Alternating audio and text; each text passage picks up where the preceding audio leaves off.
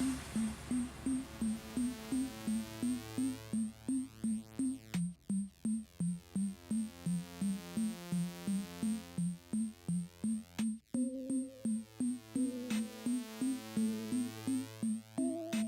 Dick, here's the deal. I'm the best there is, plain and simple. I mean, I wake up in the morning, I piss excellence, and nobody can hang with my stuff.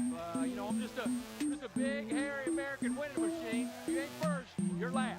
You know what I'm talking about? That phrase is trademark, not the producer, Ricky Bobby.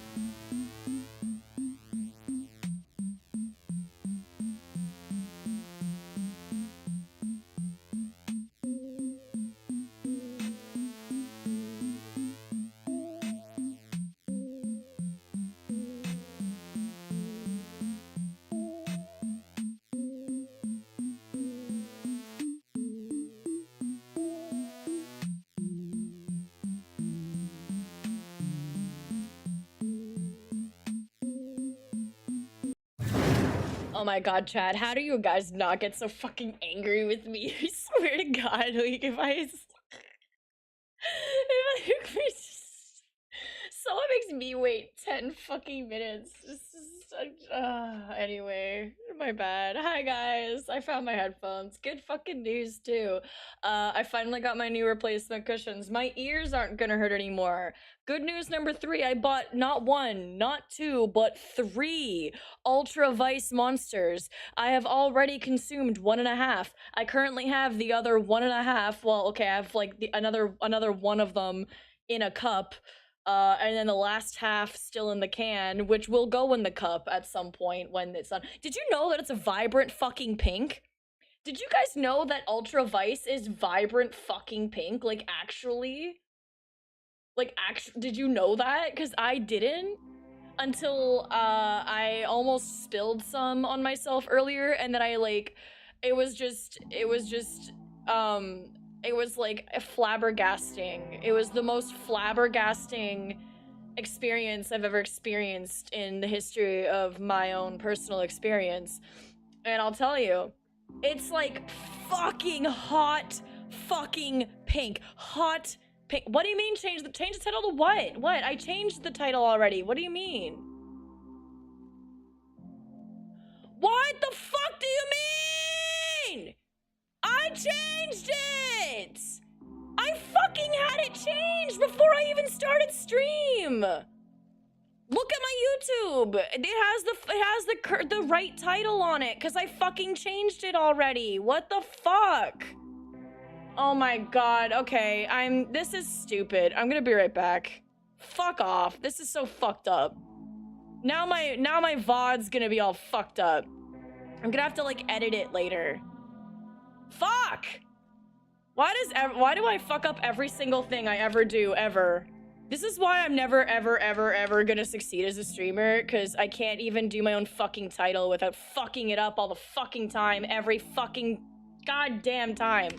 I fuck up all the time. I'm so tired. I'm tired of every single thing going wrong, because I'm stupid, because I'm fucking stupid. I hate being fucking stupid. I'm so tired of being stupid. I'm so fucking tired of being fucking stupid. Can someone please, for the love of God, like, actually kill me? I'm so actually fed up with myself. I am so fed up with myself. I fucking hate myself so fucking much. Fuck this shit. So fucking annoying. Fuck. Fucking hate it.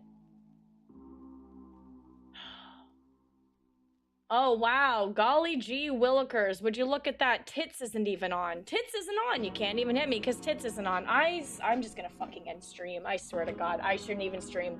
I shouldn't even be streaming. I shouldn't even be streaming right now. I should just quit. I should just quit. I should just end. I should just end. I should just end. I should just end. I should just end stream. I should just quit. I should stop. I should just stop. I should just leave. I should leave. I honestly should leave. I don't even know what I'm here. Why am I here? Why am I even doing this? Why am I doing this? Fuck off. I don't even want to continue now. Like, that just ruined everything. That just ruined my entire life. Now I'm gonna have to now everything's gonna say the wrong shit. It's gonna say fucking 2v8 or whatever the fuck, and everything's gonna be wrong, and I have to go back and fix it, and everything fucking sucks, and why am I so bad at this? I honestly want to fucking die. I hate this so much. I hate this so much. I hate this so much. I hate this so much. I hate this so much. I hate this so much. God, I hate this. I hate this. I hate this. I hate this. I hate this. I hate this. I hate this. I don't even know what to say anymore. I don't even know what to talk about. I got nothing. There's nothing. I got nothing. That ruined my mood. That ruined my entire mood. I had everything set up. I set up everything. I had everything. I double checked everything. I literally had to change the title on Twitch first in order for me to change the title on YouTube because I copy pasted it. I copy pasted the title from Twitch to, and the fucked up thing is like I saved it and then I went back and I edited it to copy paste it because I can't copy paste it directly from Twitch, but I can copy paste it when I'm editing it, and of course I go and I fucking edit it, and then for some fucking reason it didn't save and it decided to save back to being what it was before, even though that's not what I said it as. And I know for an absolute fact that I absolutely for sure changed the title, but it doesn't matter how much I prepare, it does not matter how much I check, everything will always go wrong. It literally doesn't matter what I do, I will fuck up somehow. No matter how hard I try, I will fuck up somehow. I hate this.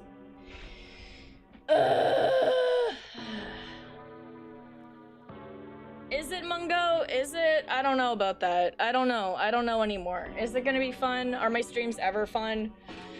Or am I just a pile of negativity, coated in depression and deep fried in fucking self-hate? Fucking pissed off.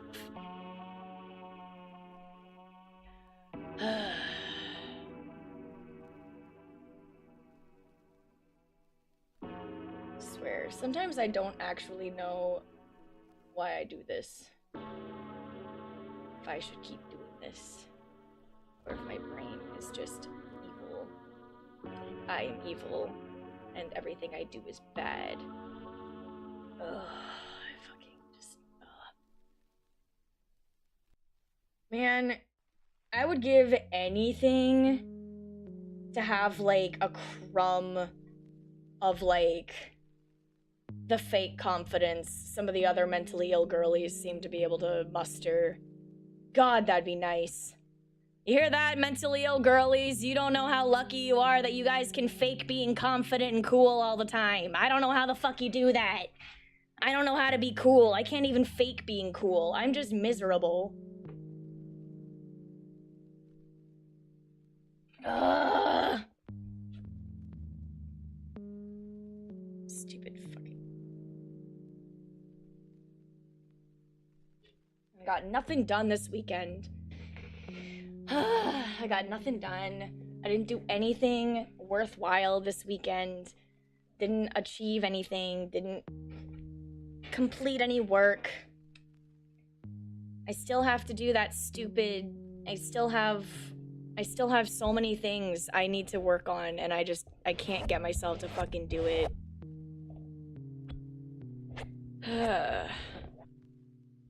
I've like... Sorry if you guys can hear this. There's like dust on my mic. So I'm petting it. It just sounds funny.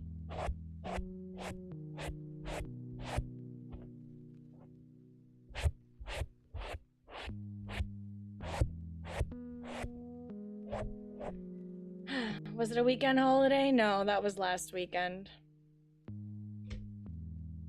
Last Monday was a holiday in Canada.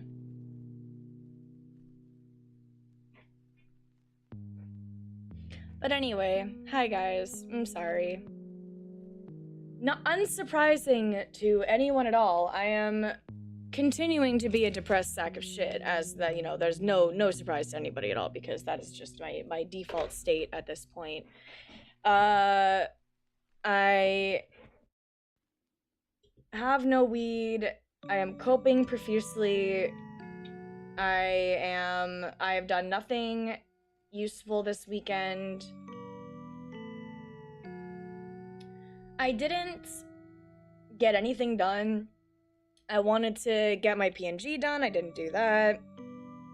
I wanted to work on some stuff for the 1K karaoke stream, but I gotta be honest, I don't know how much anybody actually gives a shit about that. Nobody's sent me any song requests yet, except one person. But, like, that's supposed to be Fridays, so, you know. If anyone actually gives a shit and wants to hear me sing, I mean, like, I kind of need songs to sing. I guess I could just come up with all of them myself. That's fine. That's fine. But, I don't know. That's something I'm supposed to be trying to plan for. I was supposed to post more stuff about it, but I haven't done anything about it. I'm supposed to also get back about the SummerSlam, and I haven't. And I am there's just so many things related to my streams that I'm supposed to do, or that I, like, want to do. But I either don't have the money or the energy to fucking do it, and then I'm just, like, so bad at this.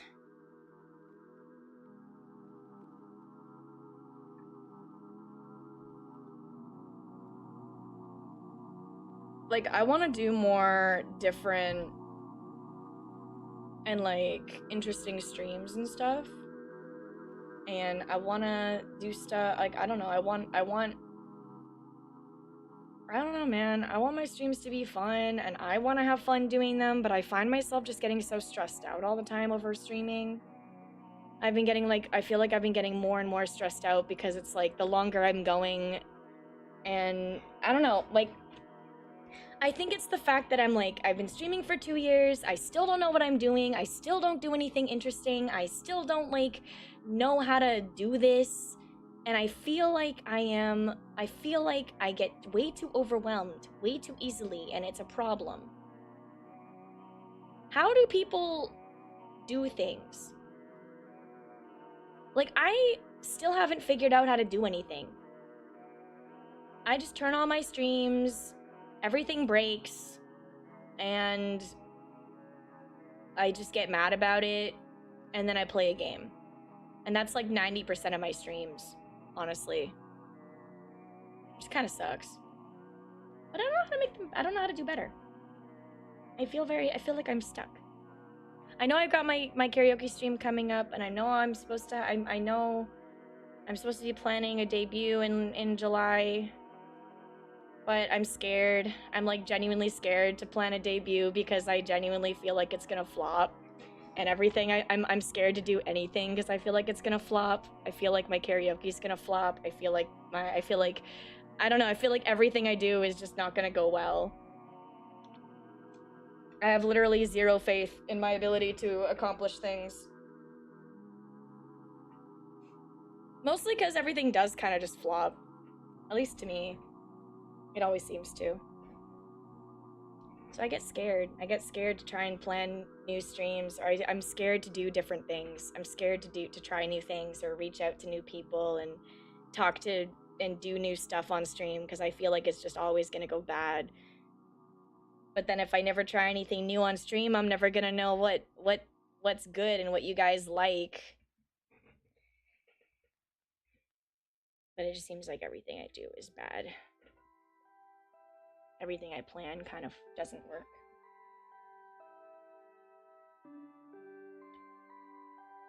Oh, I just spilled Monster on my stomach. Now my shirt's wet. My pants are wet. That's uncomfy. I don't like it. I don't like it. I don't like it. That's uncomfy.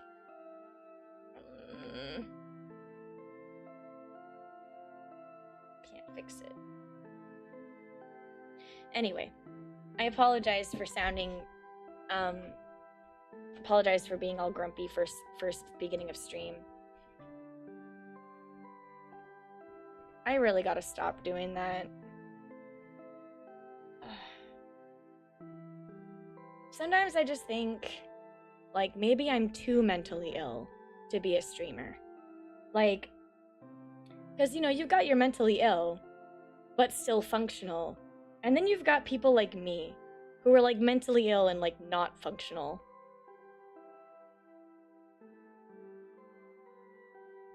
Into mod positions? I don't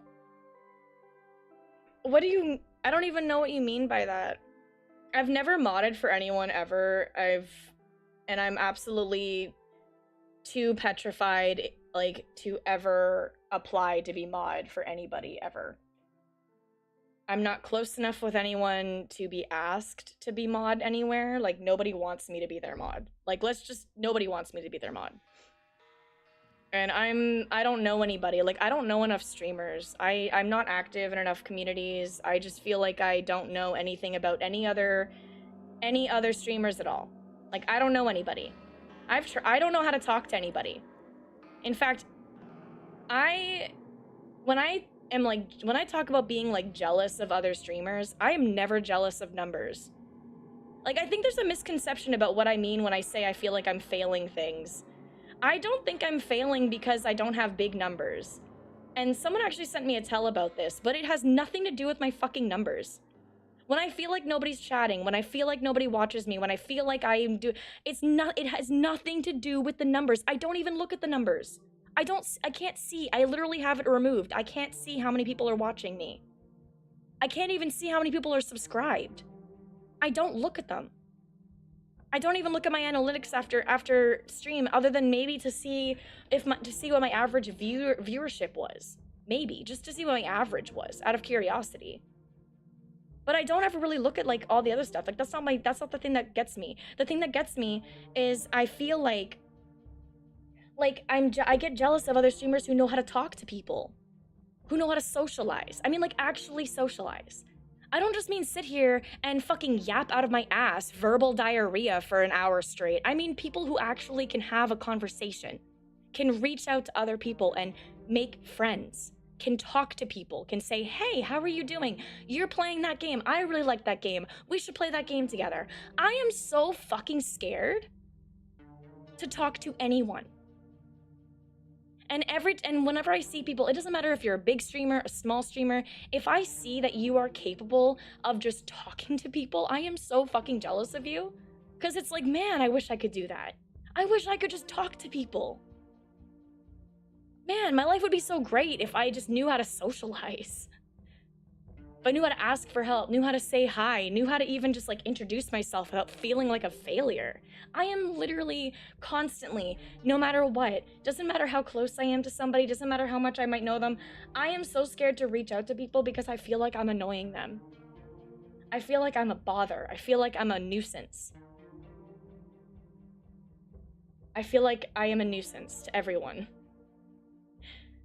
Eddie, even you sometimes. I feel like I'm bothering you when I ask you to play games. I feel like I'm annoying my friends when I ask them to play games with me. Like, I have a group chat with, like, 3 of my closest friends. And even asking them to play a game with me, I feel like I'm genuinely just bothering them. And I hate that. I don't want to feel that way. I don't want to feel like this. I want to have friends. I want to socialize. I want to do cool collabs.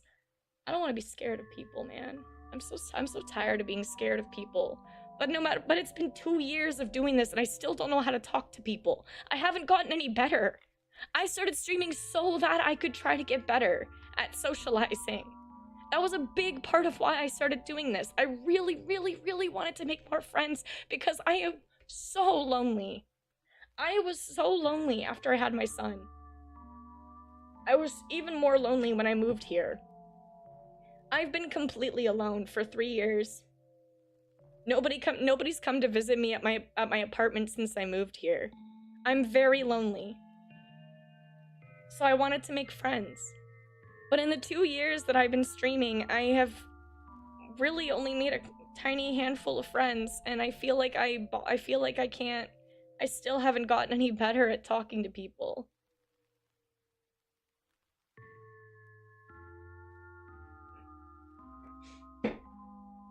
I don't know why I'm so convinced that I'm just bothersome, but I don't feel like I have anything interesting about myself to make up for any amount of annoying that I might have. Like, I feel like if I could at least do something cool, then, you know, I'd feel less bothered by my annoyingness. Like, oh, well, yeah, it might be annoying, but, you know, that's totally cool because guess what? I am actually badass. But I don't get that vibe. Like,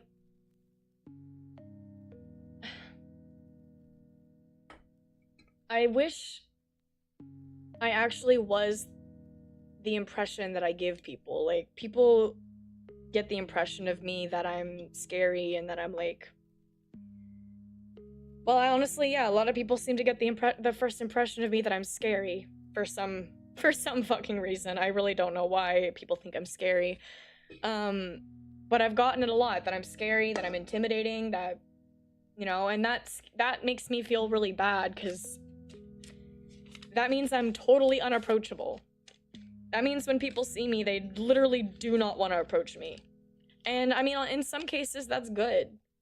You know, I don't get bothered by weird men or anything like that. They leave me the fuck alone. Because I guess I look scary. But... honestly, I'm just, like... really alone.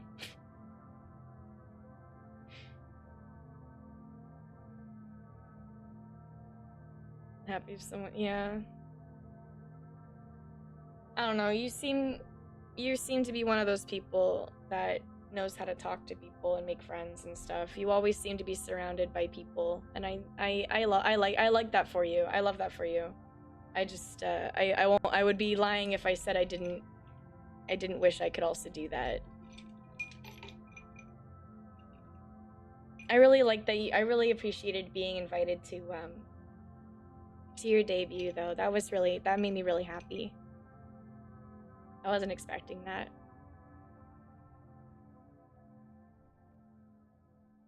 Yeah. I just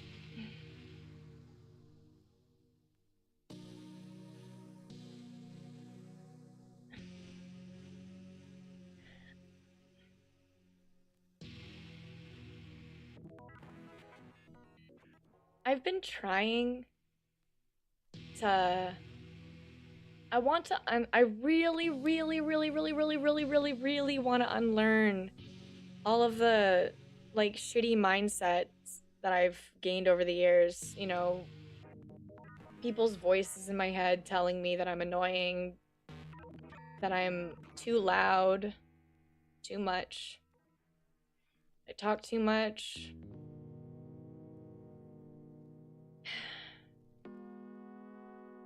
That I'm too weird. That I'm full of myself for some reason. Being told I'm full of myself.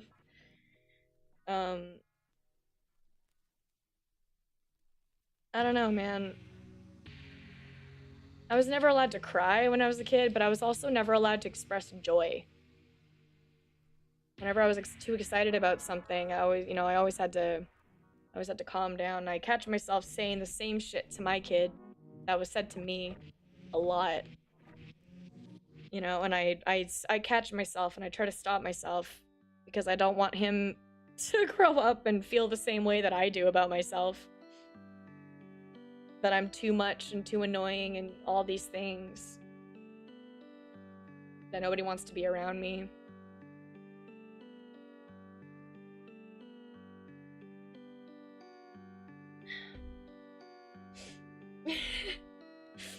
I was just making a silly joke. I was hiding in the... I heard people coming, so I went and I hid in the safe, and then I just heard what you said. I was just replying to what you said. I thought it was funny. I don't know. I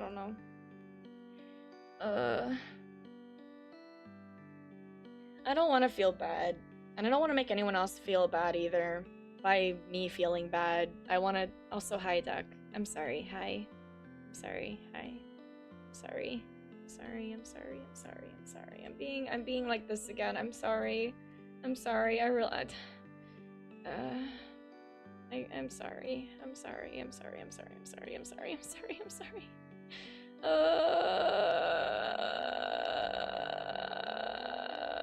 I really wasn't in a bad mood. I really was in a totally fine mood. I was totally fine. I was completely and totally fine up until, like, I don't know. Until, like, until stream started. And I wish I could start stream and not have something break, or, you know, I wish I could just get better. I wish I actually felt like I was getting better. I don't feel like I've gotten any better at doing anything. Like, I've not improved. I just keep doing the same things.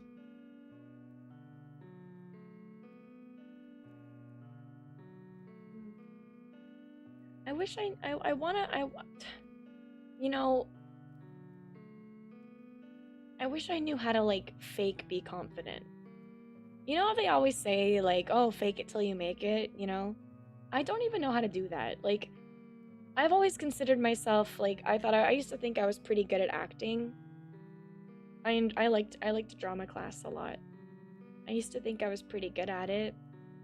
I've been in a couple plays and musicals. I thought it was fun. I liked it. But even though I can play a character, no problem. Give me a script, I'll get right into it.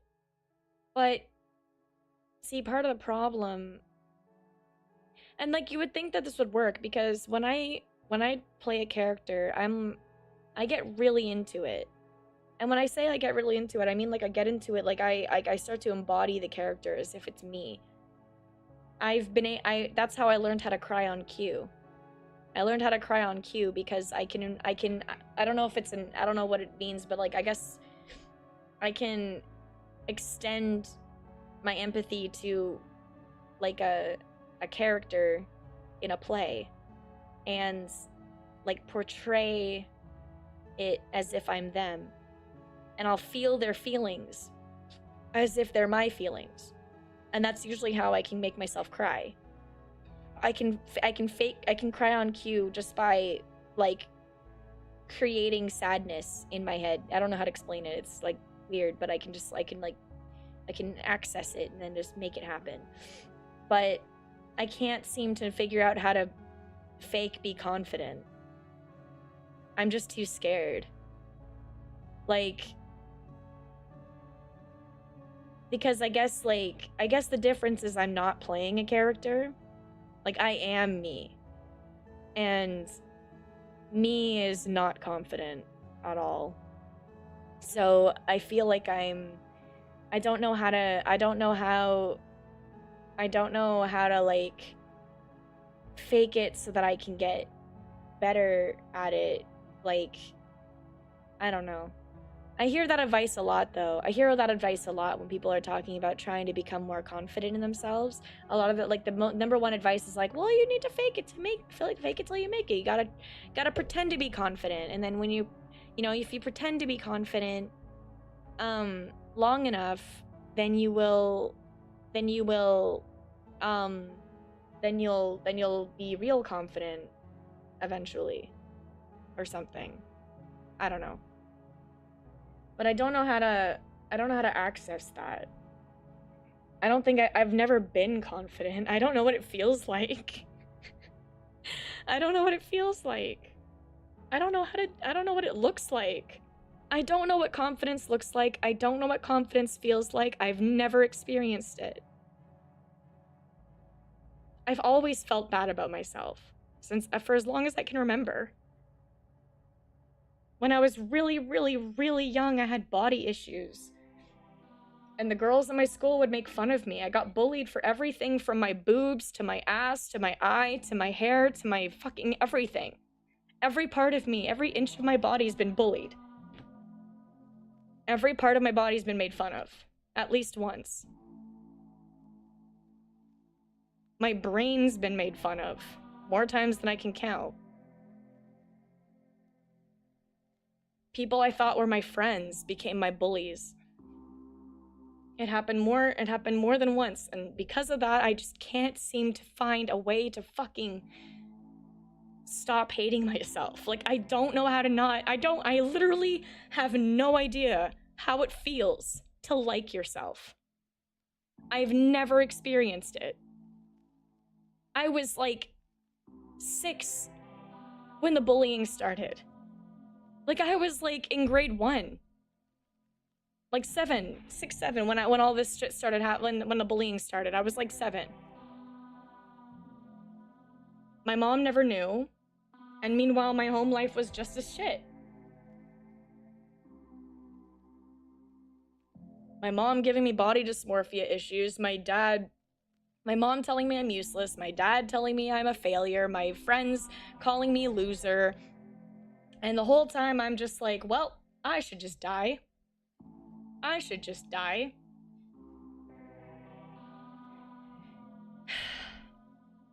So I don't want to feel like that anymore. I want to like myself. I don't think I'm a shitty person. I think I'm okay. I don't think I'm a bad person. I care about people. I've tried to help people. I help people when I have the means to help people. I haven't been able to help anyone in a while, though, because I don't really have the means to even help myself, but I would like to. One day. I always dreamed that, like, one day I would become very successful somehow. and then I could use my success to like help other people who need it. I don't know if that'll ever happen, but it's a nice thought. It always makes me sad when I see people who are successful and then they don't do anything to help other people. And I'm always like, what's the point? What's the point of having money, or what's the point of having fame if you don't use that to help others? But some people just don't care, I guess. And I mean, I'm not selfish enough to get the success that I need to help other people. And I guess that's part of it, is usually success comes from being somewhat selfish, and I don't know if I am. Or maybe I'm too selfish. My mom always told me I was selfish. I might be more than I thought. I don't know if I am or not. I don't know if I'm a good person or a bad person. I don't know how much of my mom and people have said to me is true, and how much if I've just gaslit the people who do like me into thinking I'm okay, and everyone else who doesn't like me knows that I'm not, and that I'm actually like a piece of shit. And that could be the case, but I don't know. I feel like in the last few years I haven't been able to give to anybody. I haven't been able to buy nice Christmas presents for my family, and I haven't been able to help anyone who needs it. Hell, I haven't even been able to like give back to like my community or anything, or give subs to anybody, or do anything like that. I can't even fucking draw art for people. I keep wanting to make art for my friends, and I just can't get around to it. I don't know why. I want to give to people. I feel bad.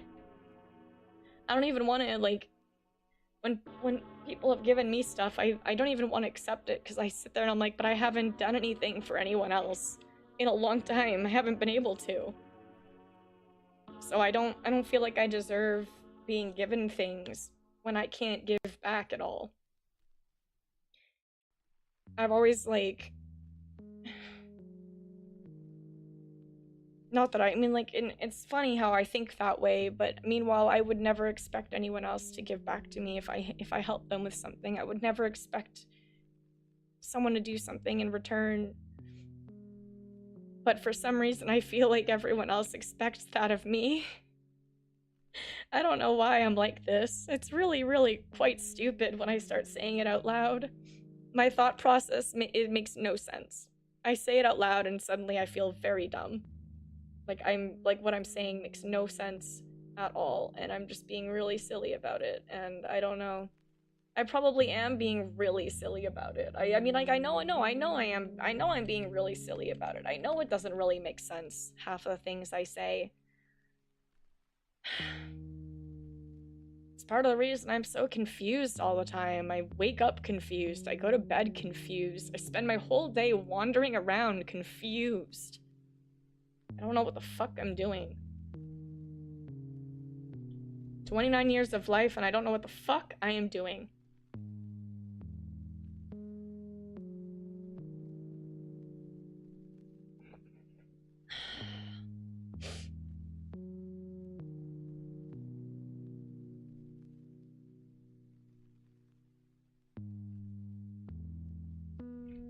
Thanks, guys. I'm sorry. I don't even know why I'm... I don't even know where this is coming from. I was fine today. I was fine. My brain, I was fine. I was fine. I went outside. I took a walk in the sunshine. I took my vitamins. I have a pretty pink energy drink. I went outside for a nice walk in the sun. I picked a pretty flower. I put it in my book with all my other flowers that I collect. It was really nice. I made a really good dinner. I had spaghetti and meat sauce. And my son went to bed really easily. And everything was good. Everything was good. I was in a really good mood.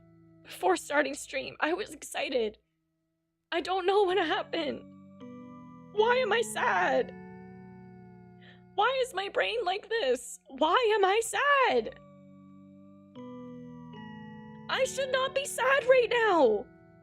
It doesn't make any sense. I don't get it. Why am I like this? Holy shit. Fuck. Can I go one day without a mental breakdown? Like, holy shit. Can I go one day? One? Fuck. This is so annoying. Fucking hate my brain, man. I hate it. I feel like I am actually, like, trapped in a never-ending labyrinth of bullshit in my own head.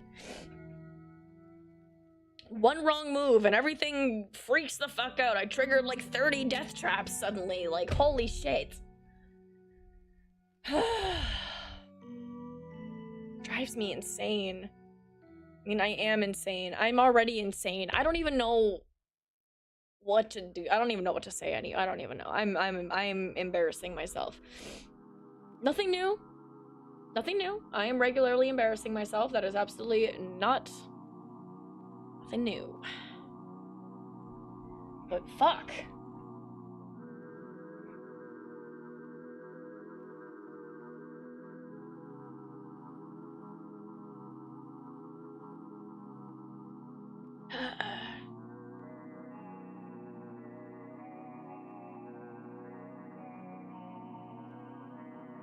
I think it's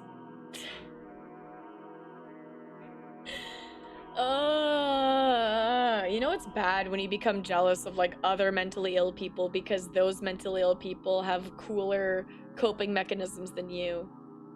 Like, damn, that mentally ill person like crochets really cool fucking clothes, and this mentally ill person fucking draws incredibly well, and this other mentally ill person knows how to make, you know, fucking, I don't know, they know carpentry from scratch and make their own furniture or something. This other fucking mentally ill person did this fucking cool ass thing. Why do they all do cool things? Why can't I do cool things? I want to do cool things. I want to be one of those mentally ill people who does cool things and makes cool stuff. Why can't that be me? Why can't I do cool things? Fuck. Like, I'm not mentally ill enough to get, like, hospitalized or something, but I'm too mentally ill to do cool things.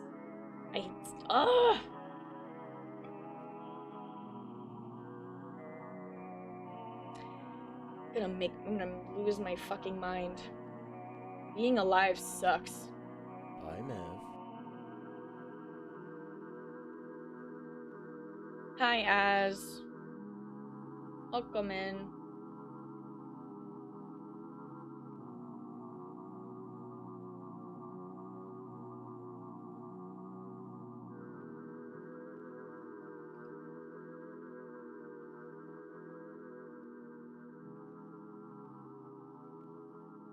Feel like you need to end stream, you should. I don't even know what I want to do right now. I wanted to finish Valhalla today. I wanted to finish Valhalla today. That was what I wanted to do. I just feel so fucking, I don't even know why my brain, I don't know why this happened. I was fine. I was fine. There's like nothing like that should have caused me to feel this way. Nothing happened. Everything was good. Everything was good. Everything was fine. Everything was good. Why is it not good? Why am I not okay? What is wrong with me?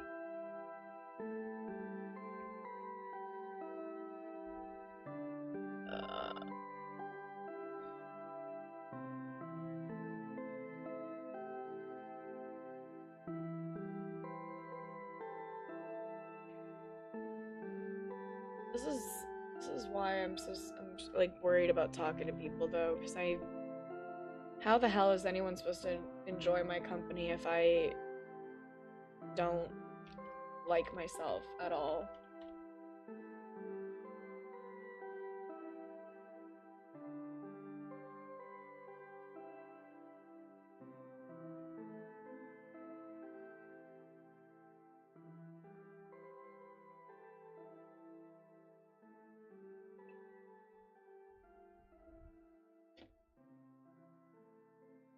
I haven't even been able to get myself to draw lately. Aside from that Pokemon thing we did. Which will probably remain unfinished forever. Probably.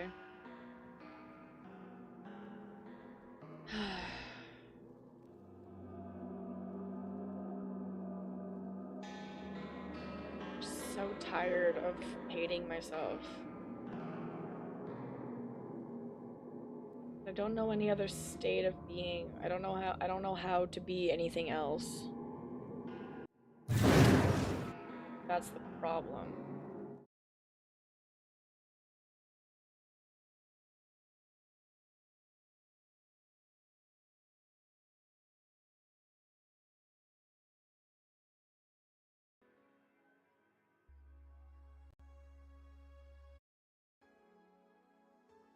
No idea how to be anything but a depressed piece of shit. It's really quite lame. Truly. And I mean, I'm not even saying that. I don't even want anyone to try and disagree with me. Like, I am like, me being like it is genuinely lame. It is genuinely lame. Like, I am not cool at all. Like, that whole, like, this whole thing, like, it is so boring and so lame. I embarrass myself.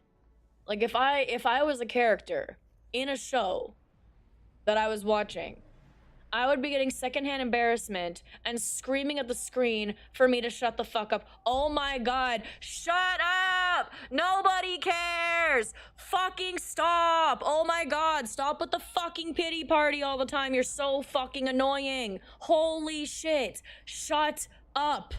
Fuck off. Oh my god, either fix your shit or shut the fuck up. Holy shit. That is how I would be reacting to myself. I would be watching myself on the TV show and being like, holy fucking shit, can this bitch knock it off? Okay, she does this every fucking other week. Every other week, she's on another fucking pity party. Oh my god, this bitch hates herself. Blah, blah, blah, blah, blah. She's so annoying. Oh my god. Shut up. Fix your shit or shut up. That's quite literally how I feel about myself every time I do this, and it pisses me off, like, genuinely. Can I stop myself from doing it though? Am I able to just stop? Nope. Nope. I just let it fucking happen every time. I just let it fucking happen. I can never fucking end it. I can just let it happen every time. Because I am pathetic. I am pathetic. Pathetic. Pathetic.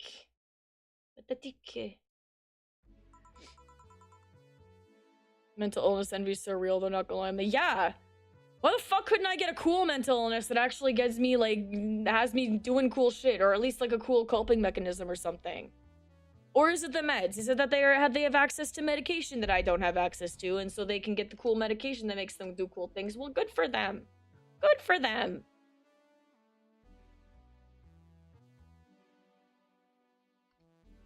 Me, I'm not mentally ill enough to get hospitalized, so nobody gives enough of a fuck to let me get my medication.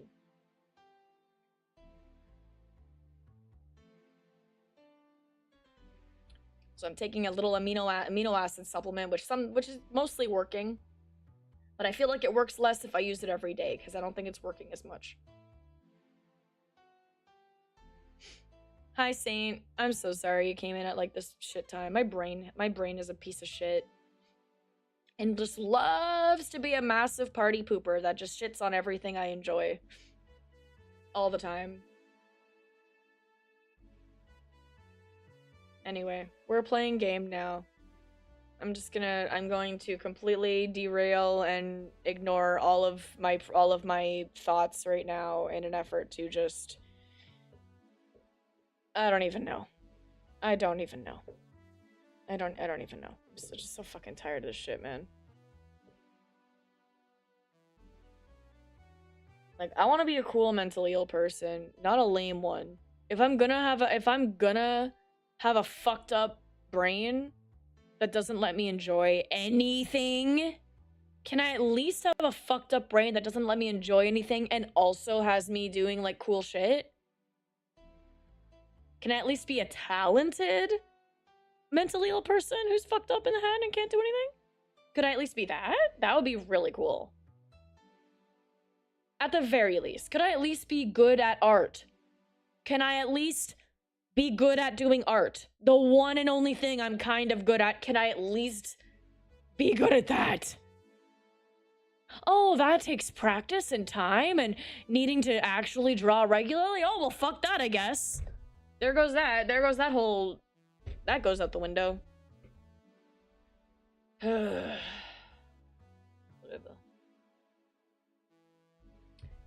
It's less chilly today. Yay, it's less chilly today. Whoa. Chill the kid. I don't even know how to do voices anymore. Chill, the kid's looking for you. Oh, shit. Who the fuck is this kid?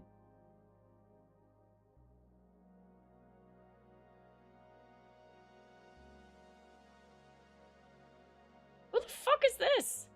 When did she get here? Why does that go out the window? Because I have zero motivation to actually practice drawing. I probably open Clip Studio Paint at least 3 times a day.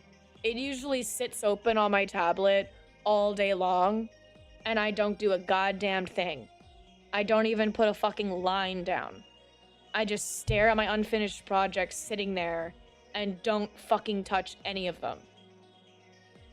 I have so many drawings on my PC that I have not finished and that will never be finished because I refuse to finish anything. For some reason.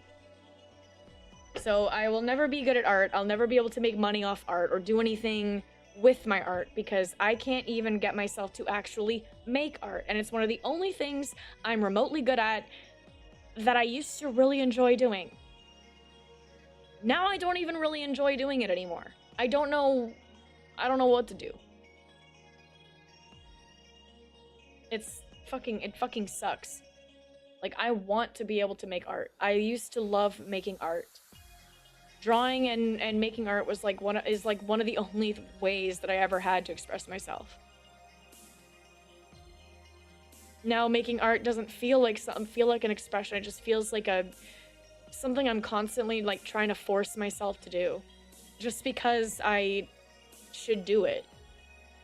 I want to, but I can't seem to get myself to.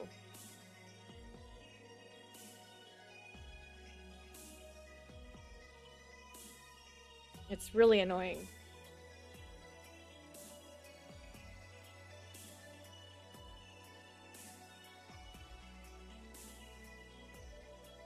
Yeah, that's just not possible. Like, that just doesn't work.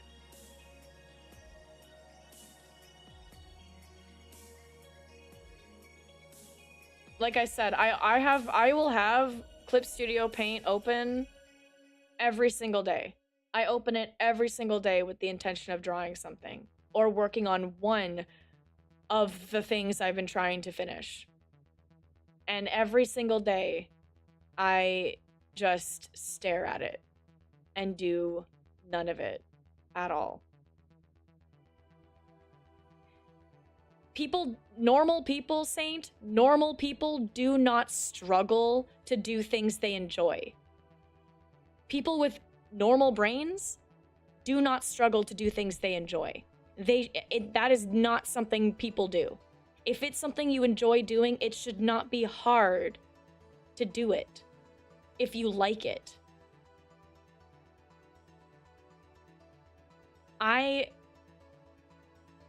That's where my problem is. Like, I have a hard time getting myself to do things that I genuinely like doing. And I think that's that's where, like, that's where I'm constantly having an issue. It sucks. I wish I didn't. And honestly, like I said, the Altair scene was working really, really well. I just, like... it helps me to get my like chores and stuff done, but I still can't seem to get myself to draw or paint.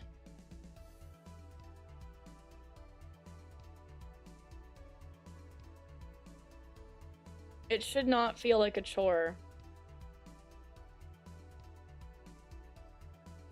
Painting and drawing is an expression. It's supposed to be something that you can use to, like, you know, express yourself.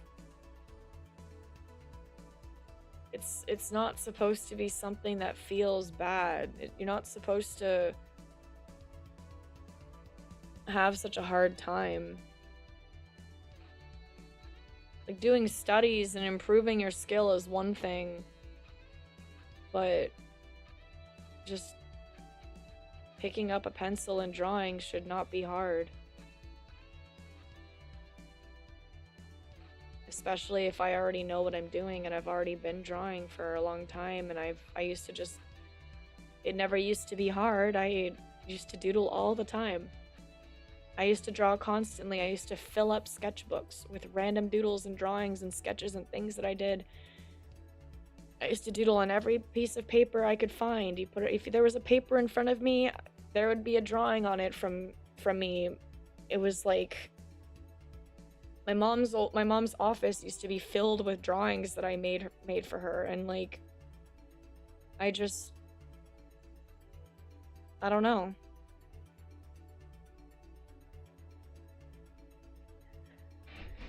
I miss drawing all the time.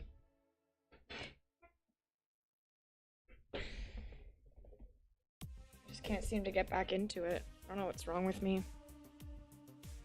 I mean, there's a lot wrong with me, I'm sure. But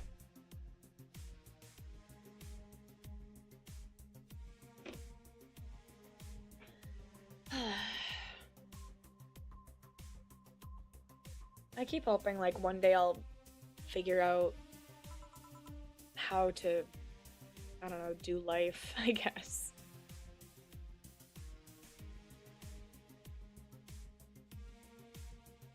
The older I get, the more worried I am that I'm wasting my life. Just by not enjoying it. By not enjoying life.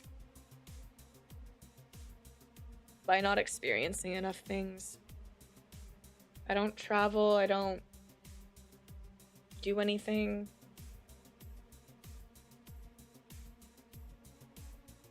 I was kind of sad yesterday because everyone was posting pictures of their anime of them going to Anime North, and I was invited actually by Load Screen to stream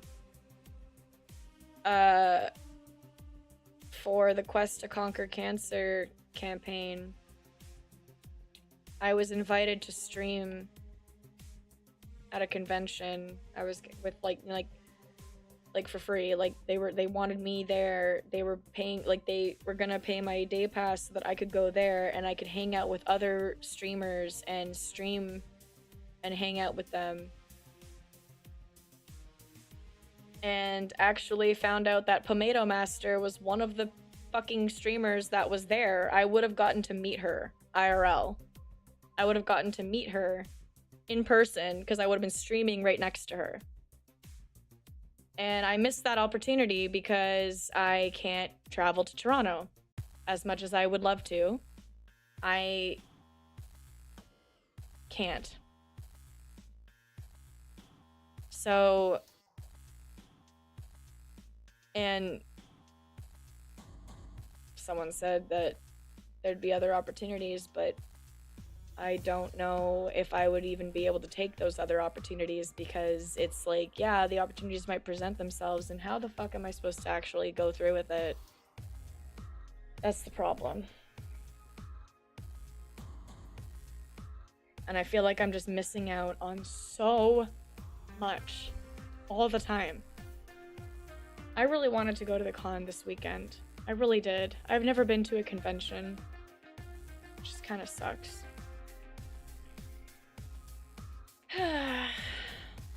I just really want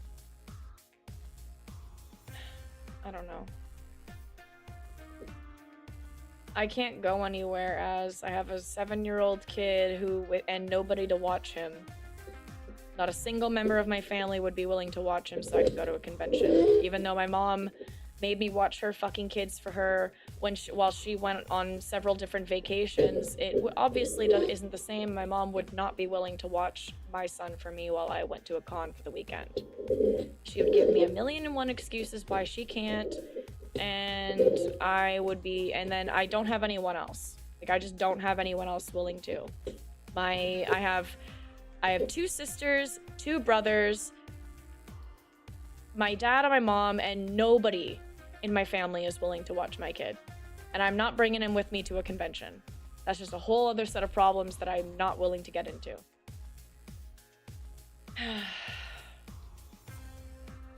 I haven't been able to do anything since this kid was born, honestly. I have not been able to do a single fun thing. Or go anywhere, or do anything. Such is the life of a single mom. Unless you have money, unless you're a single mom who somehow has a lot of money, and then those ones seem to be able to do all kinds of cool things.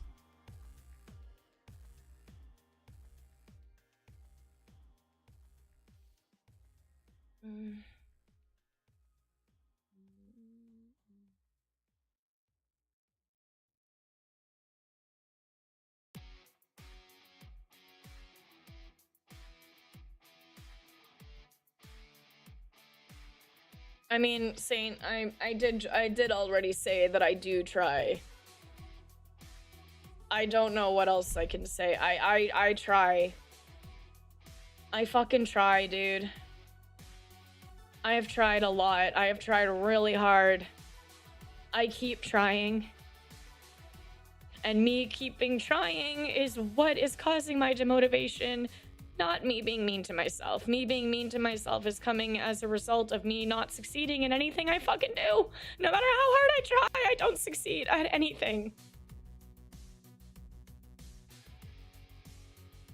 I've never succeeded at anything.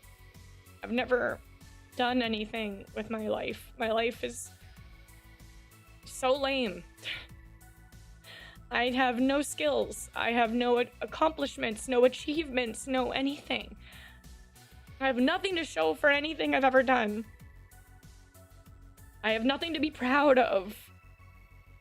Aside from my son, but that's not me. That's just I have a kid. Boom. Anyone with a vagina, pretty much, almost anyone with a fucking uterus is capable of doing what I did. Big fucking whoop. My mom did it too. Everyone's mom did it. Big fucking whoop. That's not an accomplishment.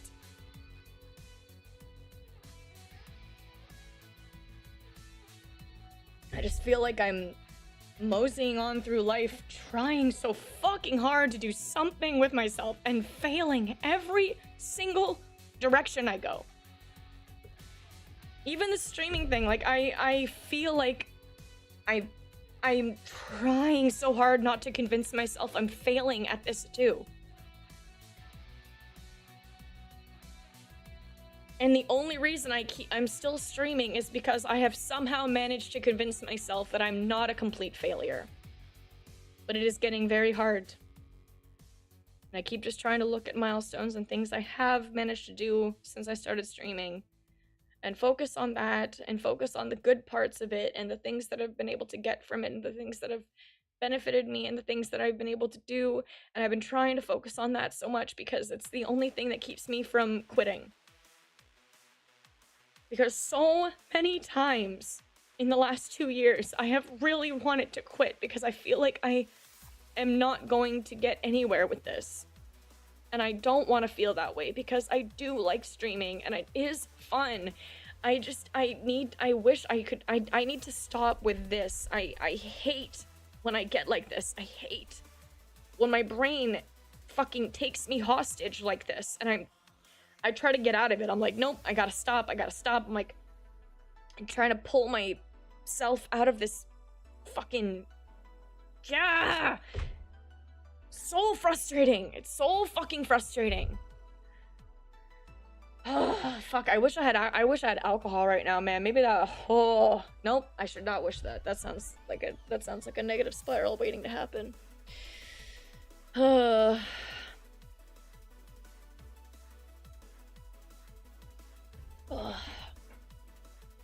Kids are hard, and they do limit travel.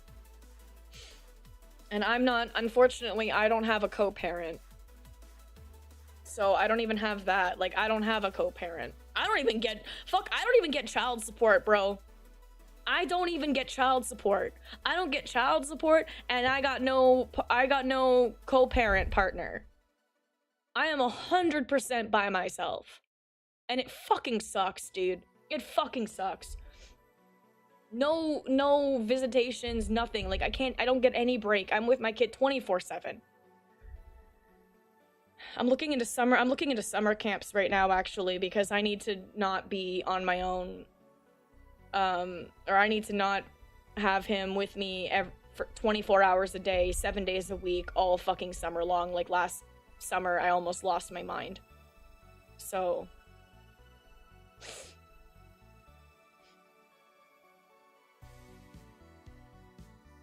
No, you know what? I've never in my life thought about saving money or trying to plan ahead or anything like that. Not once.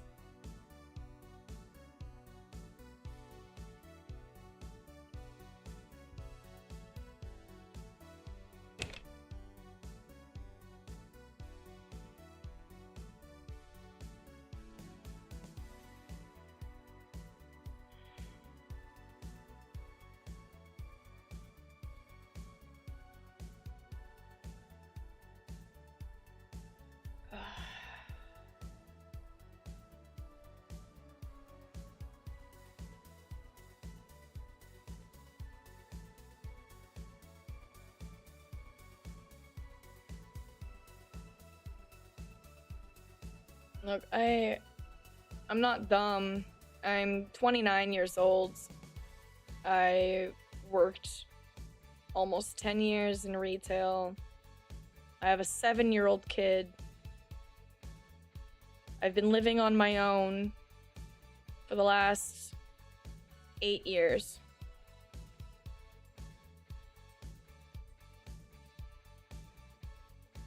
I used to have a savings. I used to make more money. I used to be able to afford more.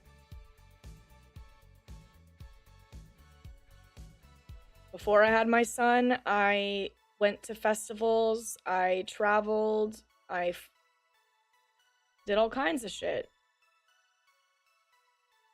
Then I had my kid. And I have been trying my absolute hardest, despite everything I've had to deal with. I have only been able to get my life back in order after being homeless for 8 months. I finally got an apartment 3 years ago. And the last 3 years, I've been doing nothing but just trying to get my life back in order. Piece by piece. I had to move into my apartment by myself from the shelter I was at. I had no one to help me move. Nobody offered to help me move. I did everything by myself. I had to take 2 cabs with my stuff that luckily was called by the shelter, so I didn't have to pay for that, thank God. And they were very rude. And I had to cart all my shit out of the hotel into the rides to get here. I had to get all my shit out of all the storage lockers that I had them in, and some of my shit rotted. My $300 fucking duvet rotted in the storage room that I had it kept in, and a bunch of my shit got destroyed. in the 8 months that I was homeless. And then I had to start over again 3 years ago. Like, start from scratch as a single mom with no help. I have been trying my hardest for a long time. I have a lot of things to be grateful for, but I am not in a mental state enough to be able to handle some of the things that most people can handle, and I've been told many, many times that I am very lazy and selfish and useless because I can't seem to get myself to do all the same things that other people seem to be able to do. My mom makes a fucking point of making sure I feel like I'm a failure, so trust me, I often don't feel like I've done enough, despite the fact that I have done everything I can at this point.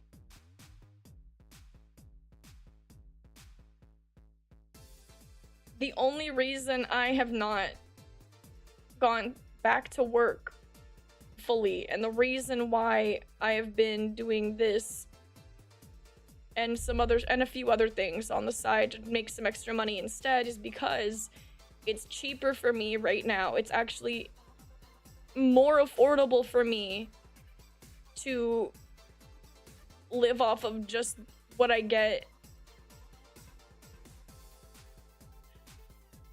Shit is really fucked right now. Like, this is something that's a genuine problem here in Canada, but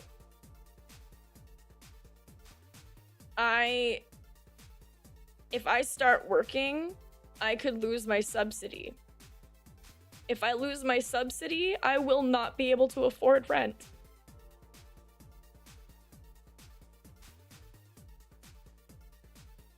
And then I would be homeless again. And I really don't want to be homeless again.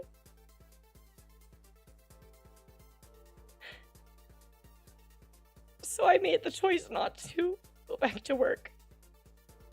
But that means I'm struggling a lot financially most of the time. And I can't afford savings.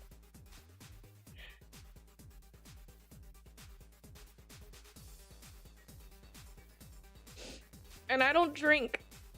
I don't smoke cigarettes. I don't buy, like, junk food and shit. I go to the food bank. The only thing I spend extra on myself most of the time, I don't even buy myself new games. I buy games sometimes if they're on sale for like $5, but I don't even buy new games for myself, or new anything really. I thrift for my clothes. I actually, all my clothes, like, I realized recently I have like no summer clothes because I haven't gone shopping for myself in years. It's fine though.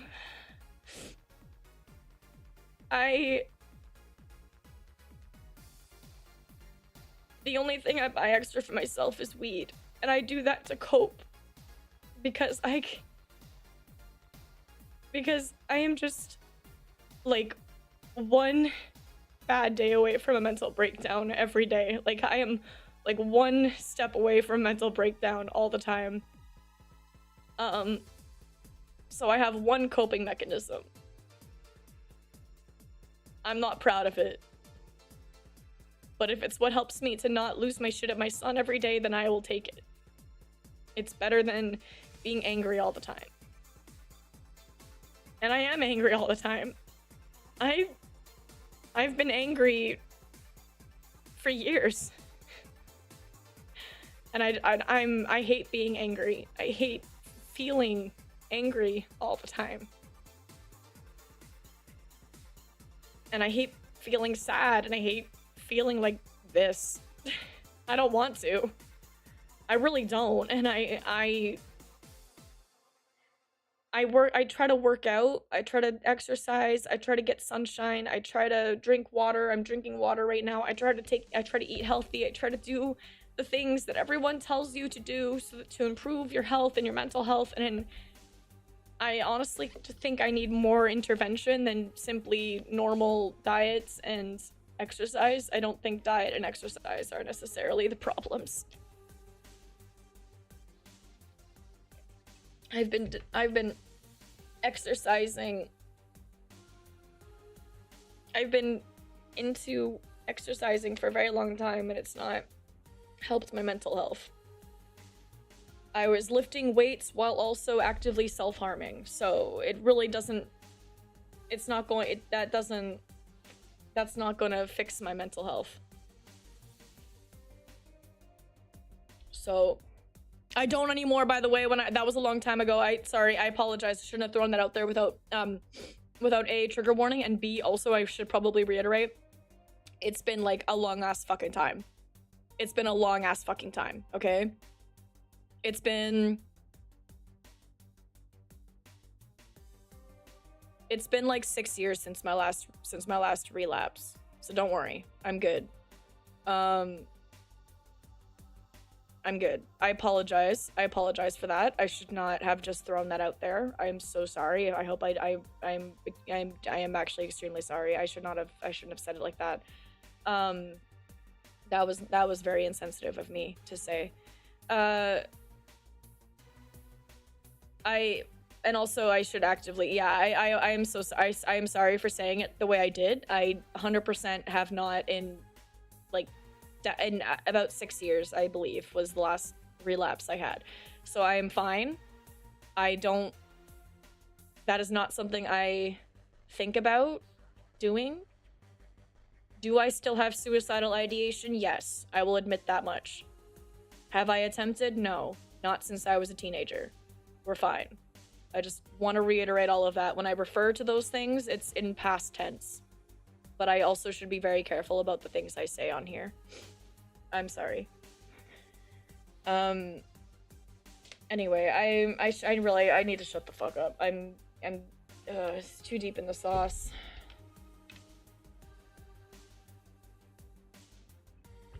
I'm drinking more water. Also, hi, Milk. I'm so fucking sorry. You guys are popping in here, and I'm like, just being a fucking shithead again. I need to.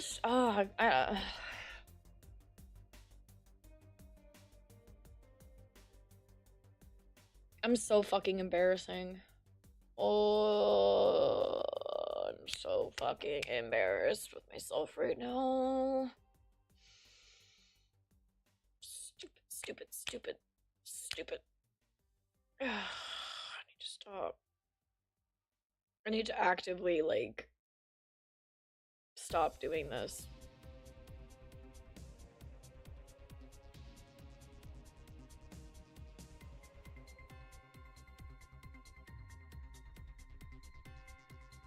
Like I said, if I was a fucking character in a show that I was watching, I'd be so mad at myself. Like, I'd be getting, like, genuinely annoyed.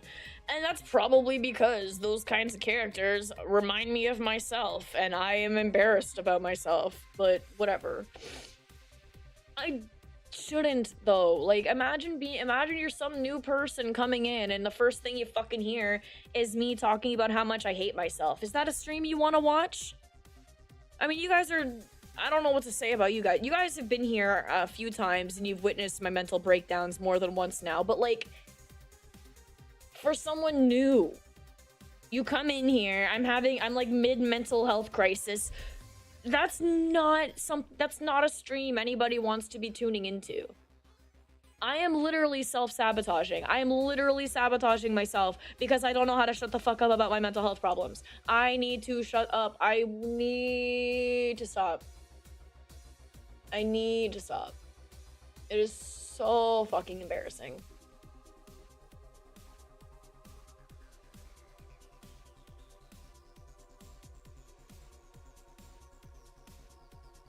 Like, what kind of reputation is this gonna give me? I'm just gonna be known as, like, the depressed VTuber. The VTuber with the fucking depressing VTuber who doesn't know how to shut up about her mental health problems. The fucking... Is this why someone said I was full of myself? Because I don't know how to shut up about how much I hate myself? Is that where that comes from? Because someone told me I was full of myself, and I am fairly certain that might be why.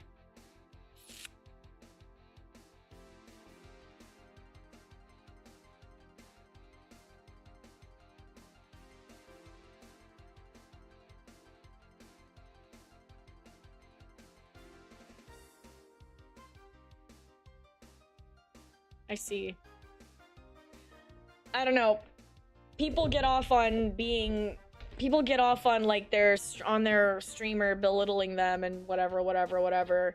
I feel like there's a sense of novelty in a streamer who like insults and belittles her viewers because they probably like it, and that's probably why she's, you know, getting gift subs in the first place.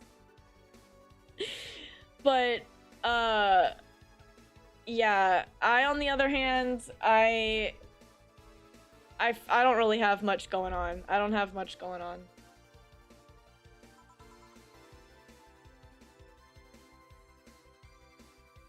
Like I find it really funny because like I'm not good at games. That much is clear. I'm really bad at games. That's why I just play scary games, because I don't have to be good at them. I just have to be scared of them, and that's entertaining enough. But I also, like, I've been told that my one thing I'm good at is yapping. But that kind of sucks, because I feel like my yapping ability is really not that great. Like, it's okay, because, I don't know, I mean, I feel like everything I do is not that great. But I mean, like, when I consider, like, streamers who are good at yapping, I think about the ones who have talking points ready, who are like able to keep track of chat better and like reply to everybody, and like who can tell interesting stories, and like I mean, like I can think of so many streamers who are genuinely good yappers, and their yapping is actually interesting and funny and fun and cool or something. And I feel like when I watch back my yapping parts of my streams, I'm just annoying and I have nothing interesting to talk about. I literally have nothing interesting to talk about. I don't have anything interesting. I don't do anything. I just, like, if I'm not talking about how much I dislike myself, I am literally talking about nothing. Like, I have nothing to talk about.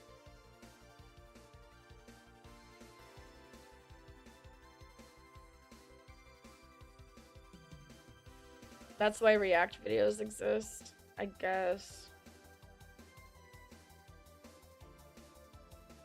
I don't know. I've never done any reaction streams. Part of my problem as a streamer in general is I just think I'm not creative enough.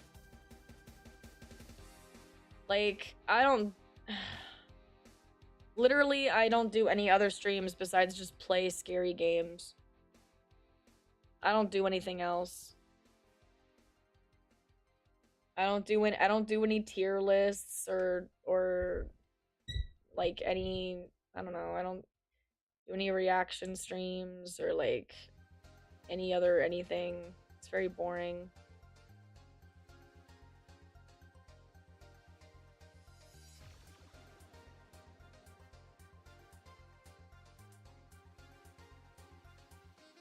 I don't think it's that they have the yapping prepared. I just mean like they usually have things to help keep things flowing, so like just in case, so that it doesn't get like too boring or quiet or whatever. I don't know. All I really do is just like bitch and complain.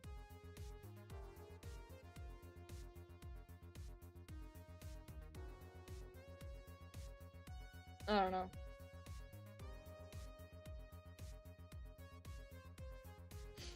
I guess like I'm constant, like I guess my issue is like I wish I was creating content that I enjoyed, but at the end of the day I don't enjoy my own content really, which is a problem because I mean like if I don't like anything, if I don't like my own streams, then how could I expect other people to like my streams?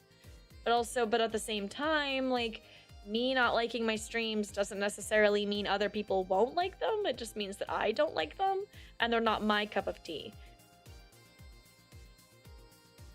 But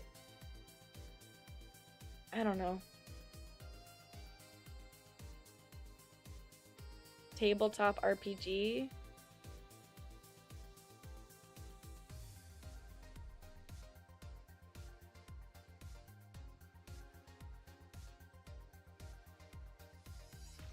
I don't know. I've never played a tabletop RPG. I've never played one before.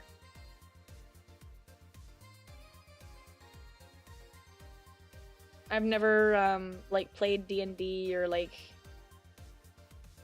anything like that.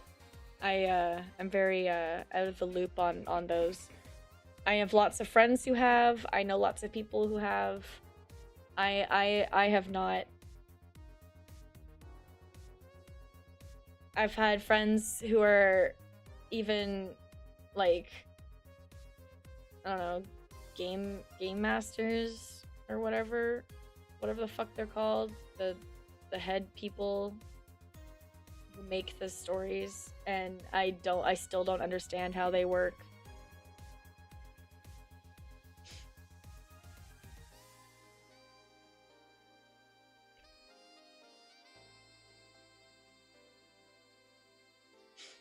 I don't know. Like, I'm aware of it. I was gonna try Baldur's Gate. Someone gifted me Baldur's Gate 3. I basically made a character and then never ever touched it again.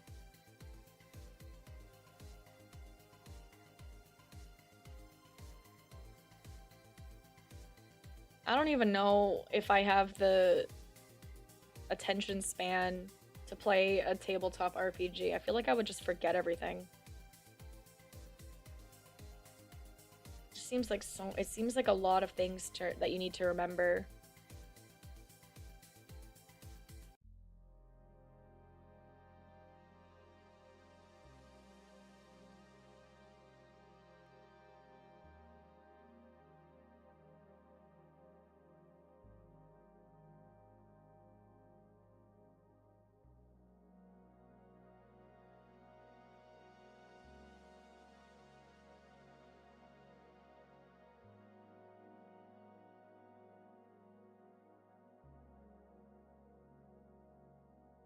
I guess.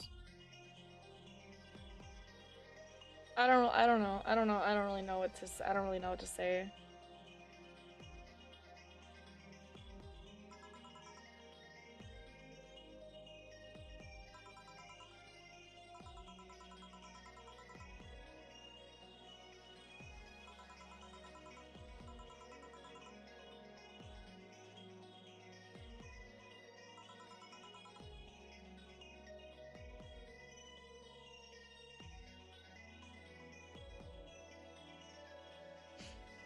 Hi, Croft. Welcome. Thanks for the hydrate and stretch. I'm hydrating. Thanks for the care package. I appreciate it.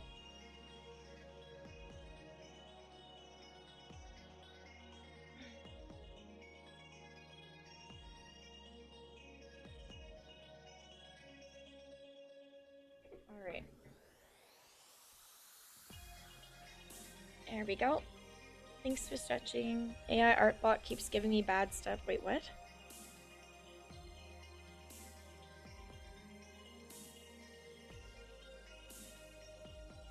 What?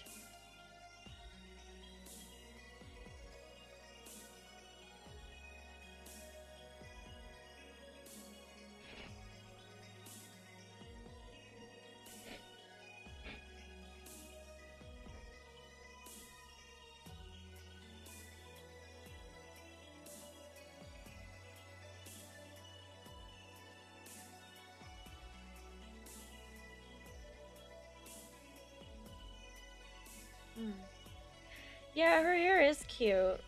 Her hair is very cute.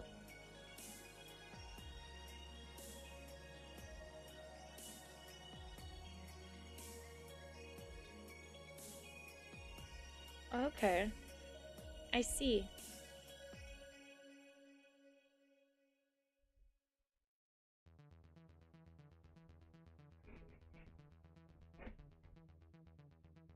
You know, it's so ironic, but I think I'm just like too nervous to try and do a tabletop RPG with people. It's ironic because that those kinds of games are literally made by nerds for nerds who are probably socially inept in general. But even so.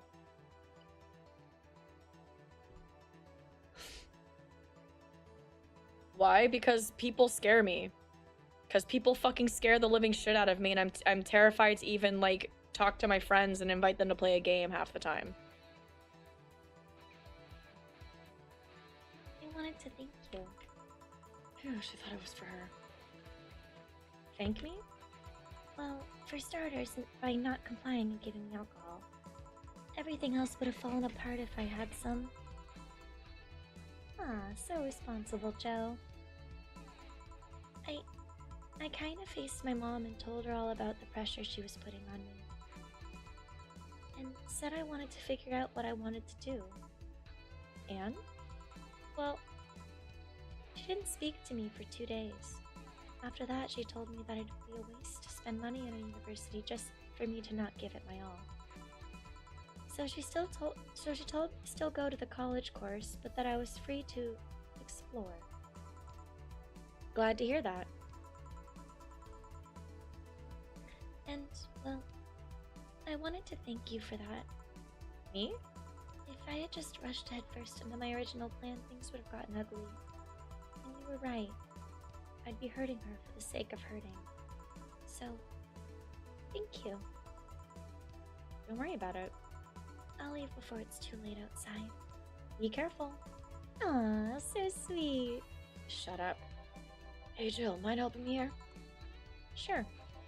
Make me a Bleeding Jane, please. On it. Bleeding Jane for Gil.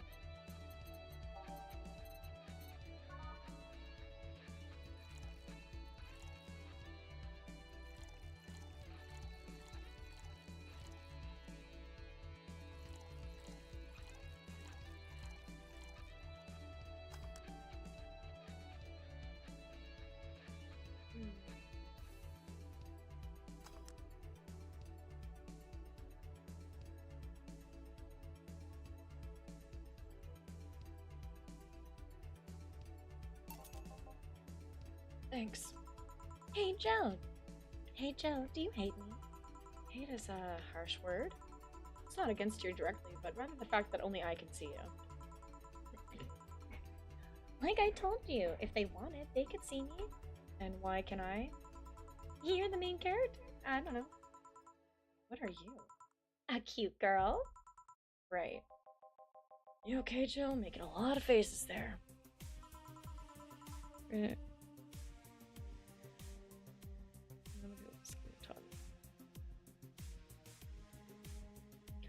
No, I actually have a harder time talking to people online than I do in person. In person, I can read people's expressions. I can adjust my body language to help avoid misunderstanding. I'm able to understand their intent and their tone better when I talk to them in person. But when I'm talking to people online, I generally have a much harder time understanding people's intent, people's tone, and whether or not whether or not I'm being misunderstood. Because unfortunately, I get misunderstood a lot. I always say exactly what I mean. I say it exactly as I mean it. There has like never been a time where I say something one way but then like mean it a different way, or like some subtle other meaning, or like whatever the fuck. I always say shit exactly as I mean it, and yet for some fucking reason, I don't know why, I am constantly being misunderstood. And it is so frustrating to feel like I have to over explain myself all the time. But then when I over explain myself, people think I'm lying. And I don't even know. Like, I don't even know what I'm doing wrong. I feel like no matter what I do, people are just gonna not understand what I mean.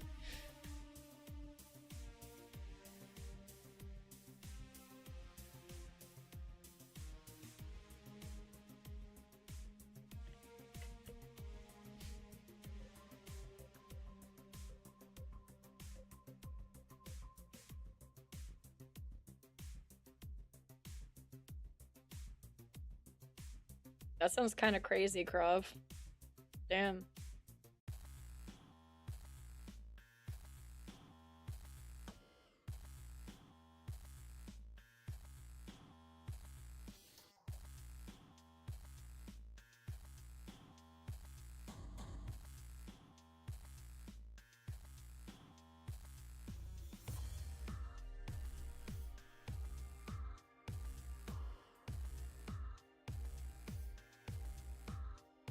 Yeah, I mean, like I was saying before, I mean, I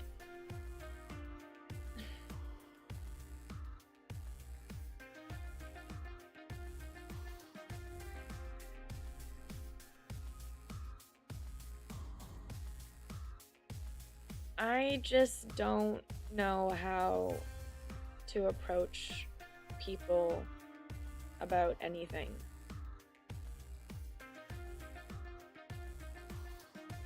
Like, I just...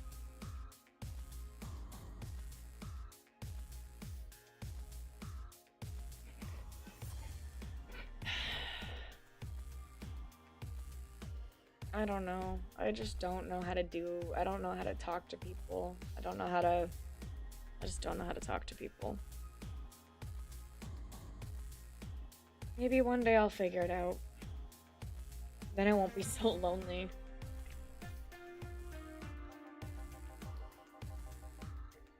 Could you give me a hand here and serve a beer, please?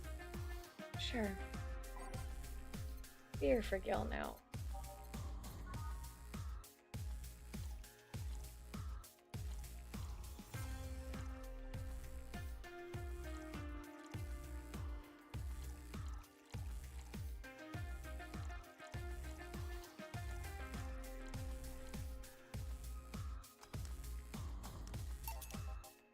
Thanks. Would you lighten up if I showed you I can interact with the environment? Maybe it'll spook me, but let's try. There. Can't see anything. Yeah, you can't. It's the edge. What do you mean? The edge has changed. Yeah, I can't. Jill, are you fucking dumb? Jill. Jill. Are you... Jill?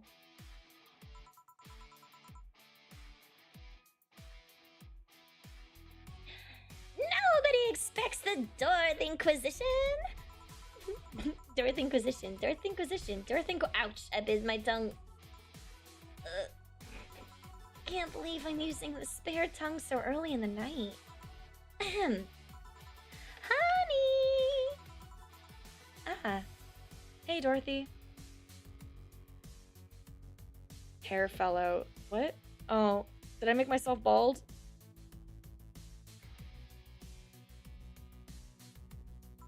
I'm making a quick stop for a drink. Can I get a fluffy dream? Sure. Fluffy dream for Dorothy on the go.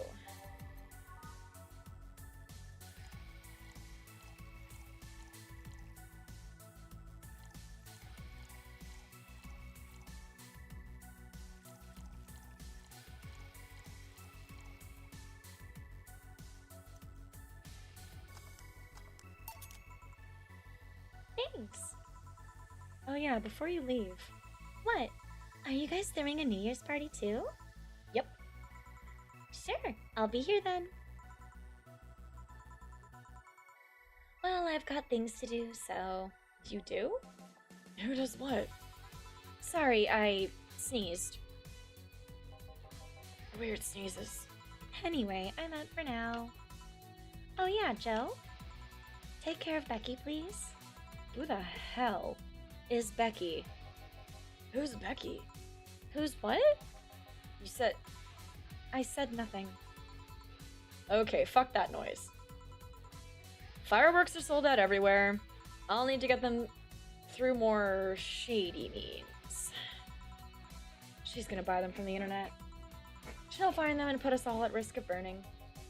I'll make sure there's an extra extinguisher at hand. Please. Well, I guess that's it for today. You sure you're fine? I am, don't worry. Hey Jill, mind if I ask a silly question? You've seen my clients, so you can assume I don't mind silly questions. Silly answers can get on my nerves, though. Sorry, what did you want to ask? Do you know why they call them cat boomers? I mean, I guess their second set of ears looks like a cat's, but the word boomer seems so out of place. Not so much when you consider it's not them, but their parents who were called such. Oh? Let's go a bit back first. You do know why cat boomers look like that, right? Because they went through some anti-nanomachine rejection treatment while they were still a fetus, right? It's called the Yamazaki-Romanova treatment. Or was it the Romanenko-Yamada treatment? Let's call it the catification procedure.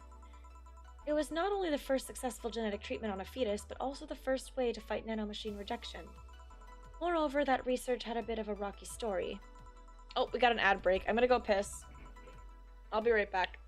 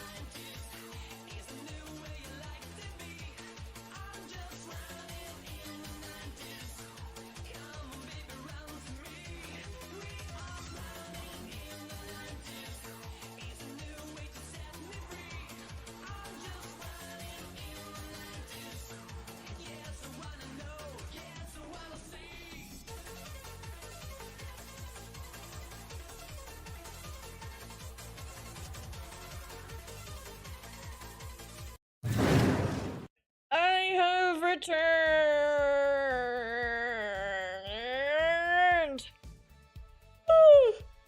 I should not be fucking yawning with how much caffeine is flowing through my veins right now. That is ridiculous. That is freaking ridiculous. I should not, and I repeat, should not fucking be yawning. It's insanity. God. Why am I yawning? It's not normal. It's not fucking normal. I should not be yawning. I slept today. Welcome back from ad. I should not be yawning. This is insanity. Stretching.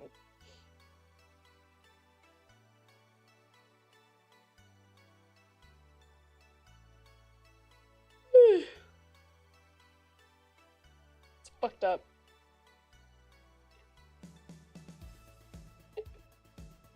Thanks to the hydrate. I spilled water on my tits. Fuck. It's fine. Just water.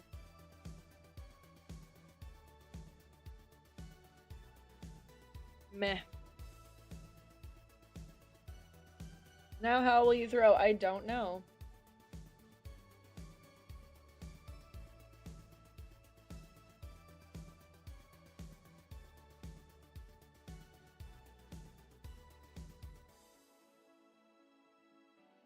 Hmm.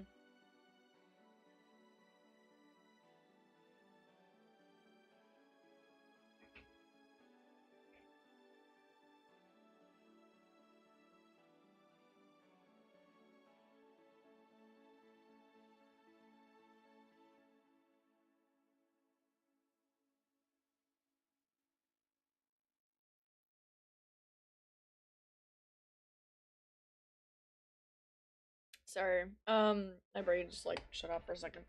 Okay. Funding got cut in the middle of it at a critical point that could make or break the whole thing. Not to mention Zaibatsu Korra's record of not addressing nanomachine rejection at all. The rest of the research was funded by Maki Stengovich. Was it Stengovich? Let's call him Stengovich for now. He's a businessman whose unborn daughter got diagnosed with early nanomachine rejection. Stengovich funded the research, and in a desperate move, his wife offered herself and her daughter as test subject. Just test subjects. Of course, the experiment was a success. The girl, Sylvia Stengovich, didn't die. She became the living testament of a scientific breakthrough. But then the story of how things played out for Sylvia got sensationalized in the media and created a weird fad. Parents made their unborn children go through the catification procedure even if they had no ailments at all. All because one particular girl whose life got saved through that treatment became a media darling for a bit. A whole generation of kids with those cat-like protrusions got born. And their parents got called cat boomers? Oh, a generation of parents obsessed with those cat-like features. The fad quickly passed, but the term remained in use. Eventually, cat boomer just started being used for people with the protrusions instead of their parents. You keep calling them protrusions. Why is that? Because that's what they are. Eh? You didn't think those things on their heads were ears, right? Sure, they can be moved because they're somehow connected to the facial and ear muscles. Thus, they can move like a cat's and react to their mood. But in the end, they're just appendages with no real function. Huh. It still surprises me a bit, though, that the biggest mutation they get after the treatment is just that. Those quote-unquote ears are a small miracle on their own. People have been born with no eyes for less intrusive procedures. You really thought they were functional ears, huh? Let's say I learned quite a bit today, thank you. Don't worry, I feel like I should apologize for talking so much instead. And keep in mind, I'm fucking up the terms. I don't want you saying someone got protrusions because of a catification procedure. I'll keep it in mind. Stinkovich. Wait! What? Yeah, the guy's name was Stengovich. Eh? I just remembered Sylvia Stengovich was around my age, and when I was a teen, there were some TV specials featuring her. And I just remembered that I had the biggest crush on her. Now that I think about it, that crush had me very confused back then. And did you need to shout just now? Sorry. In any case, I'm out for the day. Alright, careful out there. Oops. All booze and no firecrackers makes Dana a dull girl. Damn, okay.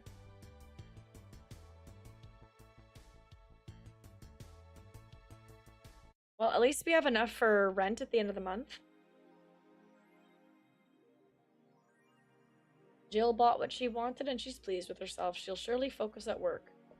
Well, apparently I already bought whatever it was that I wanted, so that's good. But also, how much are those cartridges?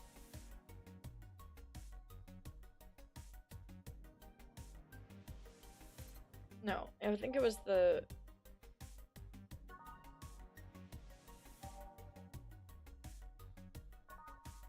No, it was this.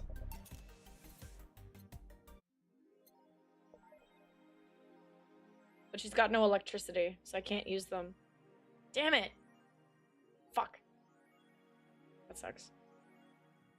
Why do I smell like cider? What? I mean, I guess cider is better than not. Yeah, I didn't pay my I wasn't able to pay my electric bill, so now I don't have I don't have electricity. I couldn't pay it in time. It sucked. I tried.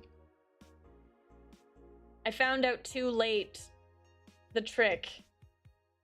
I wish you told me soon. Eddie, I wish you told me sooner that if I just made every drink big, if I just gave them every drink bigger, and anytime they were like, give me a drink in this flavor, to look for the most expensive one, if I had known that, I would have been fine. I would have been fine. The only reason I was able to get my rent in time is because I've been giving them every drink doubled and actively looking for the most expensive drink to give them every time. That's the only reason I was able to make enough money.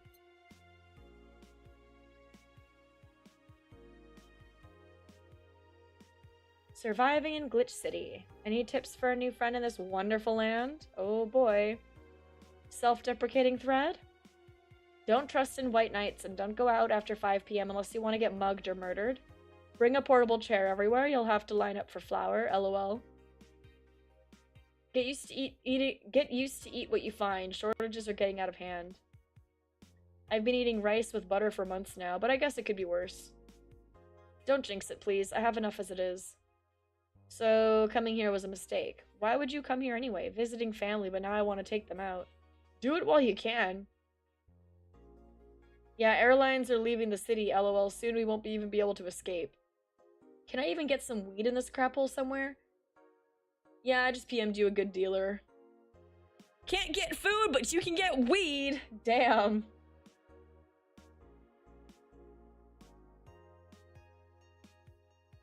You never thought to do that? Damn. You can play it in New Game Plus after replaying day 1. Oh, okay.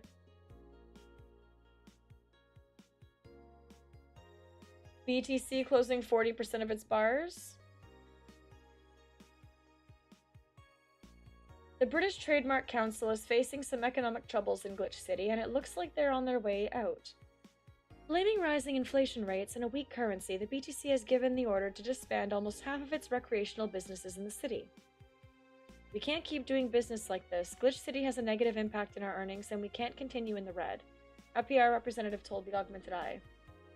Prime Minister Quincy, on the other hand, thinks the BTC is just too greedy. They make a lot of money already, and now they're crying because they can't have more? Give me a break. Yeah, Quincy sounds like a piece of shit and should die. Wearing socks with sandals in public is now a crime. I like to say we have the freedom to wear whatever we like in the streets of Glitch City so long as we adhere to decency rules, but that's about to change. Glitch City's Department of Public Decency has declared that wearing socks and sandals together is a punishable crime.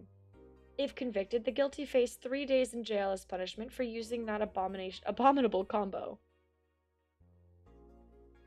But what do you think? Should we be able to wear whatever we want, or should the fashion police of high society decide for you?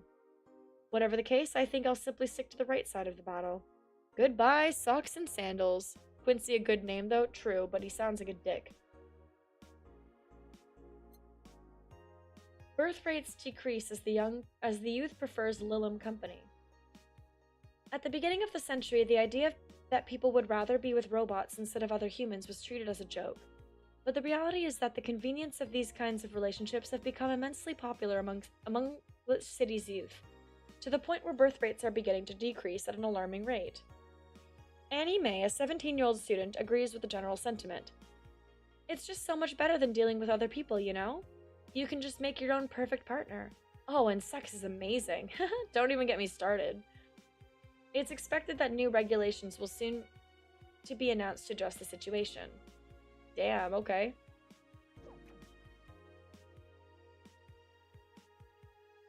Alright.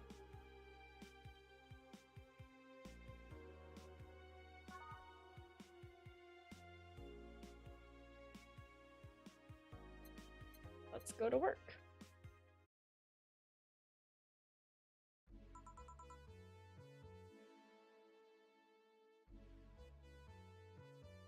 Extra days? Wait, what? What are you what are you even talking about?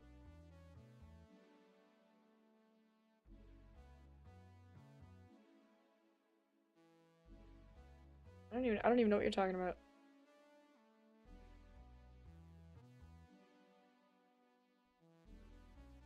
Evening. There's a little plus sign. Is there?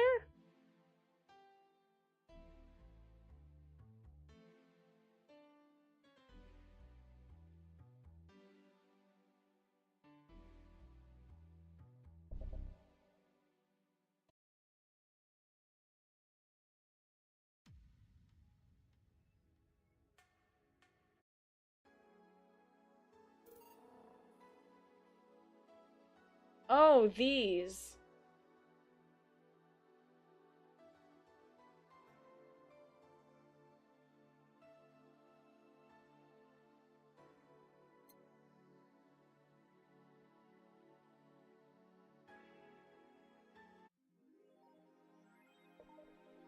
I will not lie to you. I will probably not do them on stream.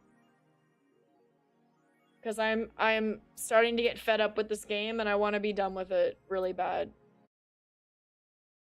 I've been playing it for too long now. Evening.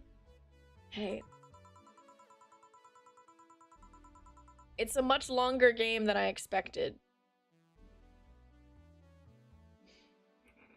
I thought this game was gonna be shorter than it was, or I didn't think it was gonna take as much time as it has.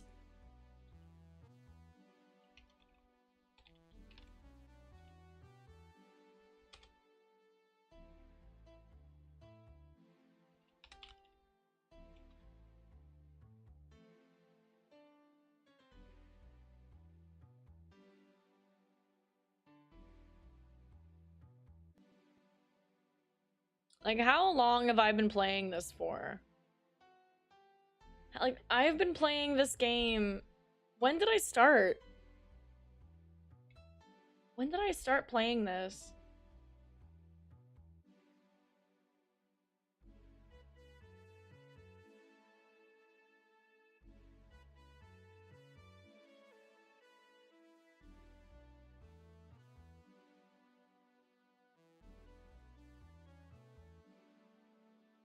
Yeah. It's been many streams.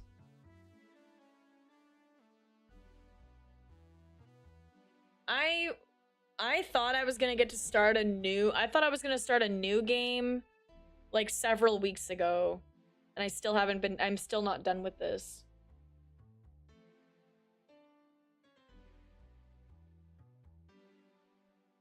Okay, so we've got almost everything, but we're still missing a couple of things for Saturday.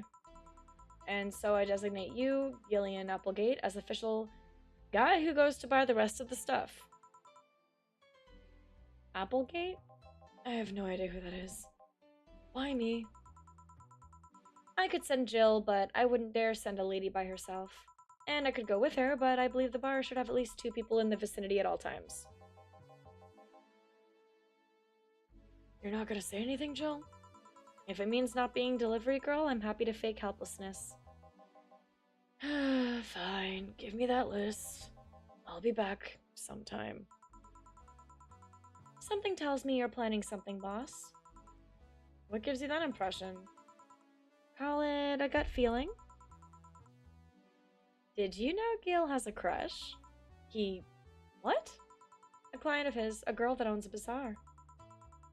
She's been coming on to him for ages, and he's only just started opening up.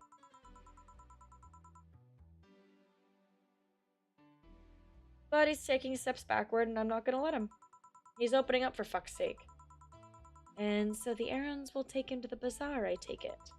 That's right. Huh. Alright then, to the office I go. As for me...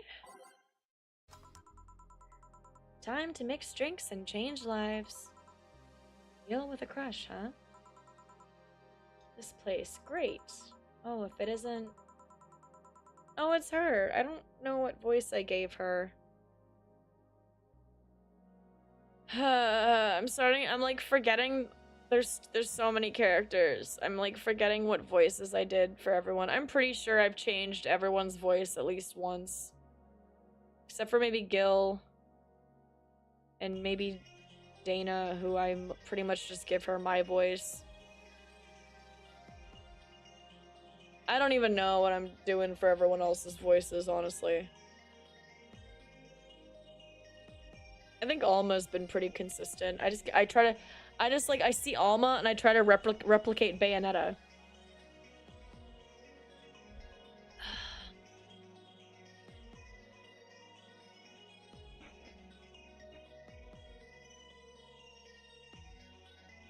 I don't know why, but it just fits for me. Her having Bayonetta voice just makes sense in my head, and I don't know why. It just does. So that's what I do.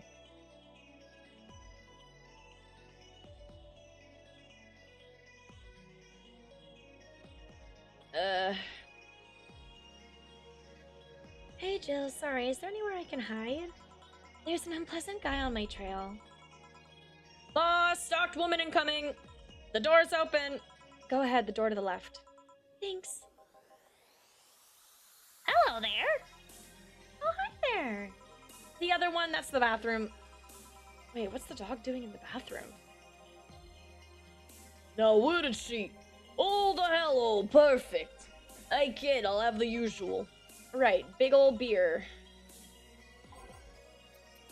Big ass beer for the guy.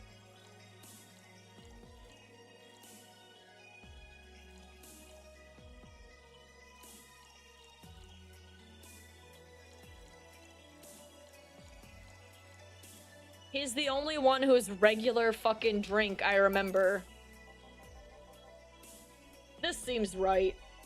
Yeah, it is fucking right. You order a big beer. It's the first thing you order every time you come in here. Give me a big beer. The first time I gave you a beer, you told me it was too small, got mad at me, and made me make you a big one. So I get it. You got a big fucking beer because you're a big fucking man. Okay.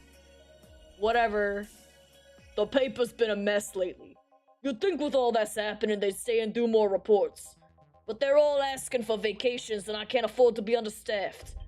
So I had to come up with some sort of reward for whoever produces the most reports. I see no difference in my feed, though. Mr. Donovan, I don't mean to sound rude, but you do know the infamy of the augmented eye with the general public, right? That shitty page that'll over-sensationalize, it's like, fuck. A shitty page that'll over-sensationalize anything and report useless things. Of course I know. Then why not try to rectify that image? To put it simply, I'm being crushed by the balls. In the non-pleasant way. Zaibatsu Core and anyone who have an eye for every publication they haven't bought yet. Report on them once and they'll find something to fine you with. Twice and you'll find your resources severely cut. Anything beyond that, in the best case scenarios, they'll buy the damn operation to keep it quiet. I know there are more newsworthy things than whatever's is and the lackeys pick out that week. But if I overstep, my ass is on the line. Huh. Glad to see this hellhole still in one piece. The BTC's been going apeshit closing bars lately. Oh yeah, that. Yesterday they closed one that served as a key part of a drug trafficking ring. And last week they closed 3 small bars that served as illegal chicken restaurants. Huh. Not to mention there are like 100 people who have BTC certificates but never use them. Instead they keep those credentials around to stop police from raiding their homes or warehouses. I don't know about you, but it's obvious to me that some restructuring will begin at the BTC after this whole thing. Man, shit ran deeper than I thought. And no news outlet talks about that. Alright, kid, let's try a moonblast now. Come again? Hey, even I have to break the routine from time to time. A moonblast. He wants his girly drink. He wants his girly drink.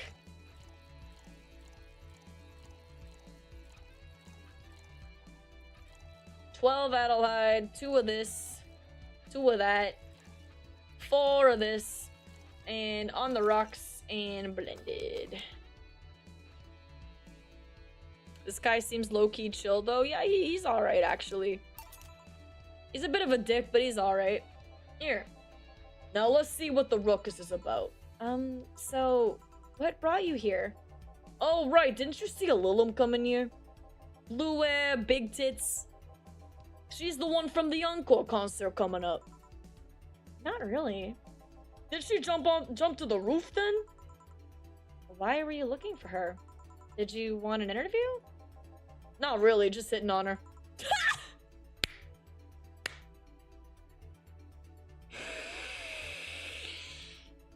Oh my fucking god, dude.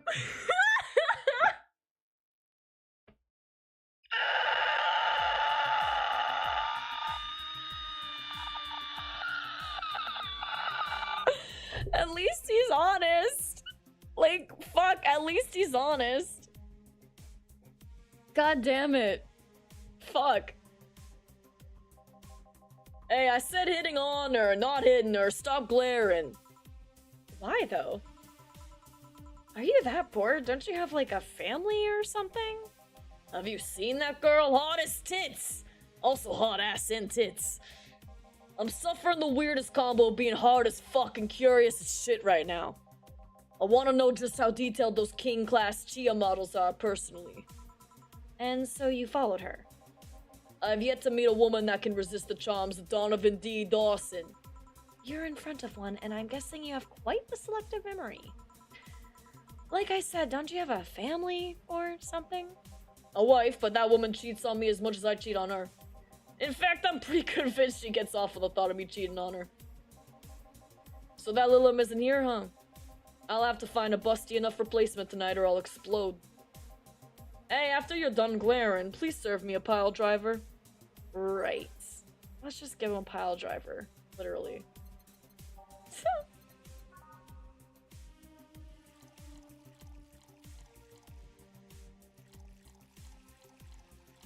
I was not expecting him to tell me he was hard as shit.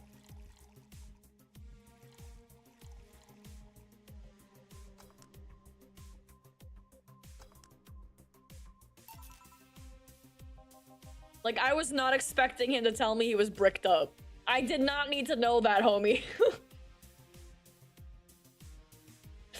I do not need to know that this, like, 40-year-old fucking man is bricked up, okay? I did not need to know that. That is not a visual that I wanted in my brain at the moment, and yet he just willingly gave me that information. Thanks, man. Next time, just whip it out, why don't you? Share with the world, you know? Fuck. Well, seeing as she's not here, I got no reason to stay. Maybe I'll find someone that looks a bit like her. The guy left, thank fucking God!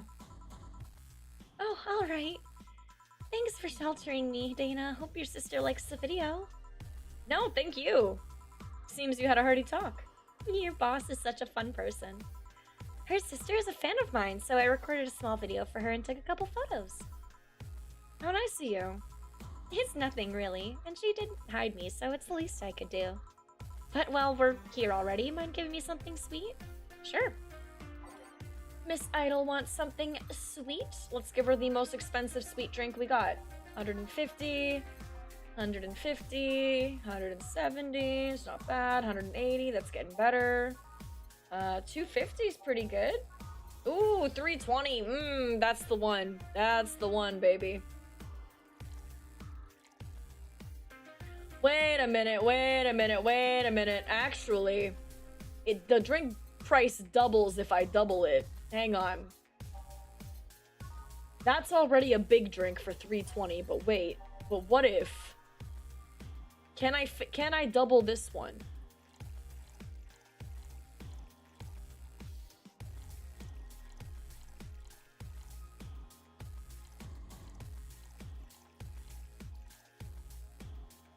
I can. I can double this one. Which means it's gonna be like $500 instead of $3. So this is the most expensive drink I can make.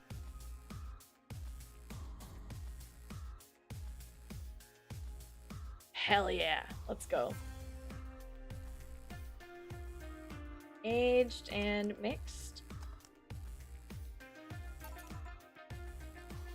Oh, it was only $3.50. How come it, wait, why wasn't it doubled if I gave double? I thought it doubled the drink price. It only tacked on another $100. Maybe the max is just $3.50. Maybe the price is $3.50 for a big drink. Like maybe big drinks are just $3.50 across the board? That's why the other big drink that's already in the menu is already $3.50? I never really checked to see how much it is. Maybe it adds a percentage? Maybe. Maybe I should look this up.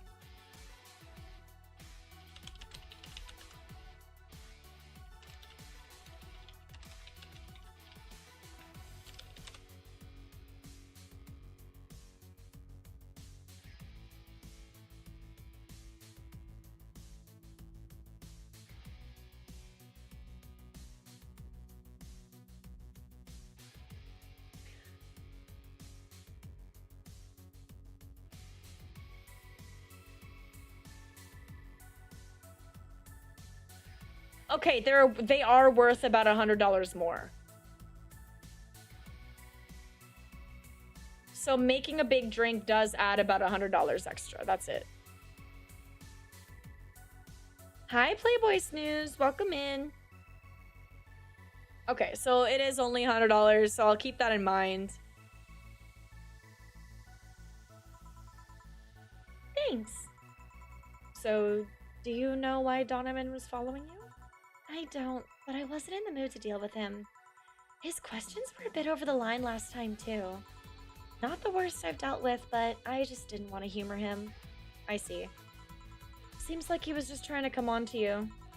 You don't say. You know, I didn't notice before, but she really does have massive fucking tits.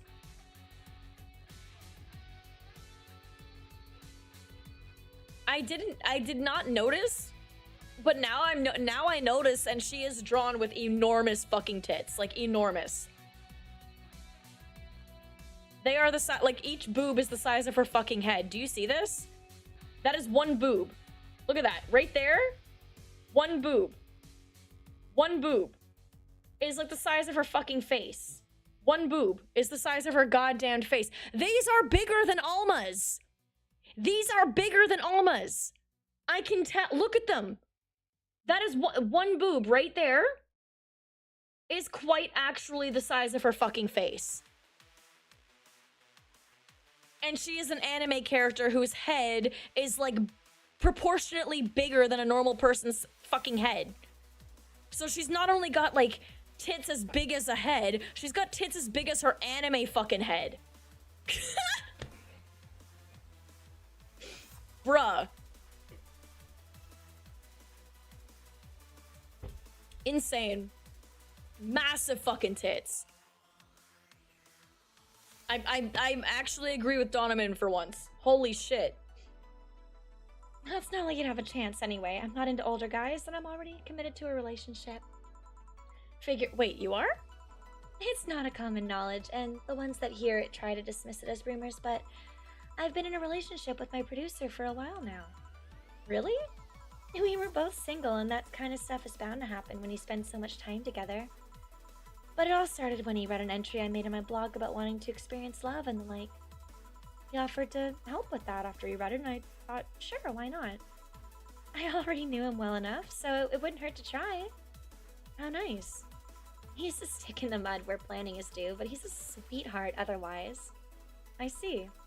You know, I've met 2 fans of yours lately. Really? Both of them seemed so excited when they were talking about you. It was amazing. I don't like the term fan too much. It strikes me as a bit pretentious, in my opinion. I have many fans doesn't sit so well. I like many people who like my music better. Fan evokes an uglier and more pretentious image for me. Do you like what I do, Jill? Do you like my music? To be honest, I haven't had much exposure to your work, but the few things I've heard are really good. I'm not gonna lie, having talked to you, I feel like I would support you even if I didn't like it. It's so nice to hear. Hey, this will sound familiar, but do you have anything like tea? Let me see. Something bitter but girly. Bitter, girly side. Bitter, girly, and soft.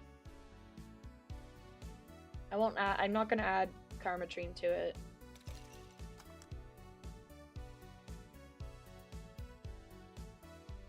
He did say her ass was big, that's true. Yeah, this works. There's tea. In bottled drinks, there's tea. There's actual tea?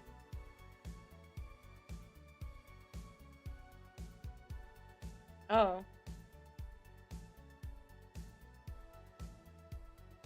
Hey, you're a King Class Chia, right?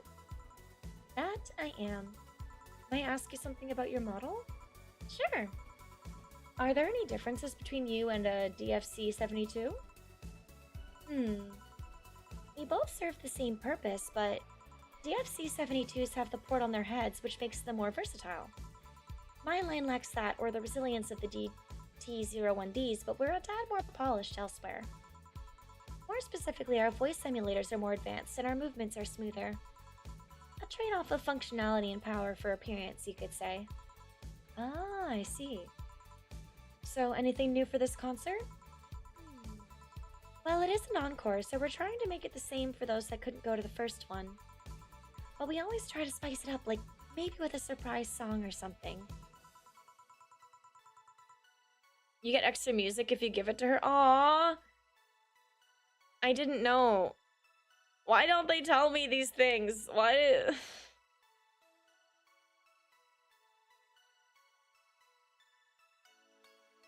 Like, instead of being like, oh yeah, we have tea in the bottled drinks, she's like, something girly and bitter will do. Like, fuck.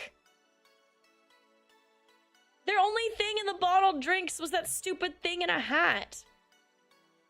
I've never seen anything else in bottled drinks besides that. And the one time they had, like, they added the gift drink that we had.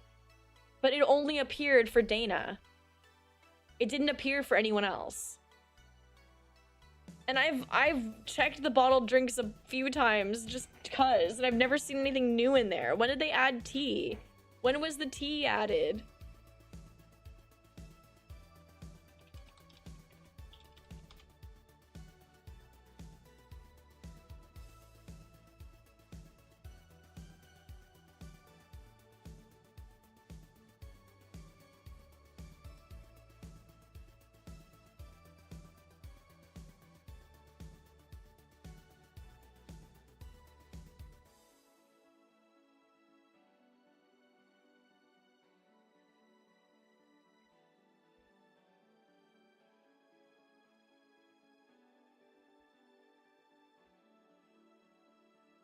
There was this one time I sang a cover of a song by B-Link. Of course, in return they sang Your Love is a Drug. Ah, so you know the B-Link girls? Really nice kids. You'd be surprised how different from their onstage personas they are. Really? Susie, for example, can be really childish at times. She also sings, laughs a lot, and loudly at that. Meanwhile, Aina is a party girl through and through. If they're not on tour, she spends her time partying like crazy. Huh, hard to believe. I mean, they're images that have stoic girls with little expression. Almost like living Victorian dolls or something. Well, they wanted to pop out in the public. They once told me if we want people to notice us, we have to break the cutesy idol concept. And so they took the opposite route by becoming cool beauties with the melancholic songs? I wouldn't say they went the opposite way. The opposite of cutesy idols would be unkempt, tone-deaf girls spewing vitriol and hate. True, I guess. Well, I've gotta go, but let's have a sparkle star first. Alright. Yeah, I just have grandpa booze and a fedora with perfume and a plume.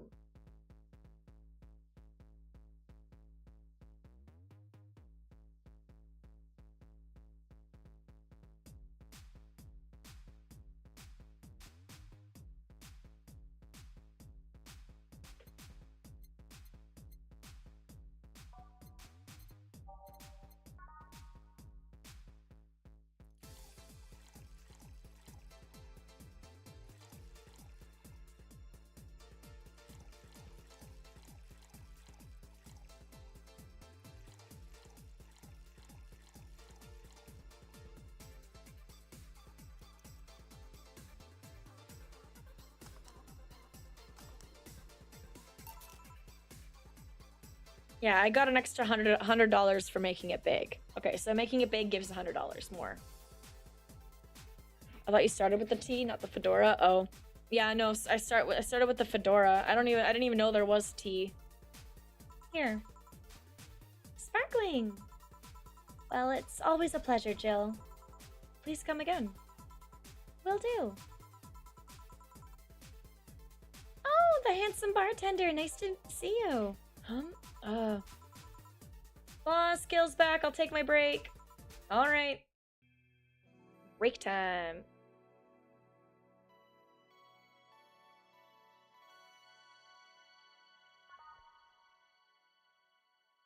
And on that note, I actually kind of need to pee. Yeah, I didn't even know there was a tea.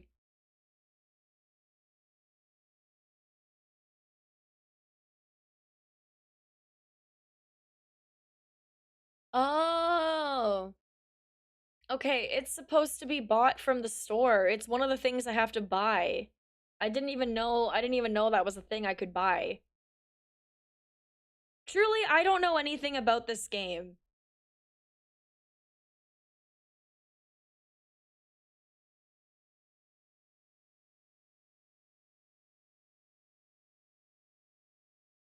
This game can only be 100%.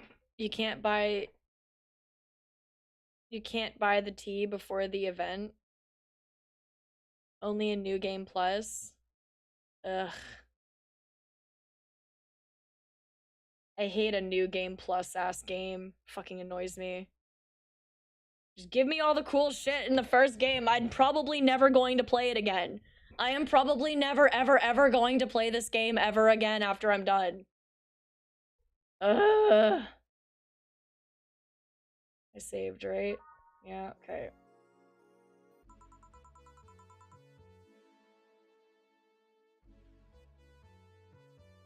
Like, why would I want to play this again? I don't like, this game is so long and so, like, tedious. Like, I have to, there's so much talking. There's so much talking. There's, like, so much. I don't know how anybody can play a visual novel style game a second time ever. Like, there's so much talking. There's so much fucking talking. It's only talking. It's just talking and talking and talking and talking and talking and talking and talking. I do shove alcohol on everyone, and I don't think it makes any difference on anything. I give everyone massive amounts of alcohol. It has made no difference in anything. I don't think it doesn't do anything.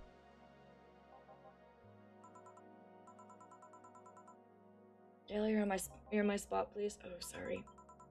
Also, you're cleaning one of the boss's chicken buckets. Did boss ask you to do that? If I told you she did, would you believe me? Without a doubt. Let's go with that then. Right. Greetings.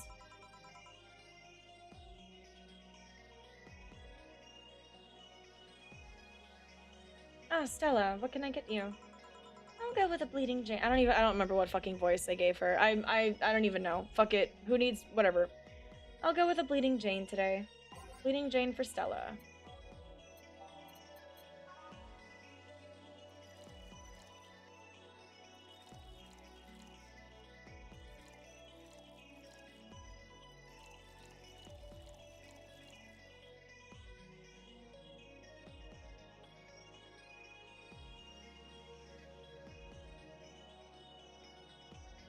Okay. Okay, she didn't want any alcohol, I see.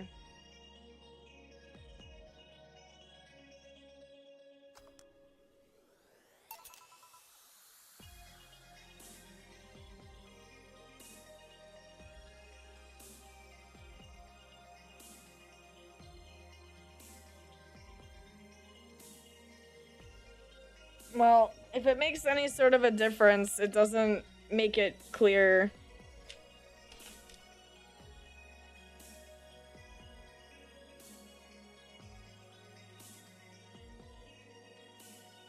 Ugh.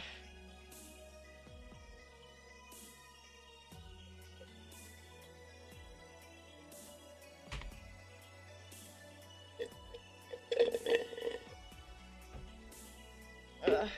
I hate when a game like makes you play it a second time to experience everything. Like I just want to I want to be able to experience everything the first time.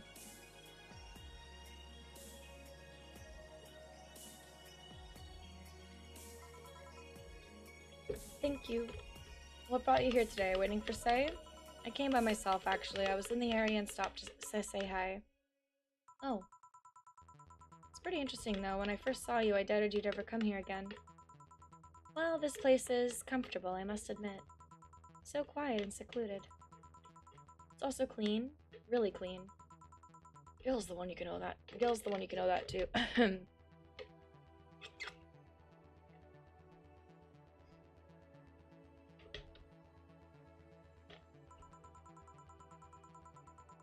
Also, I'm gonna be completely honest with you. I don't actually give a shit about any of these conversations.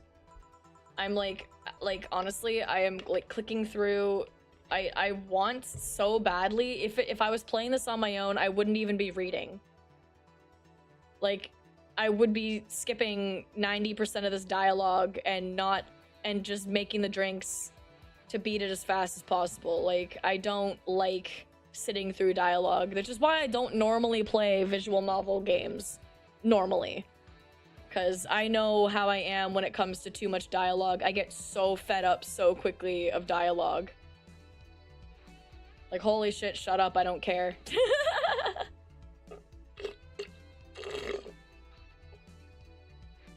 Do you ever need cleaning stuff? He's a nice pick. Really? He's a bit out of it today, though. I see. Hey Jill, have you heard of the new gold rush in the city? Gold rush? Everyone is paying small fortunes to get their hands on pieces of white knight suits. I think I heard or read something about that, but I'm having doubts, so probably not. In any case, how is it a gold rush? Well, the tech behind the suits was always safely guarded, but after the events at the bank... After the events at the bank, the suits were remotely shut down, breaking any of them in the process. Many units dropped their armor right there and fled when the lynchings went on.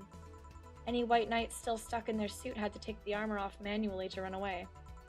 It all happened in the middle of the lynching, so they'd be sitting ducks if they didn't. Some weren't that lucky. They got beaten up while they weren't able to move. So between the suits becoming glorified paperweights and many white knights going on the run, there ended up being a lot of junk lying around. The whole scientific community is rejoicing. They're on a race to reverse engineer the suits and take as much technology as possible from them. And of course, even single pieces of the armor fetch a high price these days. Did anyone see any profit from that research to justify those expenses? It's new tech, a whole new field ripe with patents, just opened for many, so I'd say yes. Huh. I mean, the BTC is literally a conglomerate built upon patents and trademarks. I can see how. There is one weird case, though. There's this guy named Jack. He's the captain of a very unique Blitzkrieg Corps unit. Unique? The guy had a really small unit, 5 people, including himself. The aesthetics of his unit's armor was heavily modded to the point that they looked like a squad of henshin heroes. Hen what? They looked really gaudy. But it turned out that the guy actually broke through the software and disabled the remote switch. He has one of the few, if not the only, suits of armor with the OS intact. To say they're among the most wanted people would be an understatement. You know a lot about this. It's interesting the amount of things you hear when dealing with drunk people of all kinds in the same place. It also helps to put on a front that makes people lower their guard. That should sound familiar to you. True. Wait. Here's a freebie, a fun fact. The failsafe was originally going to involve the armor blowing up and leaving no traces, but regulations and laws didn't allow that kind of technology near civilians. I guess even Zaibatsu Corps has its limits, huh? People love to demonize Zaibatsu Corps, because let's face it, they're far from innocent. But they're not evil overlords, they're just greedy. They're just a big corporation.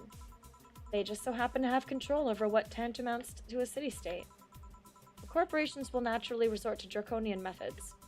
I've heard horror stories from people outside the city about trying to use product placement. If you so much as hold a bottle the wrong way or get in the way of a logo, you'll be in for lots of trouble. And let's not start with theme parks or the like. Those are dystopias of their own. Then again, most of the demonization is due to Quincy being such a clown. He has no power anyways. He's just the front of that whatever council behind Zaibatsu Corps chose. He makes a fool of himself, and the attention is taken away from whatever it is that Zaibatsu Corps is actually doing. Yeah. So what you're saying is that Glitch City is basically a huge theme park. I've called the White Knights glorified mall security in the past, so yeah. Huh. No, seriously, Hen, what? Ahem. Can I get a Brantini over here, please? Sure. Brantini.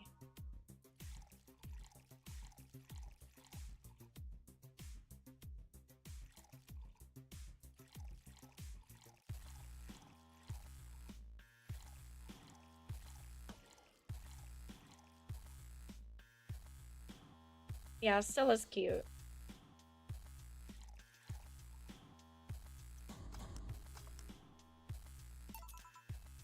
Here. Thanks. So I take it you're in a good mood today? Does it show? A bit. Yeah, well... I managed to nab a couple of tickets for the Kira Mickey Encore concert! Nice. Oh, right. As it turns out, she was just here. Again? Sorry. Again? Can't believe I just missed her. I was surprised too. I was more surprised she remembered my name, though. And, like last time, she was quite the graceful client. Man, so those rumors about her being really nice in person were actually true? Amazing. I mean, you always want the famous people to be nice in real life. But having such backing to that claim to hear that she's so nice to everyone, it's nice to hear, you know? In fact, so many think that's what made her so famous so quickly. How she's down to earth and totally accessible, making her someone everyone wants to root for. Ah, I see. Yeah, I mean, I guess you don't want to feel like you're supporting crappy people. Although, to be honest, I've never put much thought into that one. Hell, half the time I have no idea who made what I use, nor do I care much. Being a nice person will take you far, though. My daddy always insisted that being ruthless in the boardroom doesn't mean being an ass. And he has actually managed to get certain contracts over other more powerful people. All thanks to being a nice guy overall. Sounds like good advice.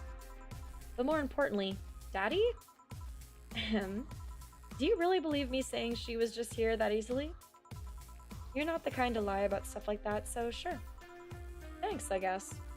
That said, can you go to the concert so easily? What about security and the like? My dad always has a unit keeping an eye on me from a distance. And you'd be surprised at how easily I can disguise myself with just a different hairdo and a cap. I see. I wonder if I could get in the disabled lines with Sei and her wounds. Although she'll probably nag me about how she doesn't need it and we shouldn't abuse that. Hey, can you get me a classic drink? Sure. Something classic. Give her a... She already had that.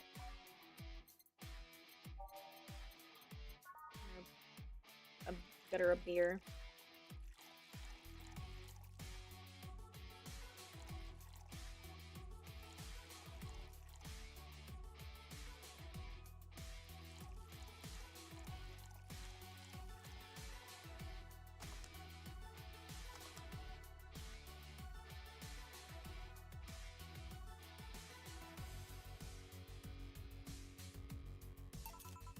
Here. Thank you. Do you have many servants around the house, Stella? I do, but they've been with us for so long, they're pretty much family. My dad has always said that if you earn someone's trust, they'll gleefully work for you and everyone wins. We even had a young gardener that left to study engineering and he actually came back. He still comes by every weekend to tend to the plants. Man, that sounds nice. Let me know if you're ever in need of a job. I might find you something. Thanks for the offer. Wait. I just realized something's off with the whole tech gold rush story. What would it be? Wouldn't all the tech be patented anyways? I get trying to crack it in the first place, but that would be true if the tech was patented in the first place. It isn't? Sabots have been so paranoid about making the White Knights untouchable that they never patented anything. A patent would be in a database that someone could hack and retrieve valuable info from. Not to mention they've been using tech from other companies without any authorization. And no patent registry in their right mind would approve of that global shutdown signal. Let alone how it immobilized everyone still inside one of those suits. So the ones that were upholding the law did so using suits that are oh my goodness. So the ones that were upholding the law did so using suits that are by all means illegal? The irony runs deep, wouldn't you say? Why do it though? When you have so much money, you start thinking you can screw around with the rules. All that power makes you think you're above every law there is. And the city is what happens when those with money start making the rules. I'm curious though, have you ever covered up any fuck-ups by using money? I think we've all done things we're not too proud of at some point in our lives. Well, Jill, I gotta go. Always a pleasure. Please come again. Oh, it's Alma. No, hello? You're pretty insistent on that one, aren't you? It's basic courtesy. Something I will fight to uphold. I don't even think I'm not even like doing her voice properly. Blah. Whatever, fuck it. First the greeting stop, then saying please and thanks stops, and before you know it, boom, total anarchy. You're exaggerating. Am not. In fact, I'll go through that door again and I expect you to properly greet me this time. Fine. Hello, Jill. Once upon a midnight dreary, while I pondered weak and weary over many a quaint and curious volume of forgotten lore, while I nodded, nearly napping, suddenly there came a tapping, as of someone gently rapping at my chamber door. "'Tis some visitor," I muttered, tapping at my chamber door. Only this and nothing more. How does she have the entirety of the Raven memorized? What fucking psychopath memorizes every single word of the Raven?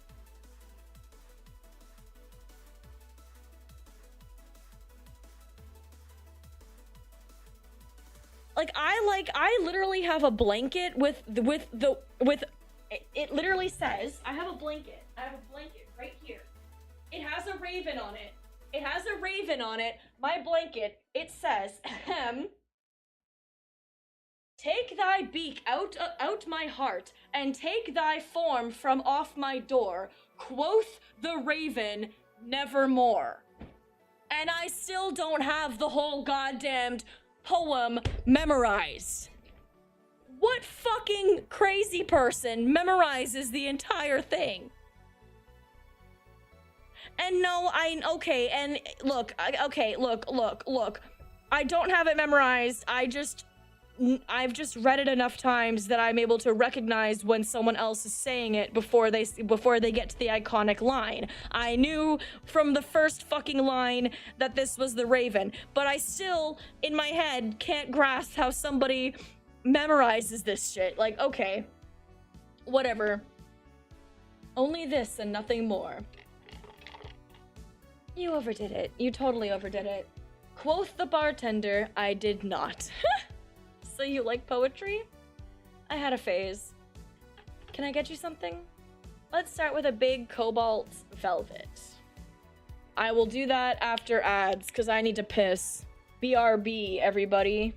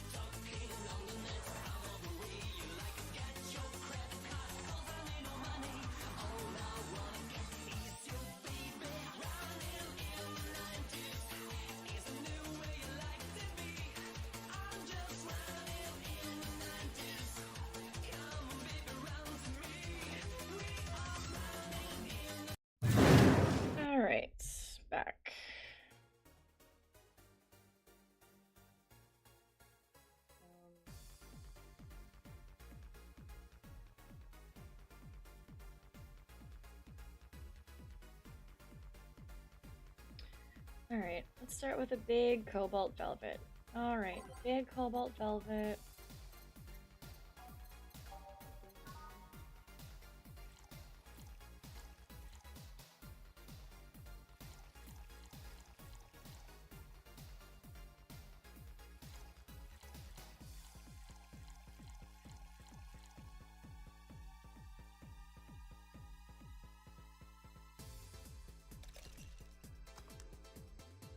Thank you.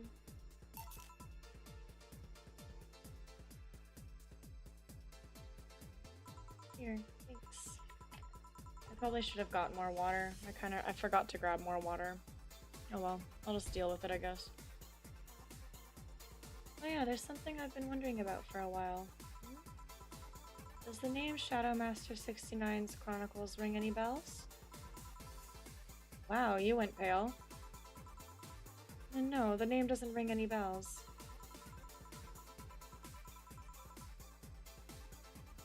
May 22nd. Today my daily card readings told me that I'd meet great change thanks to an old man. My biology teacher told me I had been picked for an inter-school contest with my latest essay. I just knew a scientific theory on the idea of auras was as revolutionary as I thought. Soon I'll bring the world into the occult science singularity. Later entries don't seem to have gone that well, though. Mentions of being laughed at, being lectured on why the essay was wrong. Jill? I made sure to delete that blog. No evidence should be left. I can think of at least 6 different sources off the top of my head that have all that stuff archived. Why? Why? Sheesh, relax. It's not that bad. What do you mean it's not that bad? Don't you realize how embarrassing it all is? We've all been young, Jill. Relax. It's not like you're still like that nowadays. That would have been embarrassing. You're not still like that, right?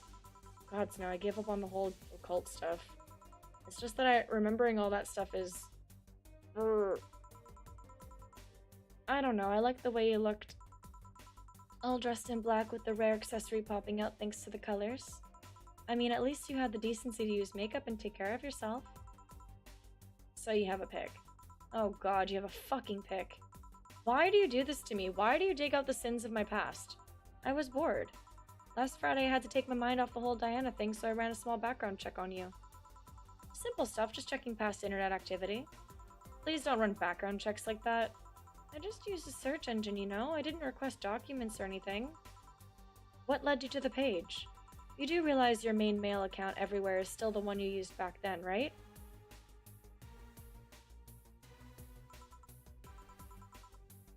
Like I said, relax. You're obsessed with occultism. I wanted to kiss all the boys. And I kinda almost accomplished that in middle school, which still sort of haunts me today. Never underestimate the lengths old classmates will go to track you down. Especially if they think you're still the girl that kissed them for fun and they're lonely to boot.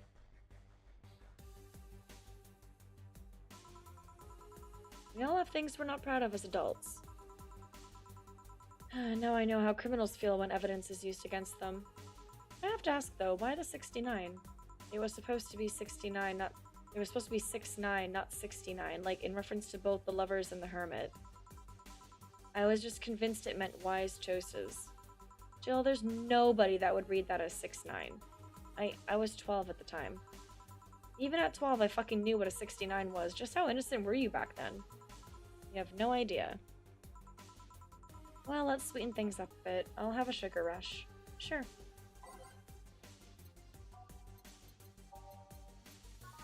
Okie dokie.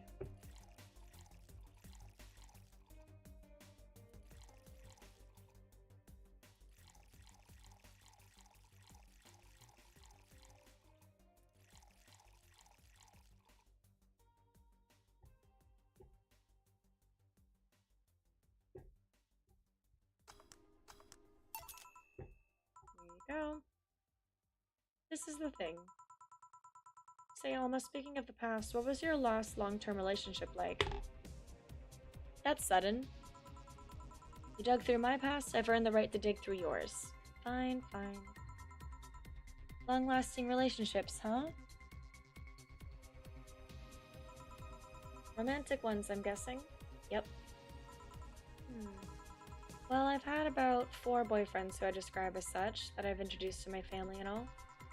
The first one was in high school. I broke up with him because he cheated on me. I remember the other girl trying to pick a fight and me just saying, keep the fucker. The second one was during my freshman year. I broke up with him after he thought it'd be funny to punch me in the arm. He starts with a friendly hit, and before you know it. Anyways, the other guy I met shortly after I dropped out. He was interested in marriage, but he wanted to get married after only half a year or so of knowing him. And then there's Richard. Who? I spent almost 4 years with him. We got along pretty well, we had awesome chemistry, I truly loved him. But as time went by, there was a rift that started separating us. He just didn't like my family. He didn't? Moreover, he wasn't a family person. He distanced himself from his own and voiced that he didn't want kids. There was a part of me that wanted to believe, even if just for a little bit, that maybe he'd change his mind.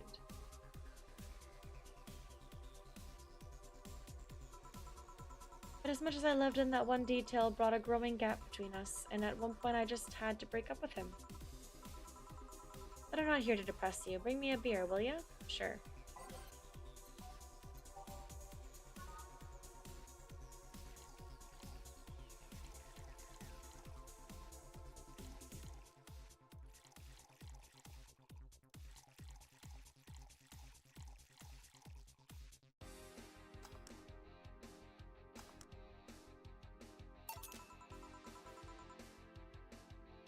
Thanks for telling me that, by the way.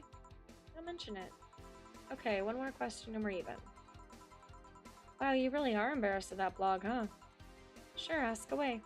At what age did you get those implants in your boobs? Jill, I love you and I know you're saying that in jest, but I've lived through so many rumors about me getting plastic surgery that I can't and won't take it as a joke. As such, and honoring our friendship, I'll just say this. They're real, and they're spectacular. Now ask the real question before I slap you. I'll grant you one and only one chance to call me by my full name as a compensation then. I gladly take your offer. It's funny that you mentioned slapping because my real question was, why did you get your hands chopped? Chopped. Well, there's a couple of reasons. The first is that I spend lots of time typing and these replacements help me avoid carpal tunnel syndrome. Oh. There's other utilities, like how I can interface with many devices. For example, there's a tiny computer embedded in my glasses. If I move my index finger, it acts like the computer's cursor. There's lots more, but there's small things that don't sound that impressive when I say it out loud. How did your family take the operation? They took it well enough, except for my mom. She freaked out for months. She even went to the hospital to ask for my hands. Don't you miss them? Sometimes, but just during emotional moments. But as luck would have it, someone else has them. Shortly before my operation, there was an accident on the highway. One of the victims was this young lady whose right hand got completely crushed. I told them to check if we were compatible and all that. I mean, implants are not everyone's first choice if they can get a natural replacement. Bit of a cosmetic treatment, and it could pass off as her original hand with no problem. Last I heard, we were compatible and the family agreed to the donation. I don't know what became of her, but I hope she's fine. And you didn't tell your mom about that? I didn't want her pestering the poor girl. So are we cool now? Are we even now? Are we? You were pretty pissed about my comment regarding your boobs. Again, I'm sorry, it sounded a lot less rude in my head. Yeah, don't worry about that. Besides, I get to call you Julianne once. Now you don't. Why? You just called me by my full name. Are you serious? One chance and only one chance and you just used it up. Damn it! Surprise! Hey Alma, this might be a weird tangent, but do you believe in ghosts? Hey! Not particularly, no. Although there was this paper I read once that was quite interesting. It proposed a scenario where nanomachine clusters would leave the body after death, and then acted as a collective hive mind through residual brainwaves. The result would basically be an image not unlike a hologram. Of course, the hypothesis fell through because such nanomachine density is impossible in a body. Even 5% of the amount needed is enough to make the blood too dense for the heart. And it's not like the brainwaves are potent enough to create those reactions. Still an interesting read, though. I see. Don't give me that look. It's not my fault you convinced yourself that you're crazy. Well, I'll leave then. See you tomorrow. See ya. All done? I am. What about you, Gil? For some reason, the idle girl left him like that, it seems. You think? Might have been a while he was out. True. Hey, boss, you're a fan of wrestling, aren't you? I mean, you were a wrestler, so... That I am. Yeah, why? I was wondering, isn't wrestling fake? Aren't twin tails for little girls and teens with 8th grade syndrome?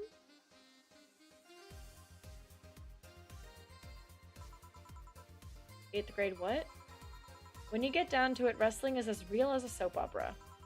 I mean, you don't really expect a legal lawsuit to be fixed in a ring, right? Sure, in my ideal world, you would solve legal problems through good old wrestling, but... No, seriously, 8th grade what?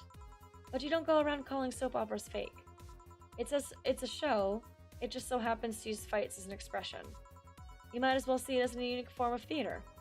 Besides, considering the injuries many wrestlers suffer, it's not all fake. Huh, I didn't think about it that way. Sadly, I won't stand for anyone bad-mouthing wrestling. So now I have to go and break Gil's back to make you humble. Oh, well, wait, what? Come here, fuckboy! Fuckboy! 8th grade, what?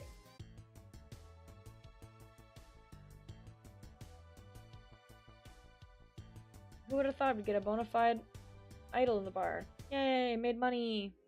Be money. You were charged with $10,000 for your rent. Have a nice day. Jill will have a roof on her head for another month. This sense of relief will make sure she focuses at work. Thank goodness. Thank goodness she's gonna focus at work now.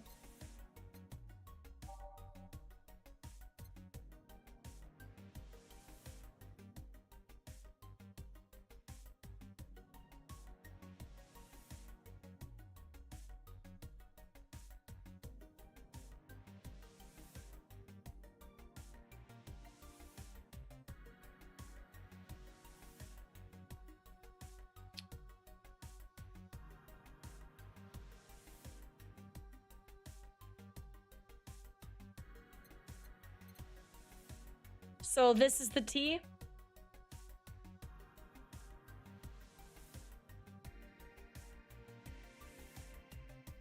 This is the fucking tea? This is the fucking tea?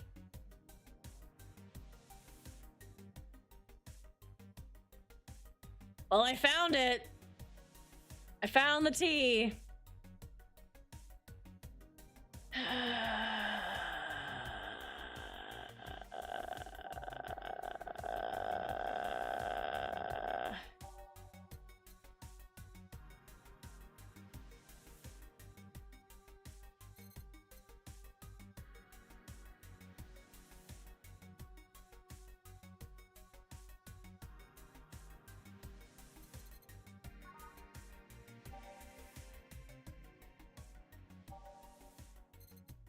I bought almost everything in this goddamned store. And I didn't notice the tea.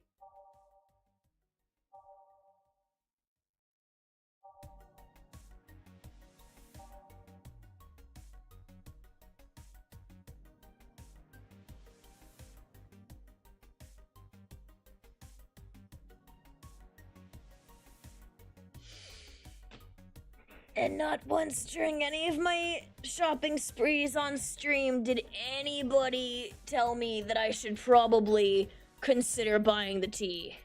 Maybe. Maybe.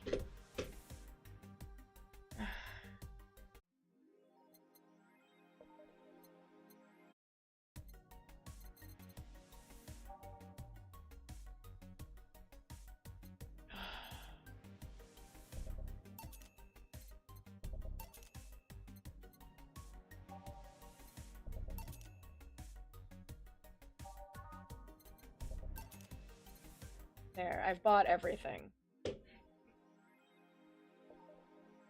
I've bought everything. Everything is bought. My room is filled with things.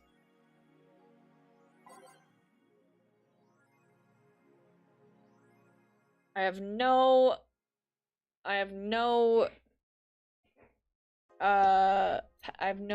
power. No electricity. but I've got lots of things. Got lots of things. Welcome back, Krav. Welcome back. Valhalla. Why is...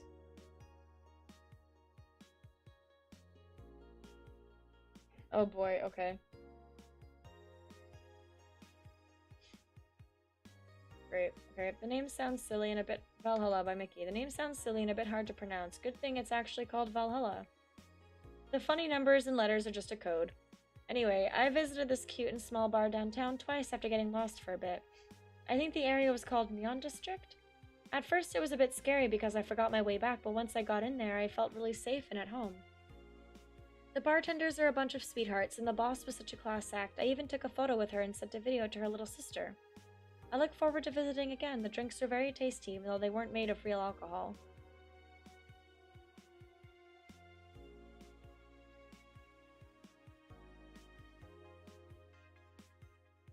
New Lilim regulations. Alright.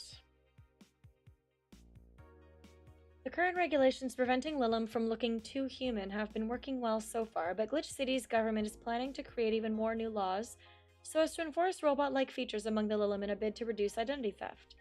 Glitch City, the first nation to adopt the current standard in artificial intelligence and robotics, was the first to allow robots into normal society, quickly giving them necessary rights so as to sustain a long-term experiment about their role in human evolution. Unfortunately, the first year saw numerous reports of identity theft, resulting in the need for more stringent measures. It is unknown what kind of laws we'll have in the future regarding their existence. After the Great Earthquake, salvage agents are the new rage. The Great Earthquake that sank large portions of the world 5 years ago also created an unexpected new profession: salvage agents. Samaraki is one of these salvagers, and she shares her experience with the Augmented Eye. Seeing big cities like Tokyo and places like Caracas several kilometers below the ocean's surface, that's something that gets to you, you know? Millions lived there before the Great Earthquake, and it's on me to retrieve their memories, their lives. Aki is now working to retrieve items from a research facility in the Tanegashima Island in Japan. Okay. I forgot to read the last one. Grand Slam Fighters crowns a new heavyweight champion. Glitch City's most popular pro wrestling promotion crowned a new heavyweight champion yesterday, with Giant Yusuke taking gold from fellow Japanese wrestler Justin Liger. After previous champion 66 American Kid was forced to relinquish the title due to a head injury, GSF decided to hold a tournament to find a new title award holder. The match ended after an epic 30-minute bout with Giant Yusuke applying for massive German suplex for the 3 count. During an interview with AE, Giant Yusuke told us through a translator that he's waiting for 66 American Kid to recover. I won't rest until I beat him clean. Okay.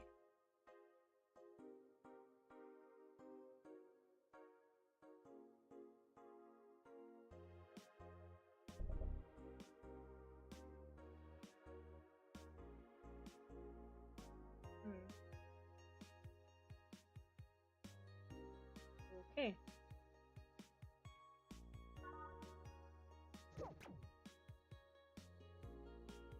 Alright, time to go to work. Mav Muscle Mommy? I guess.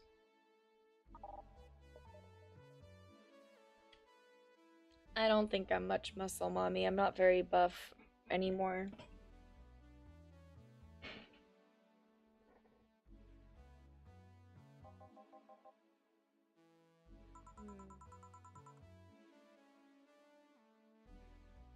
Gail, are you humming Shine Spark?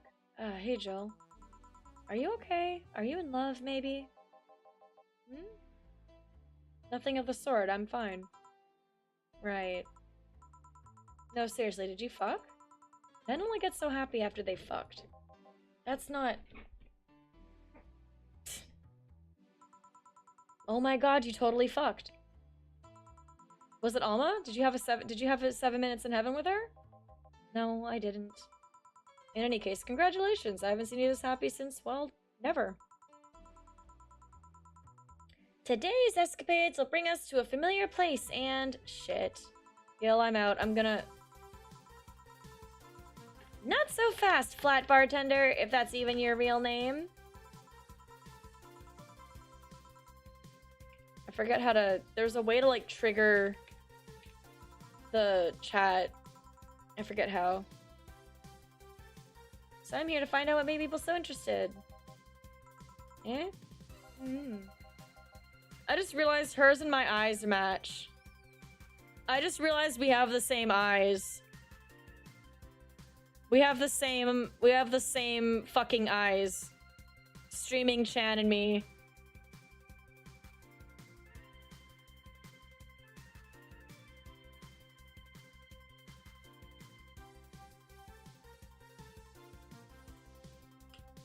Oh, K was one of them, yeah. KL.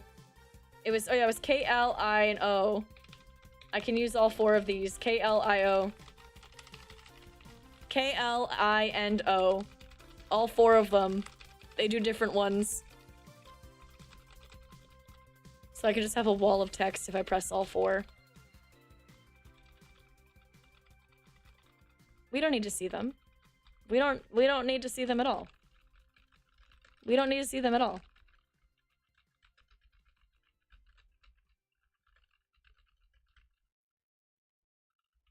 Ta-da!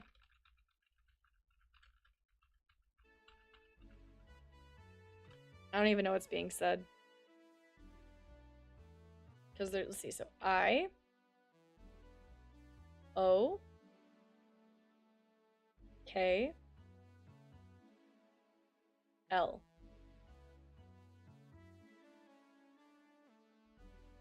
Oh, P does one too.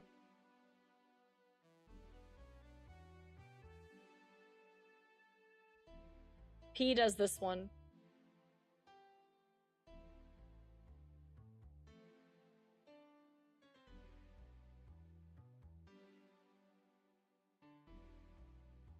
She has been placed behind the white wall. And you're both streamers, yeah!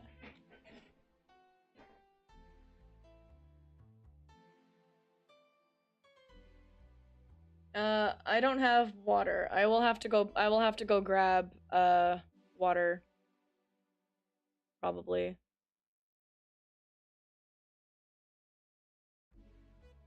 I'll go grab water really quick. I'll just be 1 sec. I won't even, I'm not gonna BRB or anything. You guys can just, it won't take me long.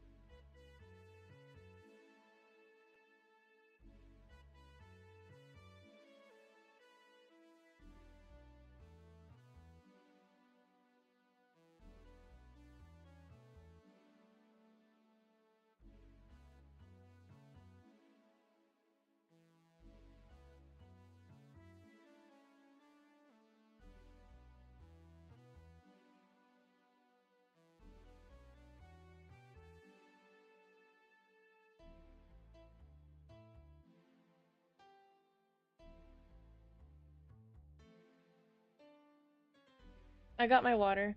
We're all good.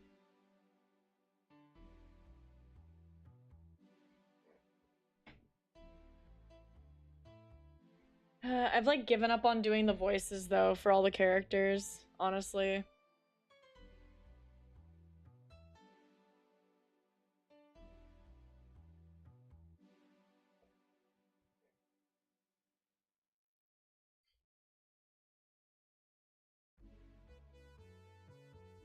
I found the fucking tea though.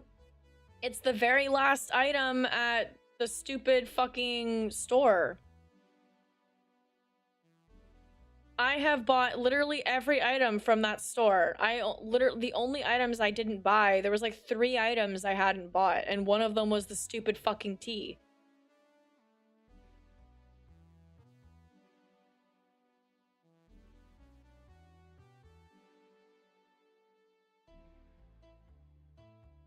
Do I have something on my face? This guy totally fucked. No doubt about it. That gleam in his eyes is unmistakable. It just fucking vanishes. Whatever, just keep it down. Jill, you're here. Isn't that the passed out girl from 2 weeks ago? I'm not here! Oh, sorry. I'll be back in my office then. Anyway.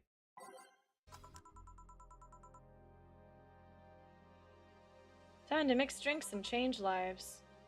Oh, it's Betty and her guy. You're too happy and you're too mopey. What happened? I was right. Eh? That Laura girl was head over heels for him. I was right on the money. Say. That girl. I'm not here!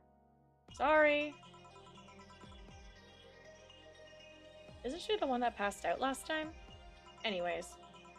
Betty was right, and that deserves a beer. And you? I'm fine. Friday beer for a cheerful Betty.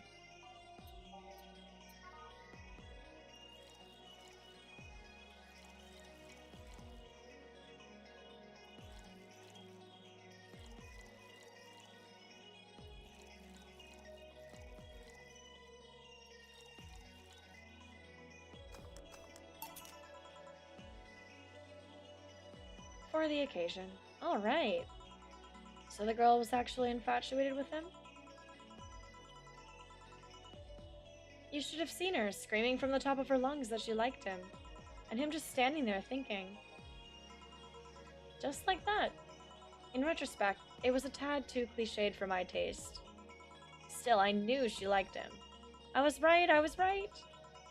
He doesn't seem particularly happy. He never is. Unlike your coworker, holy shit, did he fuck? You're making it too obvious, Gil. How?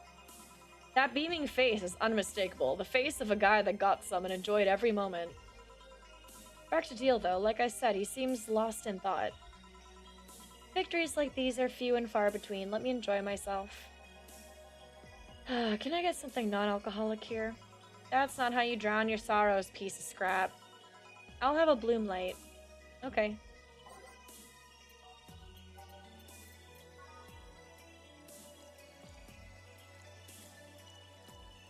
Three of those. 2 of those. 2 of those. 6 of those. Aged on the rocks. Mixed. Done. And I don't know.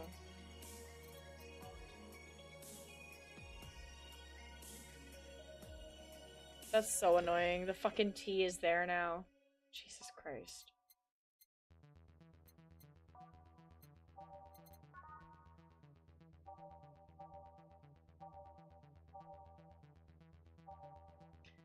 Oh, actually, you know what? What is it? No. Where's that one?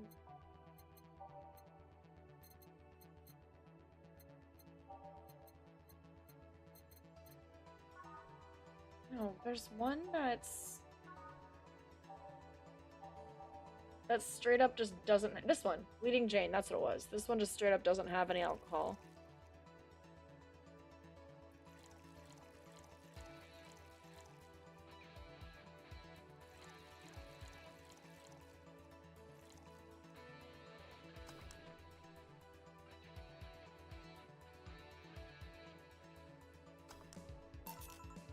There. Thanks. Same. Celebrate all you want, but I'm freaking out here. I know nothing about relationships. I have no idea what to do. Well, for starters... What do you think, Jill? Me? Her? Betty, I've seen a few of your relationships, remember? Aside from Veronica, there's Angela, Pamela, Sandra, Rita, Monica, Erica, Tina, Mary, and Jessica. Or should I say, didn't share the bed sheets, snores like a pig, cold feet, shampoo water waster, chocolate addict, too religious, fan of the wrong rugby team, Tito Tyler, and shoes with the mouth open. What do you think, Jill?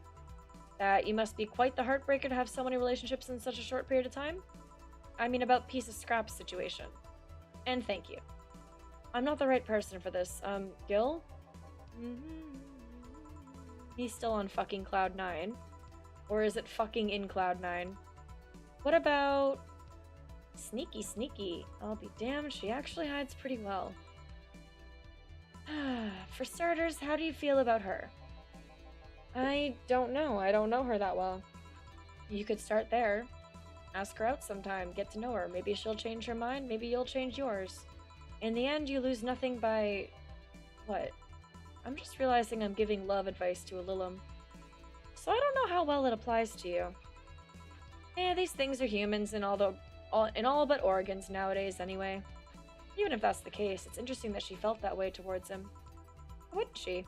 This fella's a good catch if I do say so myself. And like I said, humans in all but organs. You've surely encountered Lilim that you sometimes forget are not humans. Well, we live in weird times, but hey, that only makes them more interesting. It's odd going to the other cities and not seeing the same integration of Lilim, though. Well, Glitch City is pretty much the cradle of social experiments involving Lilim integration, so... Anyway, just try to get to know her. You'll find out how you feel afterwards. Yeah, I think I'll try that. It's quite the uninspired advice, if you ask me. Anything else? Let's commemorate the occasion with a piano man and a piano woman. Piano man and piano woman.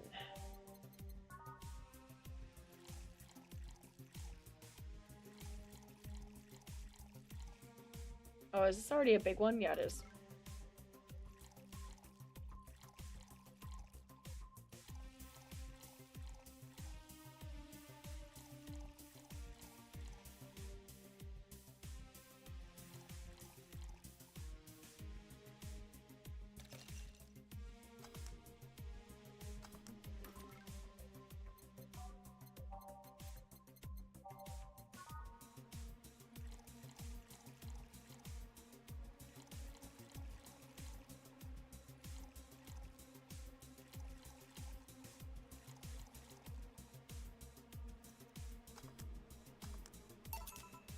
Here.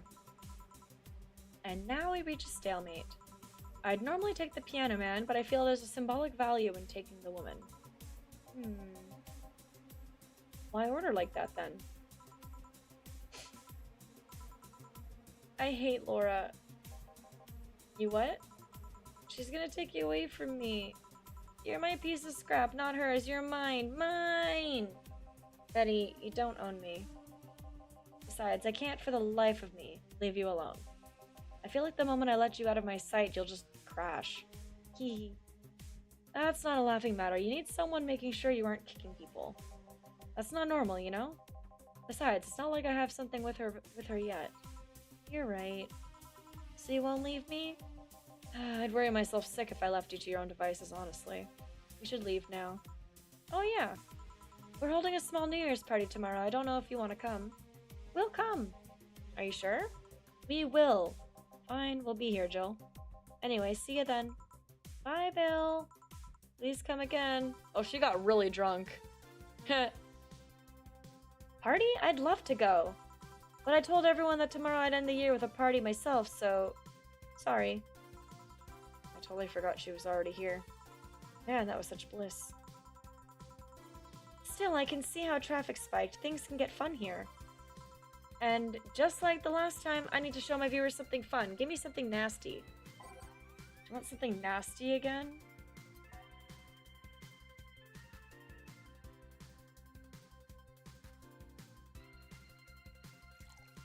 Have your weird fedora with a plume.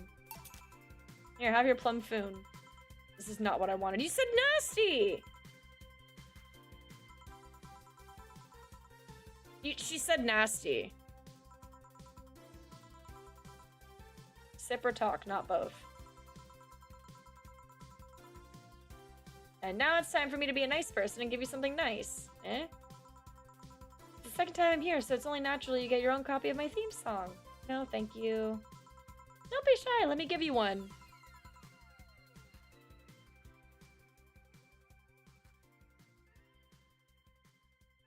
Yeah, promotional drinks are, well,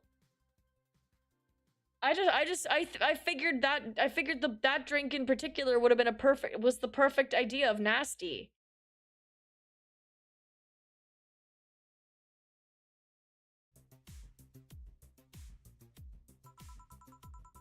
Well, too late, it's already in your player.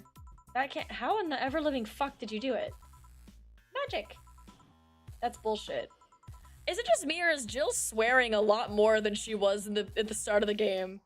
Like, she's been cussing out every fucking person the last couple days. Like, that's the first time I heard her use ever-living fuck as an expression. That's something I would say. That's exactly something I would say. Like, she's so fucking fed up with everything right now. Did you just hack into the music player? Let's move on, shall we? Yeah, whatever. Hey, weren't there dogs? Last time you talked about this place like it was this zany haven of sorts, but I see the same shit. Seriously, no decorations or anything of the like? Good question, where are the dogs? I either haven't paid enough attention to their arrival or they haven't come. Idols, newspaper managers, talking dogs, and yet this is the same old bar like last time. I might sue you for fake advertising, you know? Now that I think about it, maybe boss just donated money to the Sarah thing. And then tricked the dog into coming here as a part-timer for kicks. Oh well, anything interesting lately? It's not like I missed them, but they should at least show their faces. Hello? Sorry, what did you say? I was asking if there was any news stories. This is not a newspaper, you know? Nor is it a Crazy Stories on Demand streaming service. That's a big fat lie, you know it. Shut up. But I said nothing. Hehehe. I meant... So, shut that idea up. Yeah, that. I won't. Last time I came here, the viewership peaked for some reason, and I want to find out why. Maybe Pretty Boy over there can tell us the story of who he fucked. He's so distracted he won't even make a retort. Amazing. I guess there's something worth saying, but... Then I want to hear it! Well, Kira Mickey came yesterday again. You're shitting me. You expecting to believe she came all the way here again? Do you even have proof that, like the glass from last time? Well, if I may interject. You've been listening, boss? The walls are pretty thin. Oh. Anyway, she did. I even took a pic with her. She did what? Let's see. Why? I try to make an appointment with her and she's always busy. But you sit there and she just comes waltzing over? It's not fair. Hey, if I knew how the hell stuff like that happened, I'd share my secrets. I was just as baffled as you are right now. Yeah, but I bet you're not even that much of a fan anyway, are you? You're not wrong. Can you at least tell me how nice she was as a client? Very graceful client, much like the last time. A really nice girl. I'm gonna give you my number. If she ever comes back, you let me know, you hear? Not gonna let you keep her to yourself. I really doubt she'll come back again, though. She already came twice. I'm not taking any chances. Oh, I need something to drown this anger with. Give me something girly, will you? Okay.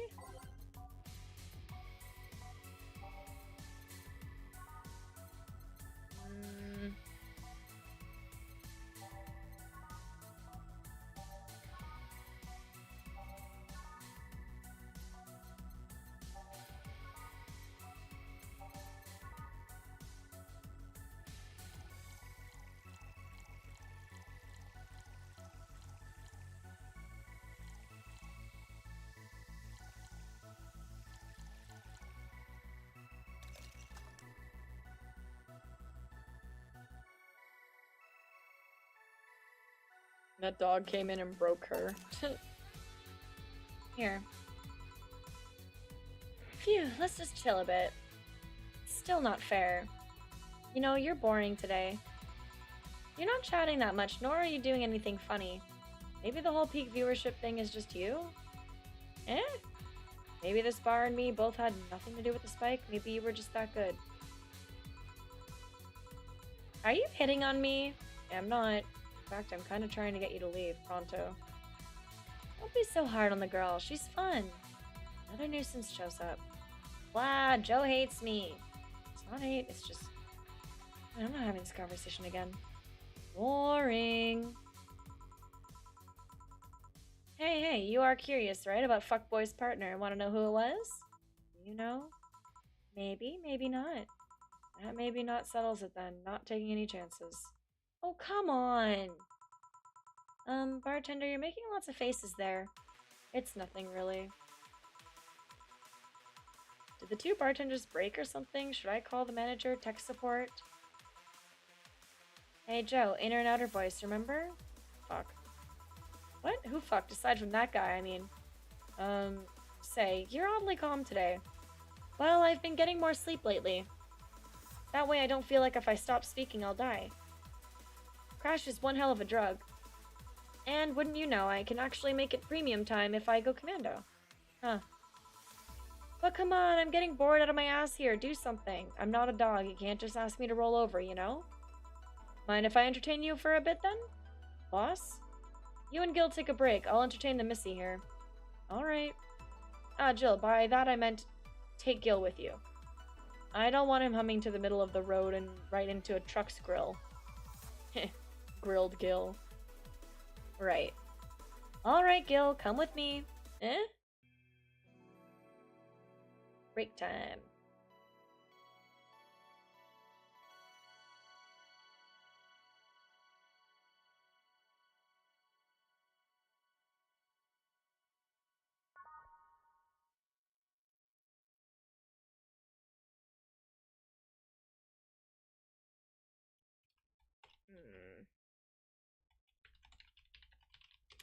Okay.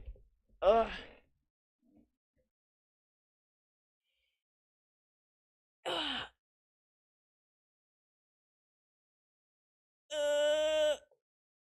Ugh. My back. I did a little stretchies. Okay.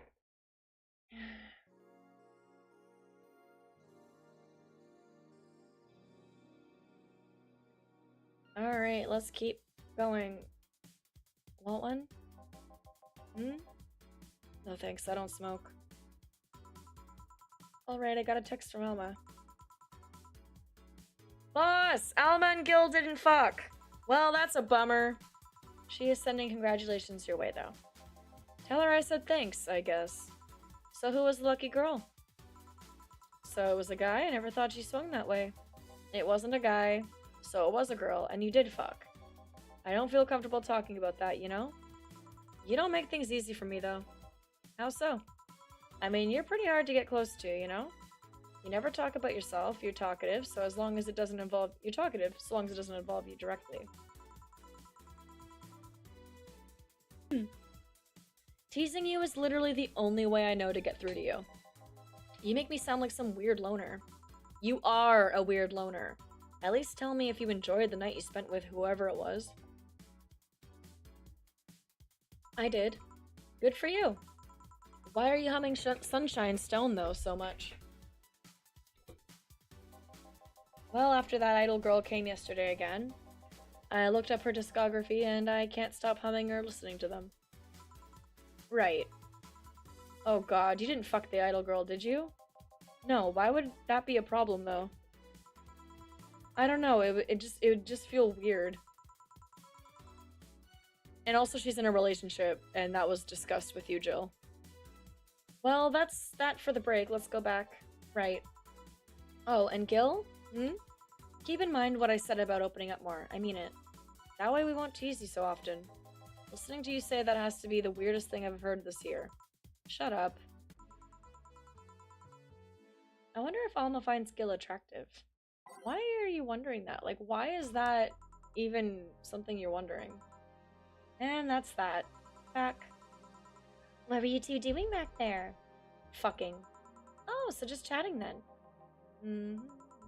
Holy crap, did you two really fuck? John is the face of a man who fucked to death recently. Seagill? You're making it too obvious. How? What will you have today? I'll have a gut punch. Coming right. Eh? What? Nothing. She wants a fucking gut punch? Okay.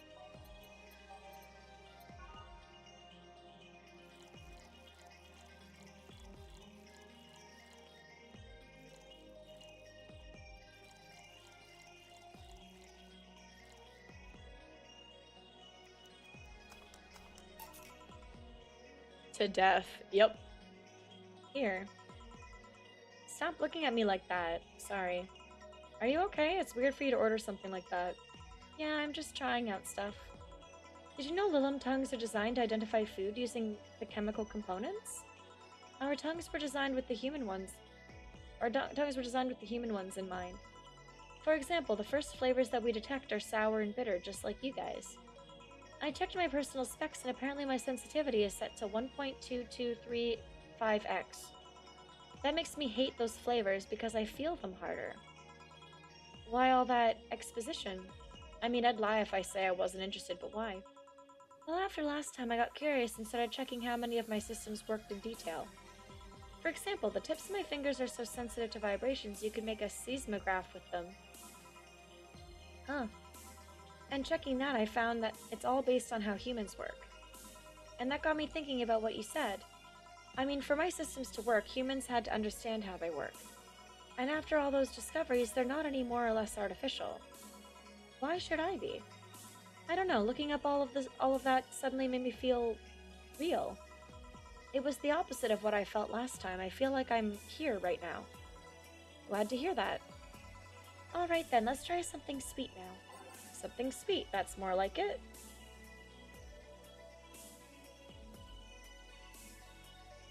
What the fuck? Why is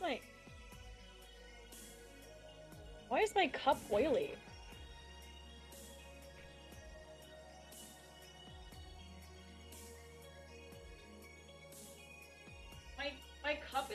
My cup is really greasy for some reason. I don't know why or how it got like that.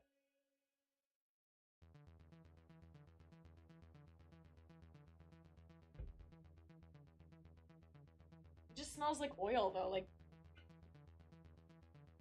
I'm not even how long was it like that?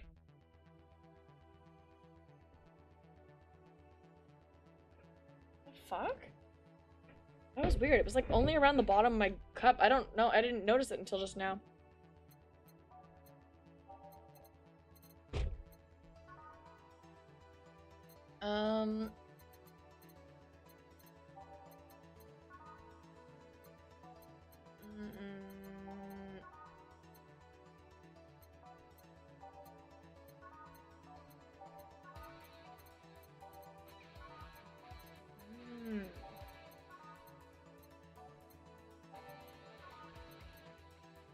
So that would end up being 350. Okay. I see.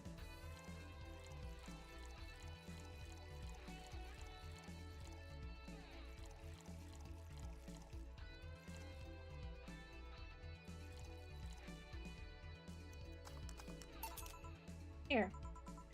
Ah, nice. To be honest, it's a bit surreal to me. What? I'm here talking to you, and you're answering like any human would. You're even expressing happiness. I remember when I was a kid, I usually tried to strike conversations with AIs. But after a bit, they'd just start looping through their built-in answers, repeating the same things over and over. That always made me crash back into reality.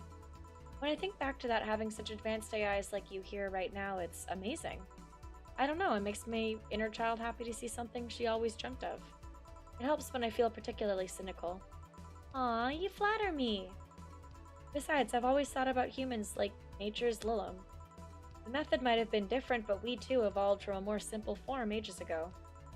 If Lilim managed to create biological life years from now, it will all have come full circle. So what should I take from this is... You love me? Don't overdo it. Anything else? Let's go with a sugar rush. I like the face she made. She's like, you love me? Okay, a sugar rush.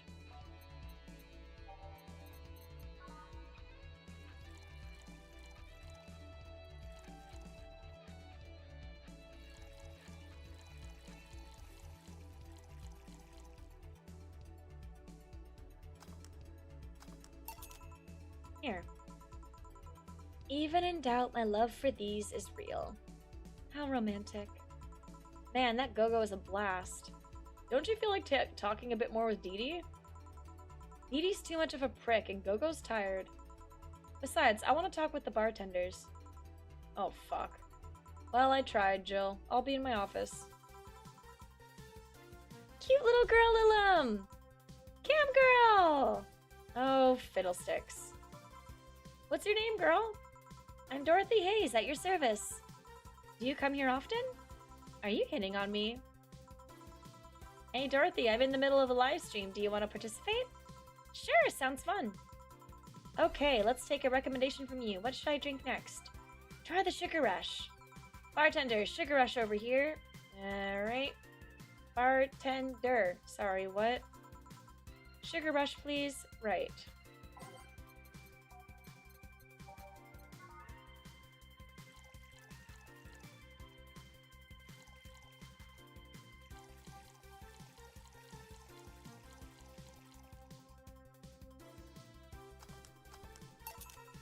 There you go. Good choice, Dorothy. Yay! So, what are you doing in my turf? Streaming Chan. Yes? No, I mean, that's what she calls herself. Man, that's a tacky name. Yeah, but it's my tacky name. Actually, that's not really my name. What's your real name, then? Behind Streaming Chan's awesome mask lies the humble Nicole Chen. Humble. Why not call yourself Streaming Chen? It's funny that you mention it.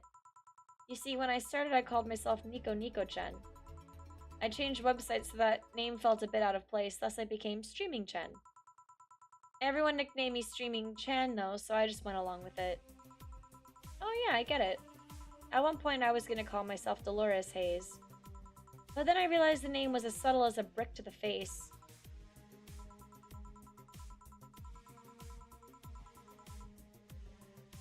Anyway, I'm here because the last time I came ended up with greater viewer numbers than usual. And so I wanted to treat my loyal audience again. Oh, I see. Well, you came to the right place, especially if you're looking for some comfy fun. Honey here might seem harsh, but you just need to crack her shell. Shut up. See? Just need to say the right thing at the right time and she becomes a sweetheart. Quiet, you. Don't play hard to get. You know it's true. Hey, stream girl. That's me. I'll regret asking this, but don't you have a sponsor? It's weird that it's been this long without some advertisement. I have, but you see, the contract with them expired, so Marvin, the business guy or whatever, had to make a new one. He was gonna send the draft to his lawyer, but it had a couple of additions, but, let's say he got too excited with my VR model and the contract became unreadable. I also used the contract to... Yep. He cut it. What the?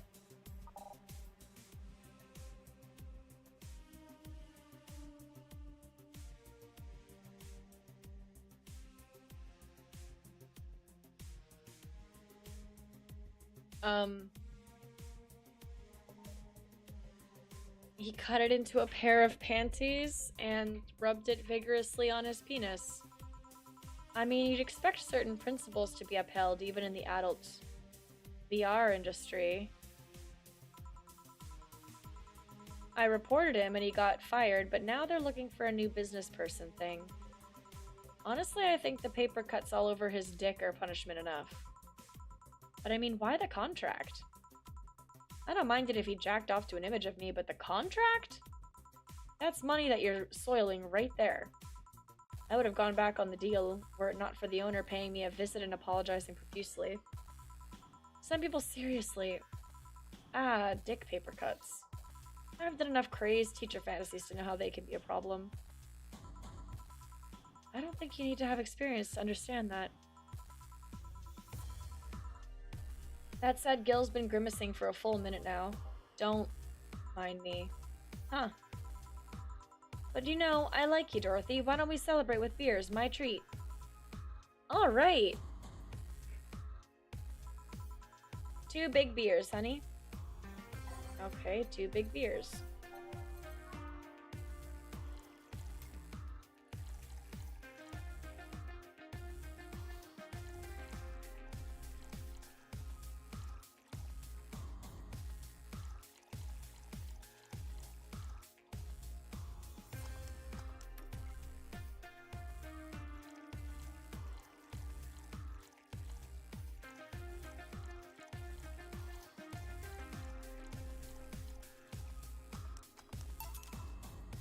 There we go. Cheers! Cheers! So, what do you do, Dorothy? Sex worker. Really? You wouldn't happen to have male coworkers, do you? Am I not good enough for you? Getting serious? No, sorry. Fooling around, maybe. Still, I want to spice up some premium nights, so... Do you have a card? I could send you some numbers and pics.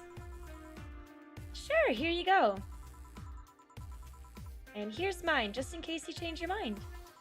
Hey, is camgirling like that a good job? Can you earn enough? More than enough. I can even afford an apartment in a high-end district of Glitch City. It can be a challenge from time to time, though. You can't just do anything and expect people to come back. You need to be varied, keep it fresh. It's all worked out nicely, though. I'm one of the top streamers on my website. I even got this.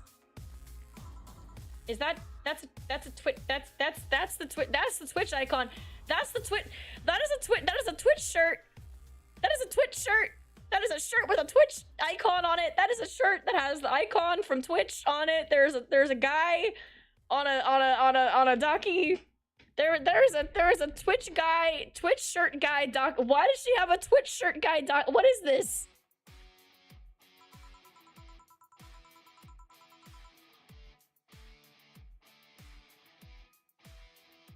The website's president? Oh my god, is that John Twitch? Holy shit! Holy shit! No fucking way! Holy shit!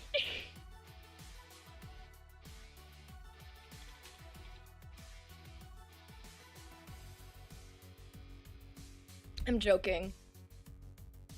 I don't know his name. I don't know who the actual, like, guy who the actual guy who owns Twitch, runs Twitch, is in charge of Twitch. I don't know, but here we have the president of Twitch. Are they allowed to do, like, were they allowed to just have the Twitch logo on there like that?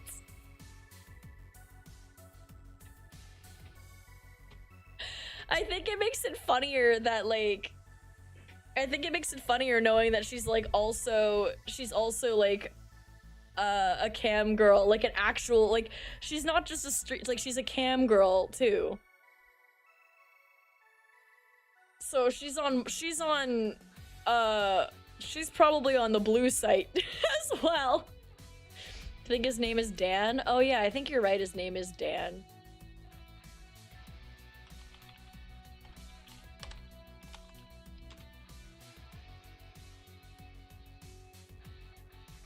Oh yeah, Twitch is owned by Amazon.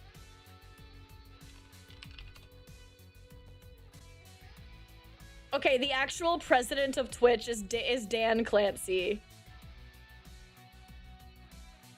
That's his name. That's his name, Dan Clancy. All right, now we know.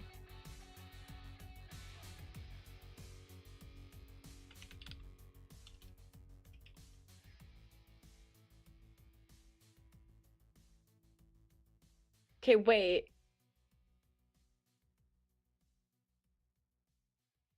Okay, but this would have been, but this pillow would have been of Emmett Shear. But this pillow is Emmett Shear. This pillow is Emmett. This pillow is Emmett. This pillow is the previous CEO. It has to be. It even looks kind of like him. Look him up. Yeah, well, this game's from 2014, so obviously it's old. Yeah, it's old. So I knew it wasn't the current guy. I didn't know who I just didn't know I don't know the CEO's name. Oh yeah, it does. Yeah, it's literally supposed to be him. I would bet actual money that it's supposed to be him.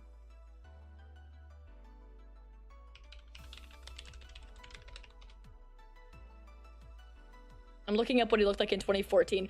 Oh my god! It's 100% supposed to be him! It's 100% supposed to be him! Without a fucking shadow of a doubt! It's 100% supposed to be him!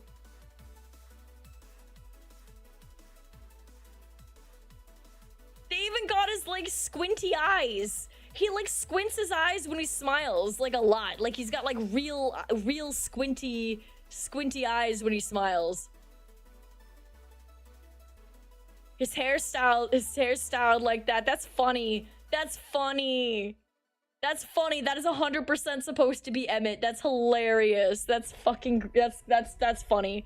She's got a docky of him. Oh, my phone's about to die. I'd better plug it in. She's got a talkie of the previous Twitch CEO. That's two fucking jokes. I can't.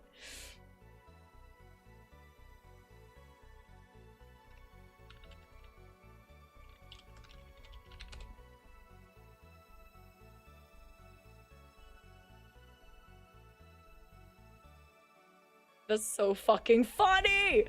I love her stupid fucking pillow.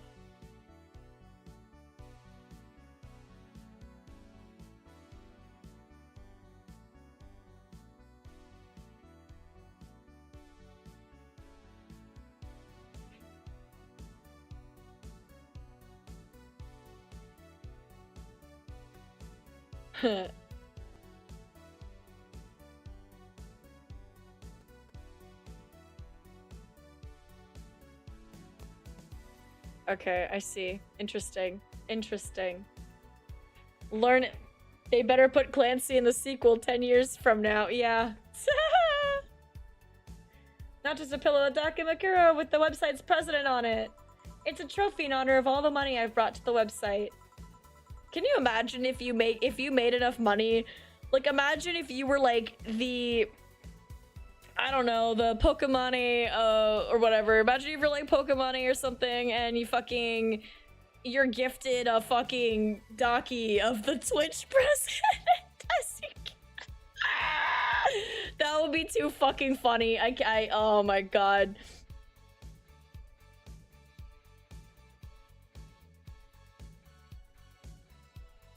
It's even a direct line to him. I can use it to call him for tech support on the spot. Call him. Let's see. It's busy. Oh well. The only condition they stipulated for this Dakimakura is that I can't use it for premium content. Not that I would've, but you know. Boring nights, lonely nights, everything can be a dildo if you're brave enough. I don't think that's a dildo. Yeah, you tell me. I can show you something too, but only if you let me promote myself at the end of it all. Sure, go ahead. Ta-chan! Cute! She can grow little ears! Oh my god! I can see you're not a stranger to lewd content, but does the streaming site allow it? Well, first they gave me the means to stream, but my website was different from theirs. Eventually, the demand for adult content grew, so they added lots of gates to let people get lewd. They created an age gate because of you? Yep. Nice. Is there any other streamer you feel might dethrone you? Imagine if they add an age gate to Twitch so that people can do lewd content on it. That'd be crazy. That would be fucking crazy. I would, not gonna lie to you, I wouldn't care. I know that sounds so fucked up, but like if they just manage to like age restrict it, like you have to subscribe or something and have like ID or something, I don't even think I'd care. Go for it. I don't fucking care. My only concern is literally always kids getting access to that shit. Hell, I feel like they should add it now with how much some streamers push the boundaries already and have already shown lewd content to minors on Twitch. They really just need to fucking do it already and just have like make us fucking register with like have our identification. Streamers already have to submit personal information to apply for monetization and shit anyway. Make us send in our fucking ID to prove our age as well, and then we have an age verification on our channel if that's the case. And then like only subscribe, like then the only thing is though, if that happens, like if you're making lewd content, it would mean that you would lose out on like on certain viewerships. Like people would have to subscribe in order to view your content. That would be the only thing. Yeah, it's true. They don't like porn, and you're right about that. But there is a lot of money in porn. Unfortunately. That's just the reality. Well, MMA Junkie 2040 is seriously becoming a threat by the day. He got this dog to train with him, and suddenly everyone got interested in mixed martial arts. I wish him all the best, but he's crazy if he thinks he'll take away my spot. Pardon me. Oh yeah, that guy. He was better when he was fatter. Not only was it all the more funny, it was also more inspiring. And I'm not exactly a fan of dogs either. Well, it's been fun, Dorothy, but I gotta go. Mind if I stick with you for a bit? Oh, by all means, let's continue the escapade then. Sure. Bye, honey. See ya, honey. Should I remind Dorothy that those ears of hers are signal jammers? Nah. I wonder if the stream looks distorted, though. That's hilarious. She just casually throws up her signal jammers. We're done, boss. Man, don't you just feel great? Were we in the same place?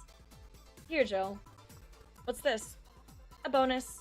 Today I got a taste of the kind of clients you deal with, and keep it up. Well, tomorrow's the Dana has to deal with our clients one time, and she gives us extra money. The one time she's got to deal with them, and she's like, here's a bonus. I am so sorry that you've got to do that. That goes for both of you. All right. Either I'm getting old or that girl was too much even for me. Flawless service bonus not granted because I fucking flopped. One time. One mistake. Right, I do the same. I literally don't like her. She annoys the fuck out of me. Like, I actually genuinely hate IRL, like, streamers. And what I mean by IRL streamers is I mean the ones who walk around in public with a fucking camera and just like, oh my god, they annoy me. I have not, please name a single fucking IRL streamer who does that, who is not the most annoying fucking piece of shit on the planet. Please give me one. God, oh my god, please give me one fucking name of an IRL streamer that's not annoying as fuck. Please, I beg you. Pissing off everyone around them for views. Like, oh my god, they annoy me. Oh my god. You want views? Sure, point that fucking camera in my face and I'll give you views. Get a good fucking view of my fist, actually.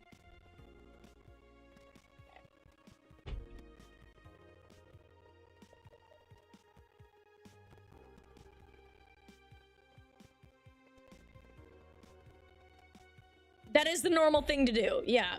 All the ones, that's true. All the ones who aren't annoying stopped because they're afraid of being annoying. Exactly. Like, be annoying in your own fucking room, dude. Holy shit. Like, be annoying in your own house.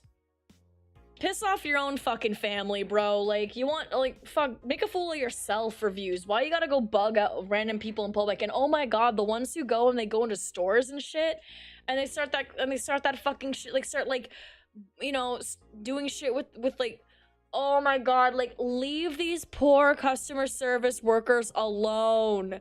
Leave them alone. They're not the one, they're not getting paid to deal with your bullshit. Like, fuck, just because you're getting paid to act like an asshole doesn't mean anyone else is getting paid to deal with your assholeness. Oh my god. Pisses me off, man. Actual, like, rage-inducing bullshit. Anyway, speaking of rage-inducing, I have to piss really bad. So I apologize that I'm not doing it during an ad break and I missed the earlier ad break. Y'all just gonna have to deal. BRB.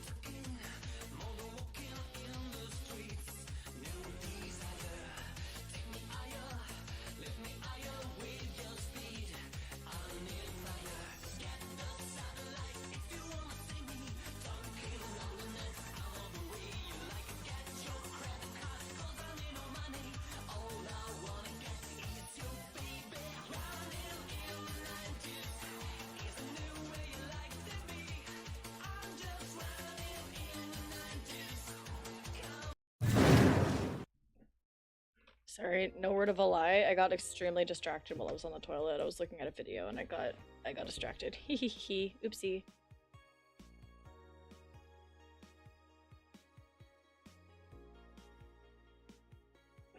High pressure anger piss. Yeah, no, I just got like massively distracted on the toilet.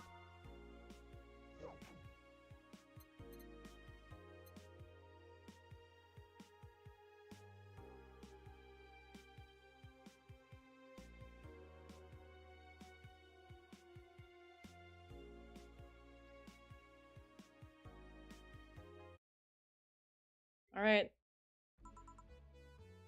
Saturday, December 31st. Well, let's see. Gil's in the back getting everything ready. I'll go grab some food I've ordered. They only agreed to work on New Year's if I went to pick it up myself. Are you alright? I'm scared. Gabby will show up at any minute. Relax, everything will be alright, I can assure you of that. Drink something, maybe that'll cheer you up. Maybe. I'll leave you for a bit, but keep your chin up. If you get through this, I'll give you, I don't know, a hug. Does that work? A hug? A big one, a reward for after everything's said and done. Gotta go, you can do it. Right. Everything's fine. You've been avoiding this for all these years, now it's time to face it head on. Yeah, everything's fine. Everything will be better after I talk to Gabby. Boss might even give me a hug. I'm okay. Hello. Gabby. Come in. Excuse me. Welcome to Valhalla. Hey. You talk first.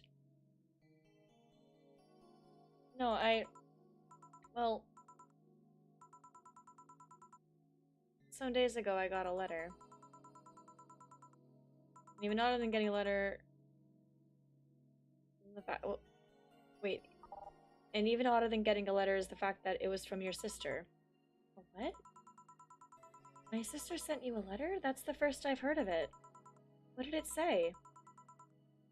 I don't know, I never opened it. At least not until now. Huh? I figured I should read it with you.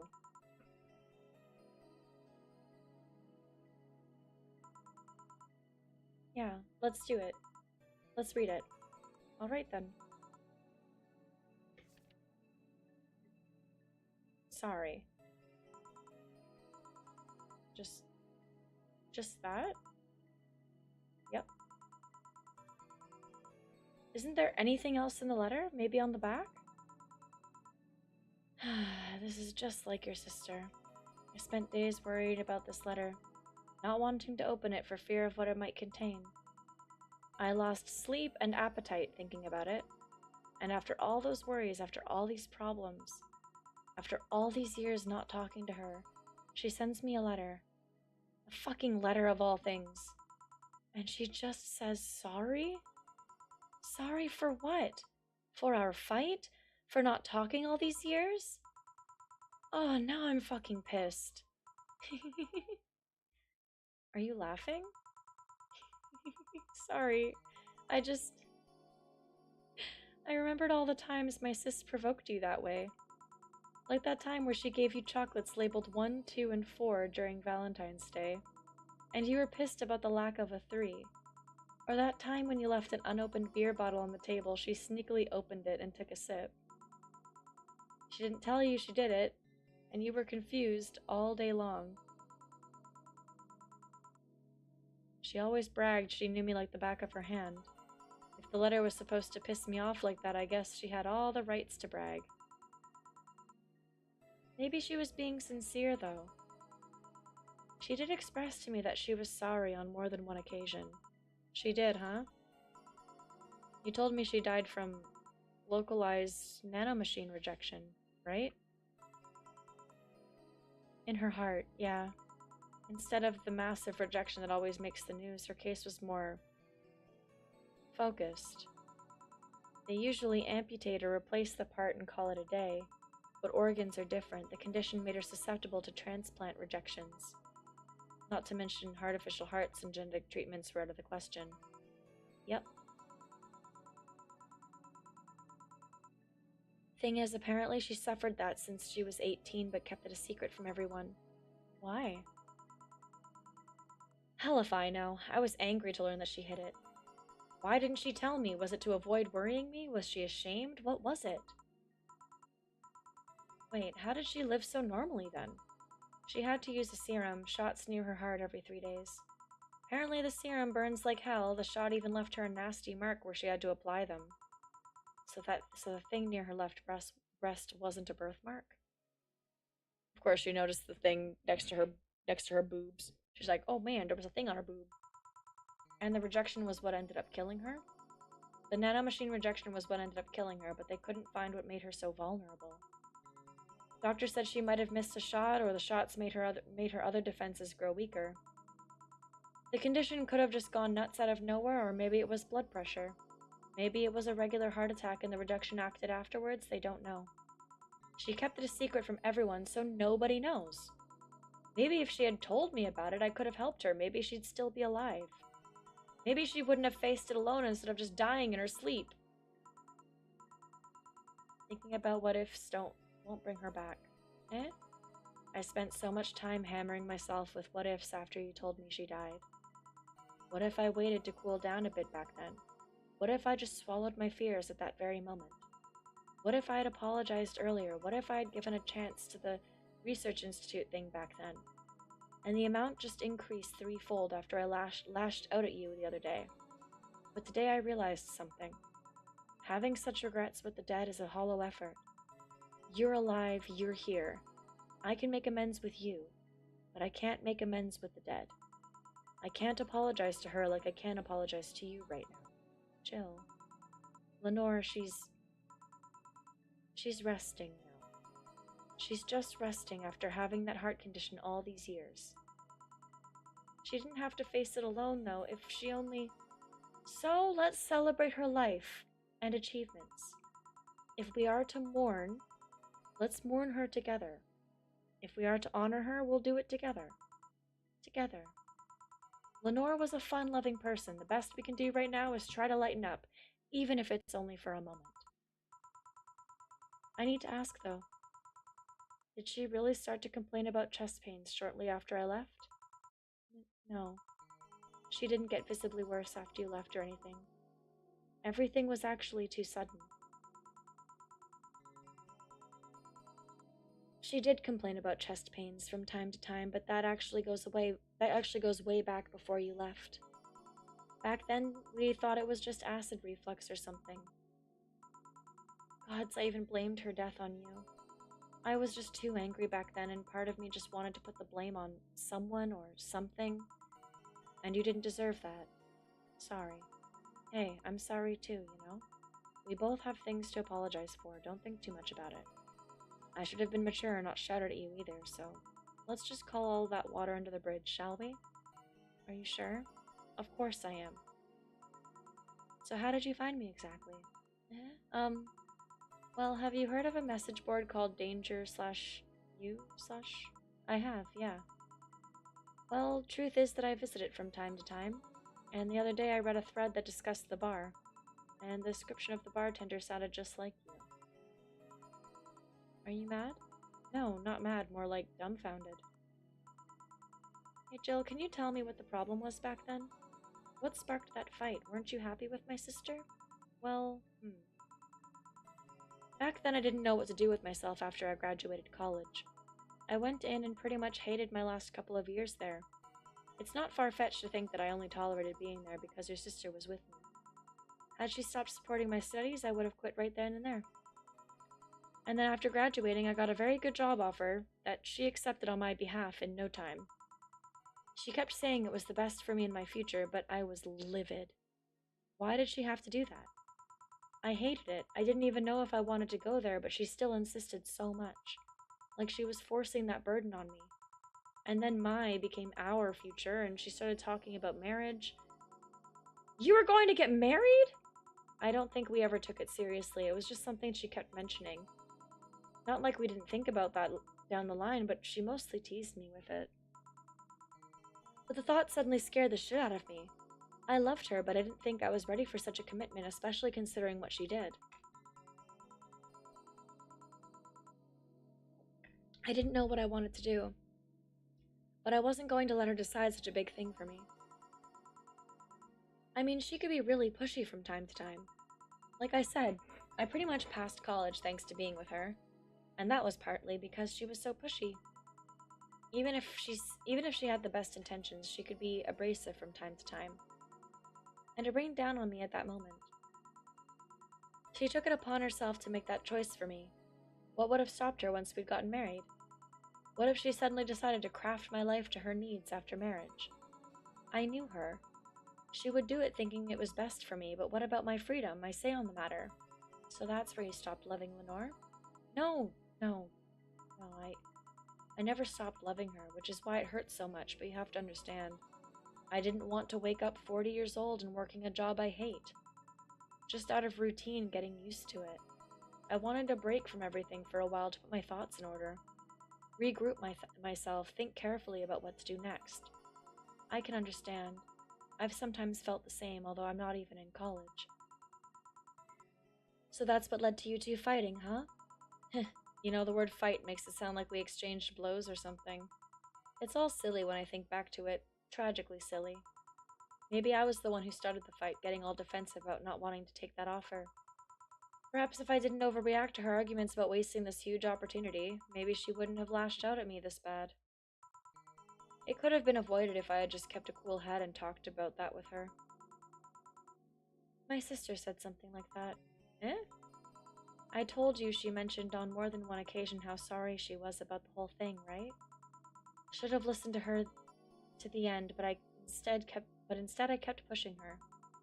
I should have kept a cool head instead of letting my jealousy take the best of me. It was her offer, not mine. I should have stopped projecting myself so much into her. Something like that. Lenore. We are quite the hotheads. You, me, my sis. You were supposed to be the mature one, you know? Play your role correctly. But why didn't you come back, Jill? Did you end up hating us that much? Did the break include us too? No, it's just that... Remember when your sister was giving a class and you broke a window? How you didn't want to see her for fear of being scolded? But my sister wouldn't have scolded you. But I was afraid. Dead afraid. I couldn't bring myself to face your sister. But I faced her back then and I was like 7 at the time. Why couldn't you do it? It's not quite the same. And in perspective, no matter what reason I come up with, it will never make sense. Everything sounds very stupid when I look back, you know? Not that it makes things easier. I won't ever get to speak to her ever again, and it feels bad because it's stupid.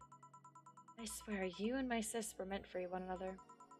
You both moved on after all that, but neither had the courage to go back and say you're sorry. And like I said, berating myself over those past mistakes won't bring her back. I miss her so much, though. We were together all the time, always talking about dumb stuff. I wouldn't call my parents useless, but she was the one I could always talk to. I feel her absence every day. Everything is just so quiet now. She was an amazing person. Yeah, she was an amazing person. Eh? Mourning is fine and all, but we should be celebrating her life. If she was here, she would tell us that there's no fun in sulking for so long. She told you that all the time. The same way she told you to stop rubbing things in people's faces. Both figuratively and literally. Hey, I was 8 back then. So let's have a toast in her honor, shall we? A toast? Yeah, let me get you a drink. A drink? Don't worry, trust me. Let's make something to toast Gabby with. Preferably something sweet. Let's do sugar rush, I guess.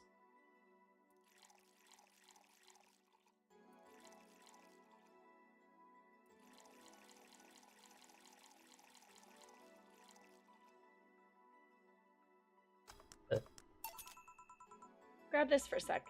Okay. Lenore, I know you're watching from the beyond right now as I give a drink to your little sister. It's obvious to me now that we both meant to make amends at some point, but we never got around to it. I can't apologize to you anymore, but I can at the very least make you rest easier. She's 12. That's okay. She'll be fine. She'll be fine. She'll be fine. Hi, Serpent. Thank you so much for the resub. Thank you so much for subbing for 3 months. I appreciate it. How are you doing, by the way? I can at the very least make you rest easier. So know that I'll look out for Gabby in your absence. I'll make sure Gabby grows into a fine woman just like you were. I'll always be there for her. I'll be sure the little brat doesn't face the same problems you and I had. Hey! Want to add anything? I'll always miss her. Don't say it to me, say it to her. That's a bit... Come on, just this once. I'll always miss you, sis. Sis, you idiot! Why did you keep that secret for so long? Idiot! Idiot! I always told you everything. Wasn't I enough, you idiot? Idiot! Hey, Jill. Promise me you won't be like that knucklehead, that you won't keep stuff like that to yourself. Only if you promise the same to me. And promise me we won't fight. I can't do that. Eh? You and I are both too thick-headed. Sooner or later we'll clash on some opinion. But what I can promise is that I won't run away like last time. We'll both cool off and talk it over like the adults we are. I'm not an adult. Let's face it, you've been more mature than I have. Hey, did you mean what you said? That you'll look after me? I'll always be here for you, Gabby. I'm not Lenore, but I wouldn't dare leave my little sister alone. Jill? Hey, wasn't this a toast? Right. For Lenore, faithful sister and girlfriend. Cheers. Cheers. So, about this drink. Can I drink it? Do you like it? Take a sip. It's not bad. Why not drink it then? You're with an adult. We might as well break the alcoholic taboo here and now.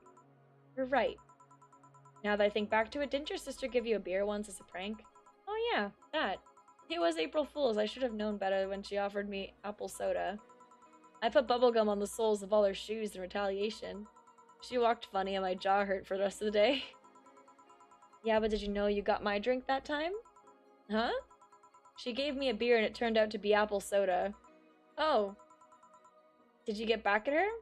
Well, I did hide all the dildos in the house that night, only to find out she knew how to use a cucumber. And as a follow-up, she used that same cucumber in a salad days later.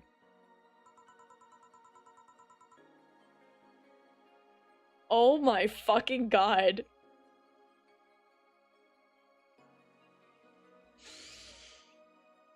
Oh my god.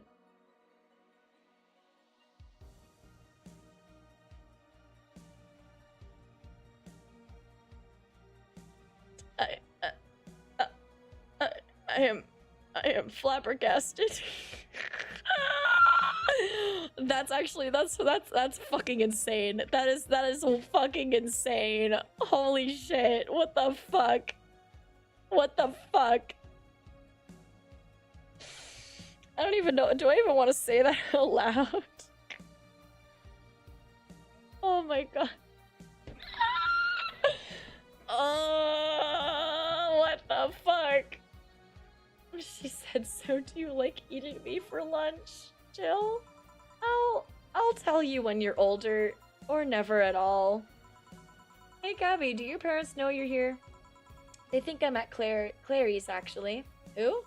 Oh, she's my best friend at school. And this Clary knows you're using her as an excuse, right? Of course! How would she cover for me otherwise? True. Will you go to her house afterwards? To be honest, I didn't think that far. Maybe I will. I do live in another district, but Clary doesn't live close by, so... Well, it can't be helped. I live nearby and the streets aren't exactly safe at night. Why not stay with me tonight? Are you sure? I don't live in a mansion, but I'd say it's comfy enough. At least to spend the night. Sure. I'd love to stay with you. Great. Hey, does your dad still have that bakery? His bread was really good. Yep, he opened a second branch last year. So he's looking to expand. I think he got into a partnership with a friend in Motor District. The guy saw an opportunity after realizing Motor District has almost no bakeries. I still remember when your sister introduced me to him. No power, though. True. He started shouting, I knew it! I fucking knew you were a lesbian! Mark 1 for daddy!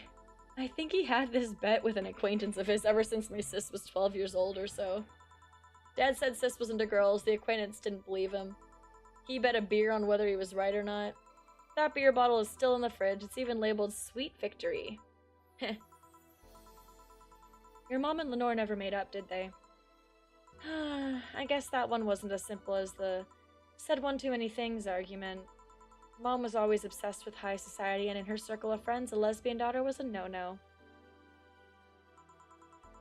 I'm still on my sis's side for that one, though. Mom didn't reject her because she herself was homophobic. She did it because her friends were. To Mom, the opinion of her circle of friends was worth more than her own daughter. How did she react to her death? Dunno. Mom and Dad broke up 2 years ago. They did? They never got married, so there was no proper divorce. I haven't seen her since August, I think. Did you two fight too? No, she just hasn't showed up. You must have felt alone, huh? I've been there. A bit, but I'm not alone anymore, thanks to you. Jill, I'm a bit dizzy. Must be the alcohol. The what? I did say let's break the alcohol taboo, didn't I? Yeah, but don't worry, it'll pass in a bit. And let this be a warning of the dangers of taking things from strangers in bars. First, you feel dizzy, then you wake up in a bathtub full of ice. If you're trying to justify your action with a moral, you're digging yourself deeper. Huh? I thought there was gonna be a party here. Alma, over here. Party? A small New Year's celebration. Want to stay for it? I don't want a kid to burden. Don't worry, you won't. You'll only get a cola for the night, though. No alcohol. Dog shit, Mom. Hey, every 12-year-old I know has drank booze. All right, I don't know a single fucking 12-year-old who hasn't had an alcoholic drink at least once. I had a shot of vodka when I was 12 and a beer. Oh, okay. Never mind. I thought you were talking about me.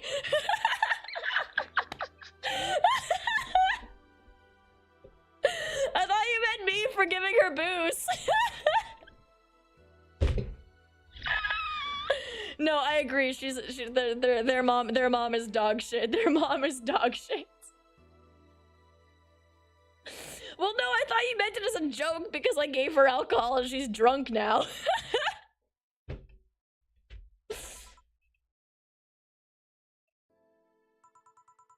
It'll give us time to catch up even more. I can introduce you to some friends. Are you in? If you don't mind me. Great. Hey, Alma, come here. There's someone I want to introduce you to. Oh, why is it getting all weird and white screen? What's happening? Why is it doing this? Why is it doing this? What's going on? Why is it so slow? Why is it doing it so slowly? It's a very dramatic flashbang.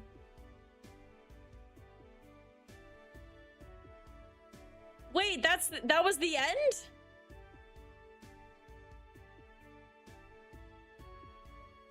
That's it?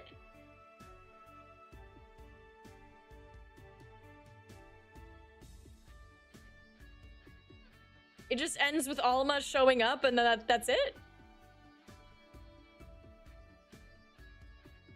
We didn't actually get to see we didn't actually get to play through the party? Like, we just had a conversation with Gabby and then Alma shows up?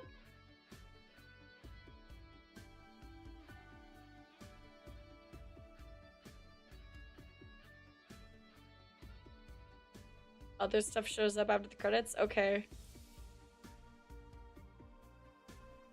It's very fucking bright, by the way. Do they need to have it be a giant white screen? I've been looking at a screen that replicates a dark, dingy bar. Every single time I've opened this game, and they decide to put the credits on a bright, white fucking screen. Why? Why would they do that? I can't even look at it right now. I can't even look at it. It's actually evil. Like, why would they do that? I've been looking at a dark fucking screen the entire game, and you're gonna do this to, why? You're really?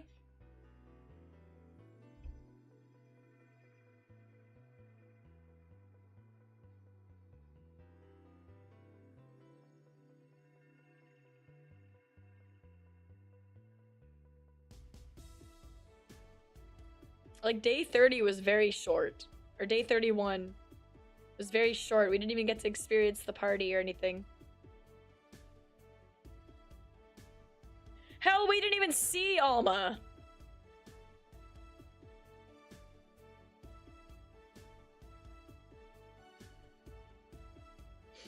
So is that just like the generic ending? Are there other endings? Did I get the bad ending? Or the good ending? Is there a bad ending? I don't know. I genuinely don't know anything about this game. Didn't know a single goddamn thing about this game when I started. Did you have fun? I guess.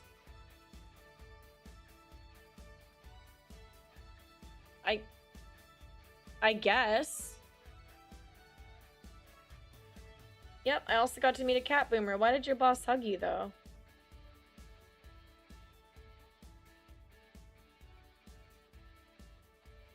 She's that kind of person. Now let's sleep. You were dozing off back there. Okay, so...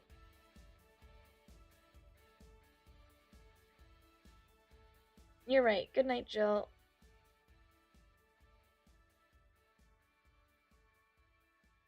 Okay. This is so bright. I'm having a really hard time. We'll play some more tomorrow. Good night.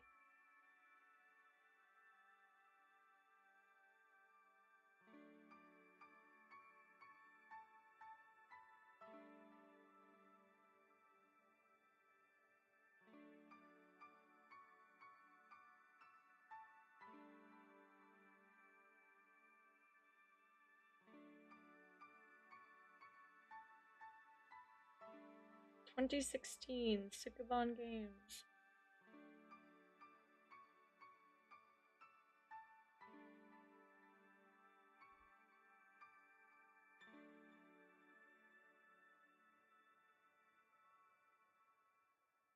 You get the bad end, you see Alma. Bad end is when you don't pay rent.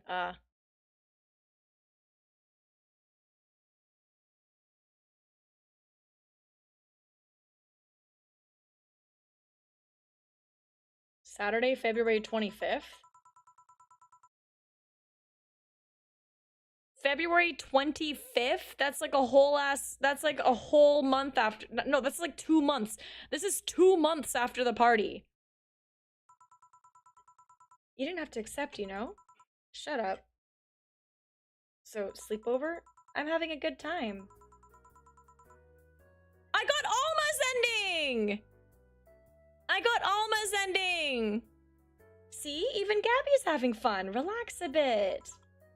Yeah, whatever. They're braiding my hair! Gabby and Alma are braiding my hair. We're having a cute sleepover. This is so fucking cute! Oh my god, this is so fucking cute! Dude, oh my god, I don't even give a shit what the other endings are. I don't give a shit what the other endings are. This ending's great. I love this ending. This is so cute.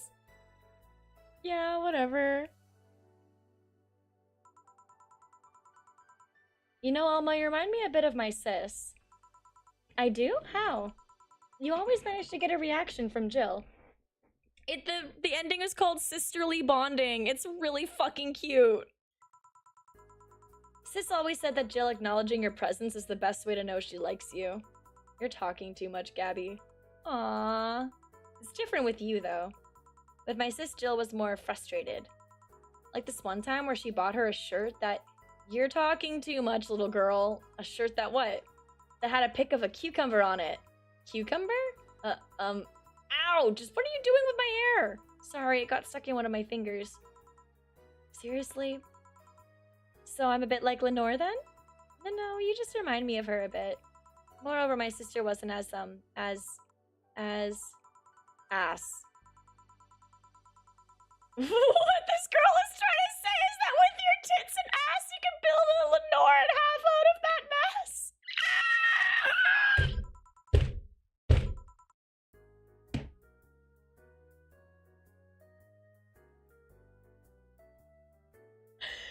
Let me just more to share. You're talking too much, Alma.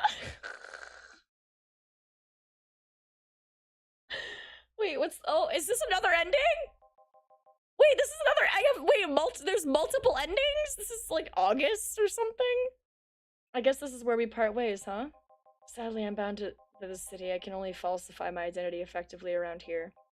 I really want to thank you, Chief, for the second chance you gave me.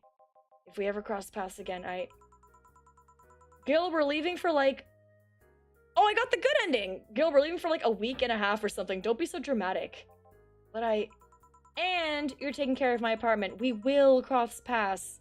We will cross paths because I live there. The time you spend setting up a useless farewell could be used asking me things about the place. Like where the switches and valves are.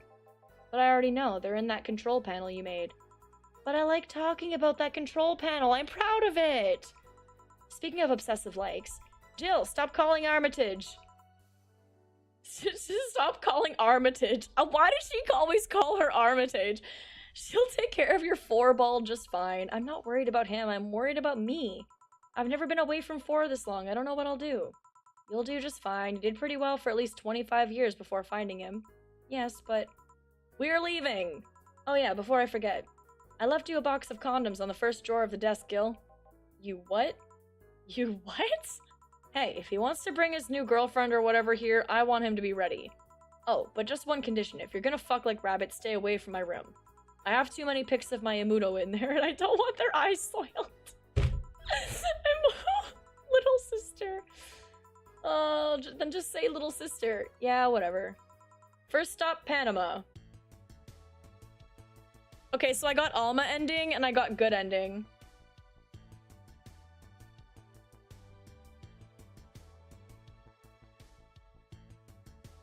You can now save heart data. Loading heart data from the title screen or bar will let you start over from day 1 while keeping your items and money.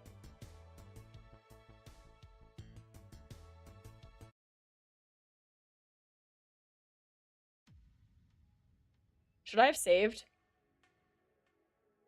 Was I supposed to save? I was supposed to save there, wasn't I? I was supposed to save there, wasn't I?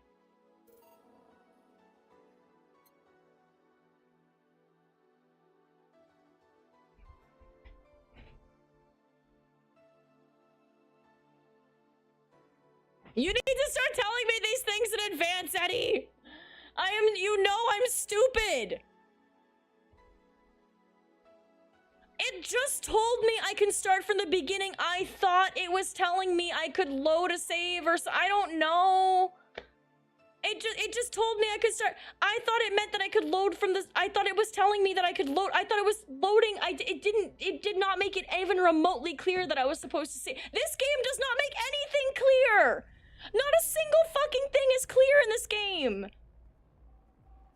I don't know. I didn't know about the stupid tea. I didn't know about the stupid fucking big drinks. I didn't know about the stupid fucking anything. Like, I haven't known about anything in this game. I don't know anything. I didn't know anything when nothing makes sense.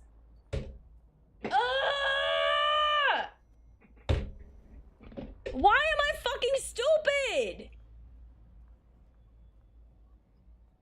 I am so tired of being fucking stupid. I am so tired of being stupid. I am so tired of being stupid. I am so tired of being stupid. I literally hate myself. I literally hate myself. Why am I stupid?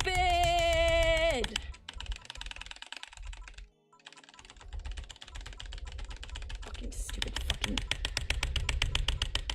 God fucking damn it. I hate this. I hate this. I hate this. Why am I dumb?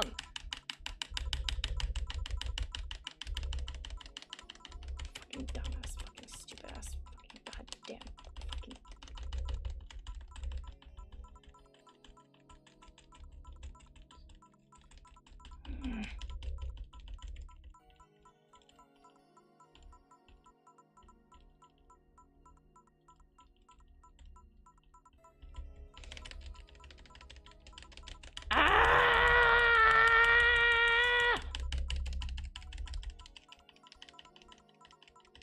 There's so much dialogue. There's so much dialogue. There's so much dialogue. There's so much dialogue. I am just like dissociating and pressing space. I am just dissociating and pressing space.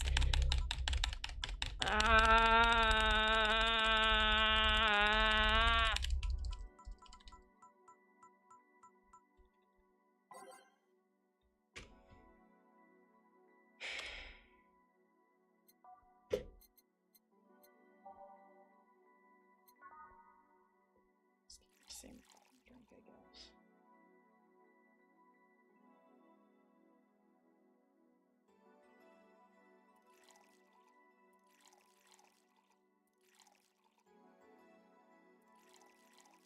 Nice, I'm not gonna give her a stupid blade big drink, I guess.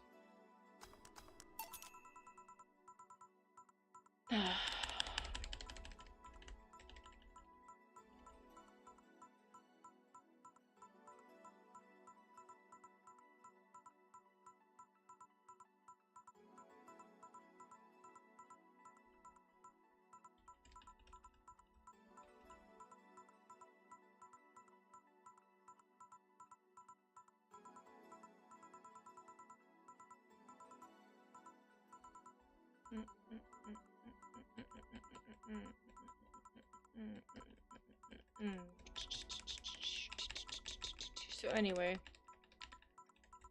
how's it going, chat?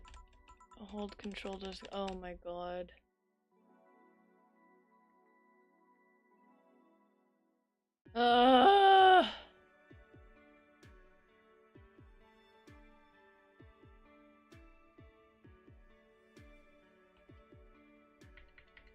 Man.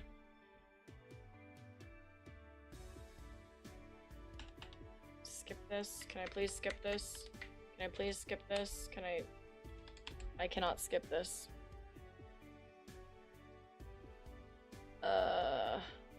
Well, I can just not look at it though, I guess. I'll just not look at it. Okay.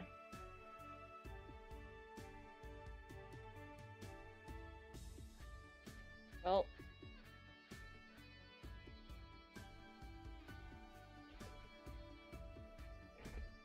Yeah, I guess I could look at chat. Hi, chat.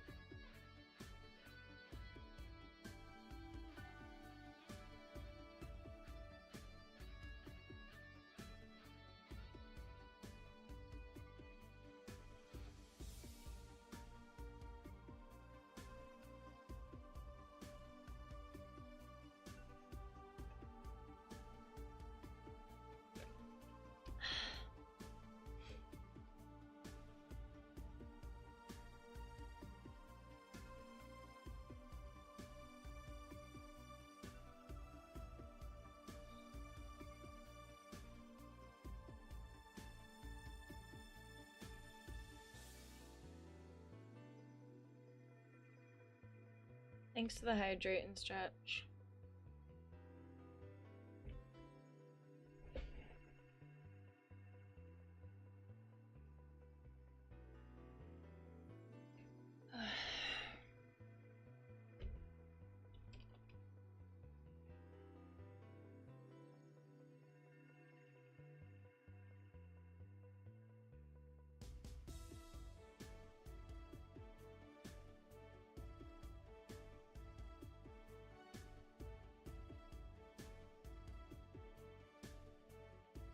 Yeah, I don't know why they're going so, like, why are they so slow?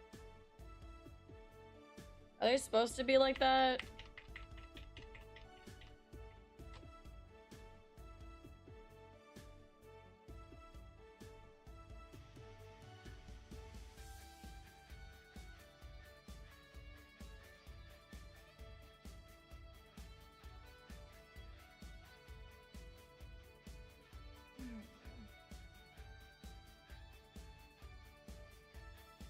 They really should be giving you an option to skip.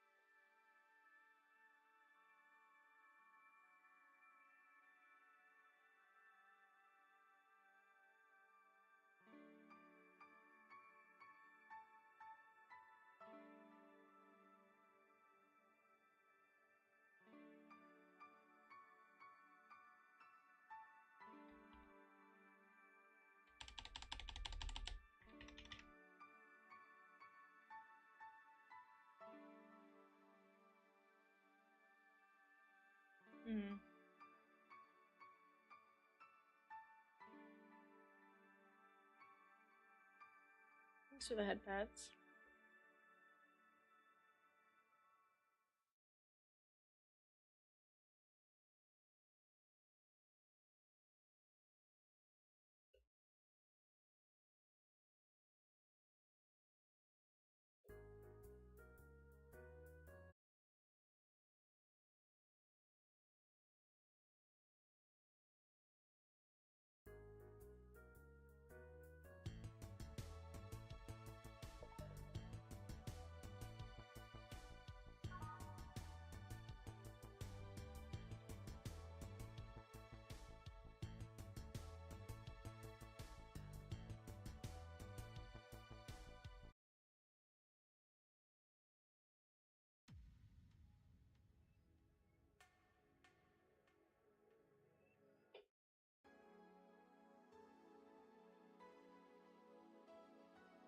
Oh.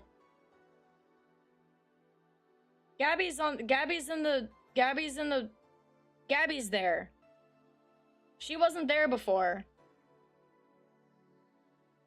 I'm guessing she only shows up there after you get the good ending?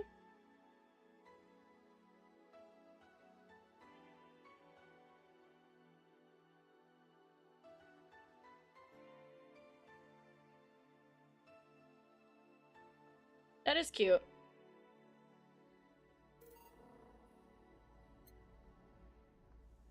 Okay, well, I'm curious. I don't think I'm actually gonna play through it, but I'm curious. Welcome back. Here for another round? Psst. Hey, over here. Ooh. Why didn't I show up on the TV? Gags get old if you repeat them too much, you know? But no matter, thank you for playing again. Don't worry, you won't be punished for choices made in past playthroughs. This is a fresh new beginning. Almost fresh, at least. Jill will have all the money she had at the end of last time. She'll keep everything she bought or unlocked, too. That means she can potentially be a millionaire, but remain the same poor bartender. Well, suspension of disbelief exists for a reason, right? Oh, but debts will still show up, so be careful. Did you get all the endings yet? Here's a couple of tips. Leaving Joe homeless or not is the first step towards at least one of them. There's two of them that rely on being a top bartender to the buff sweetheart and the cat-eared beauty.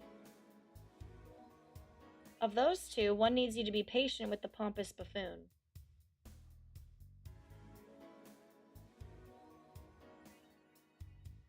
The other one needs you to serve the busty droid what she wants.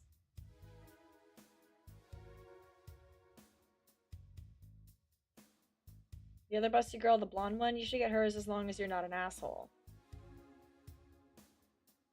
And Becky's should be easy as long as you remember what she says. I don't understand.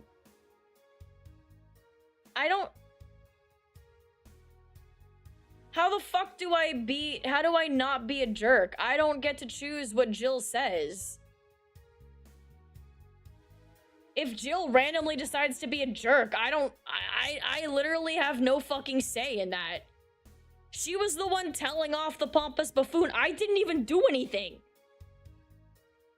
I just made his stupid fucking drinks.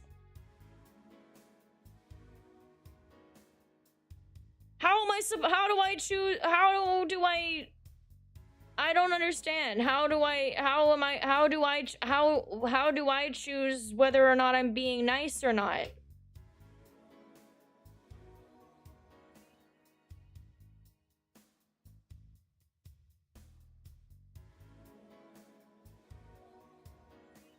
Okay, but why did she specify having to be a top bartender to two of them and then having to be nice to two of them? Like, she specified that like it's two different things. Is being top bartender not just making sure they get all their drinks right every time? Is that not the goal? I don't understand. I don't understand this game at all.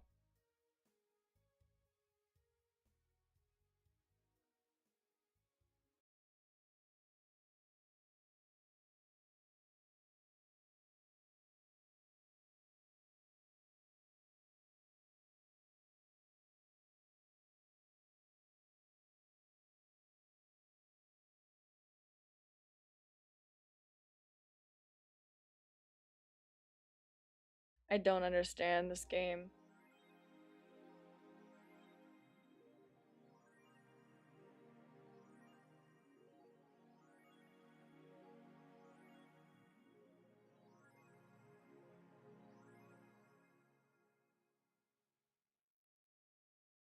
Model warrior Julianne.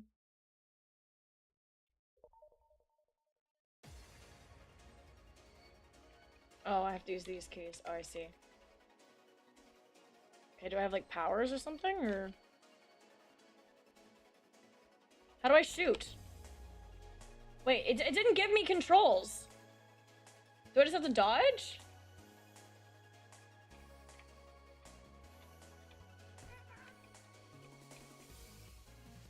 I don't have any way of shooting.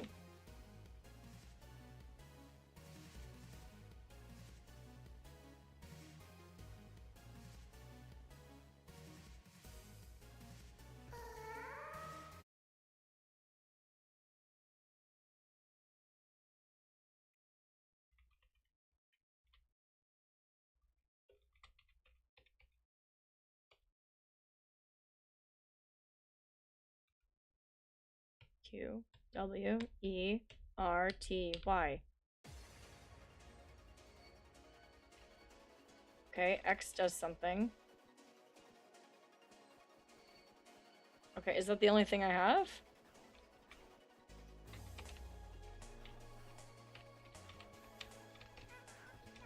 I already fucked up. I'm dead. Okay.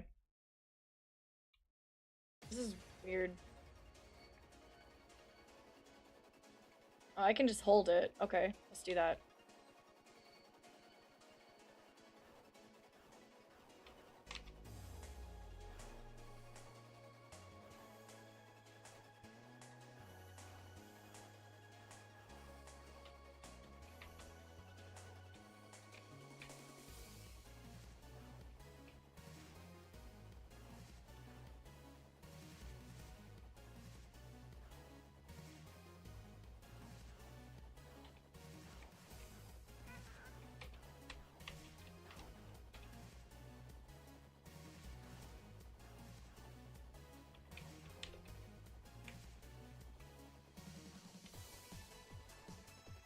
All right.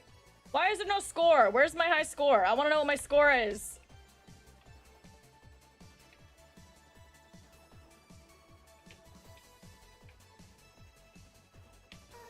Fuck.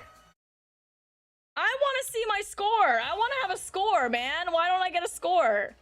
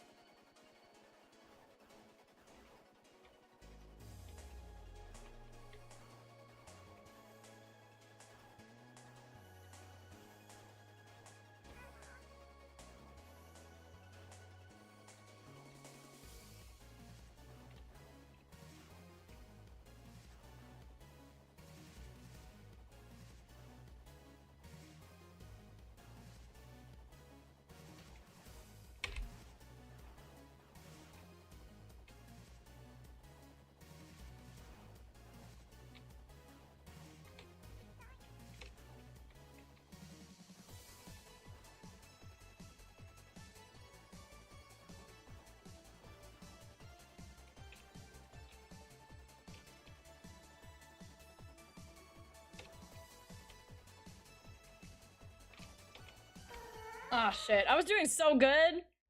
Okay. There's no score, which pisses me off, because if there was a score, I would have been able to know how good I was doing, but I wasn't doing as good as I thought.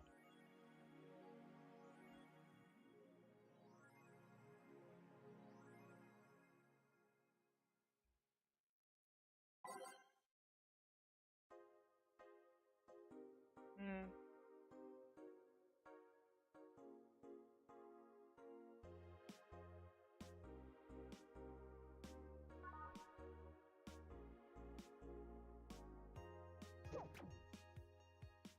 Okay, well, that's it for today, I guess. I don't think there's anything else I can, is there anything else I can do? Is that, no. Oh, did I get her drunk? What did I do? I clicked again. I did. Is it because I clicked the booze?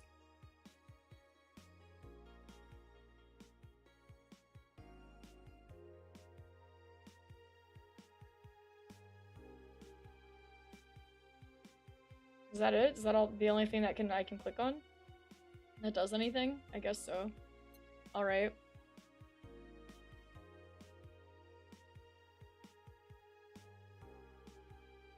Oh, it just happens when you click her? Oh, I see. Okay.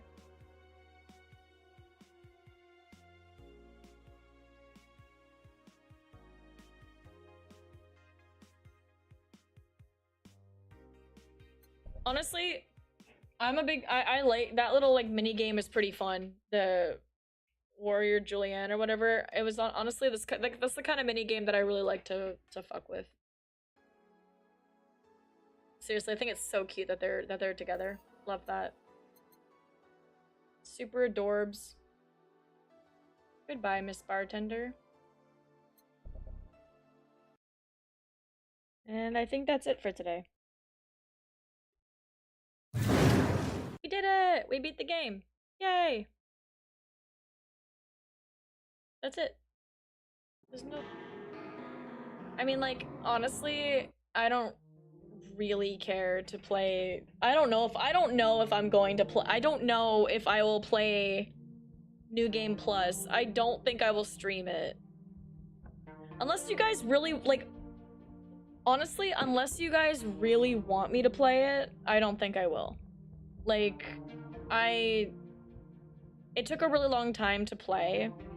And, I'll be honest with you, chat, I don't know how much, you guys really enjoyed watching me play that, but...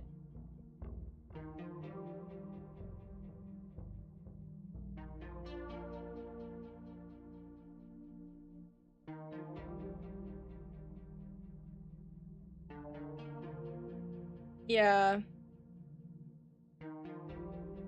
Yeah, I don't know, chat.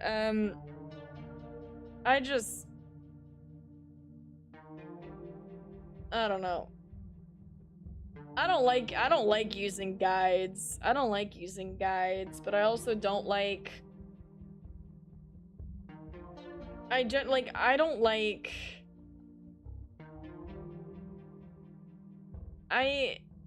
I like it when I have the ability to to learn everything my first playthrough. Because I'll be honest, chat, I don't think there's ever been a game I've replayed. No matter how much I enjoy the game, I have never replayed a game. I play a game once and I'm done. I do not want to play it again.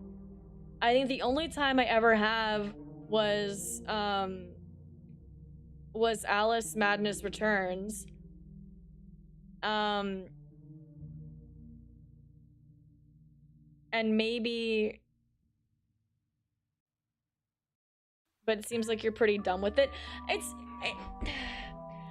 not like I hated the game or anything. I enjoyed it. I enjoyed it, but I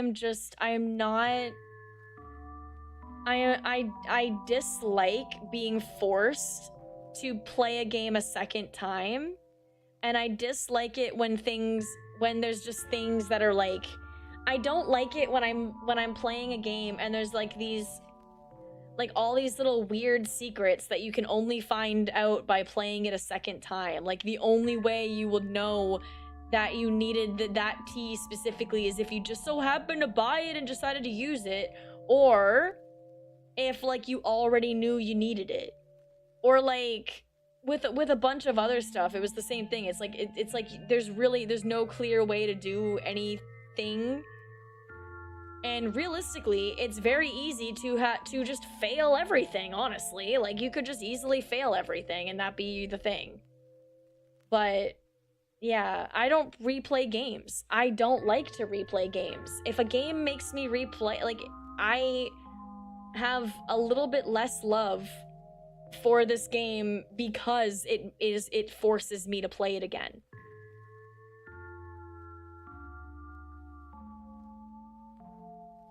I don't like that. If you play with mods, no, I don't mod. I'm not a modder. I don't even like mods usually. I don't touch mods. Mods scare me. The only games I use mods on is like Lethal Company and recently Repo, and only because I was in a collab for it, so they were using mods, so I used their mod pack. And all of it was through the R2 mod manager, so I didn't really have to worry about anything else.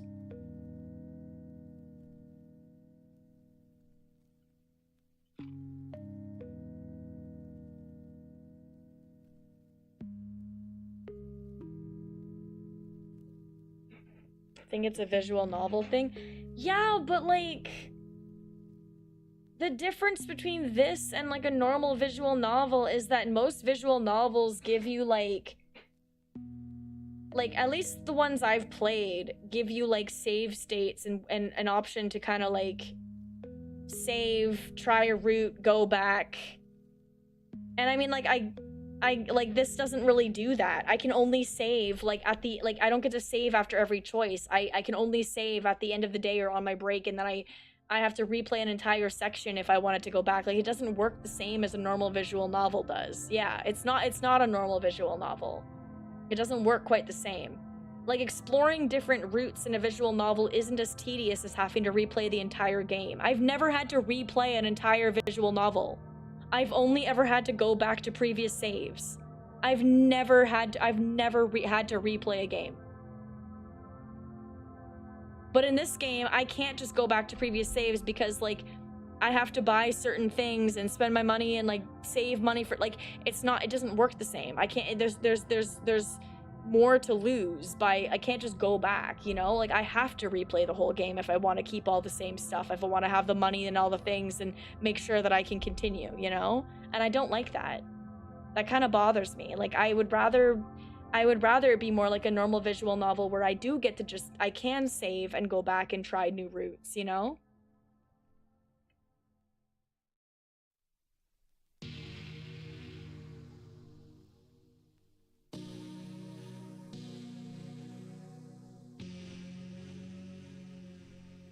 Mm.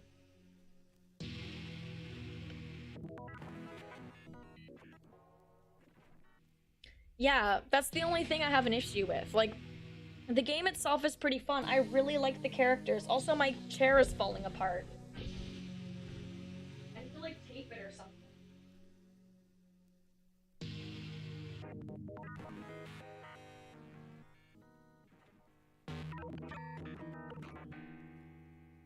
The arm of my chair is actually, like, falling apart right now, and it's starting to hurt. Like, the leather is actually coming off. The leather is coming off.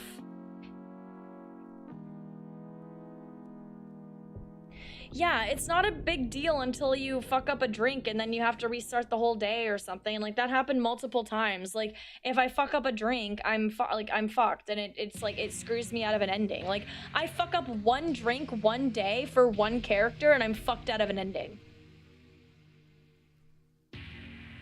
I hate that. I literally hate that.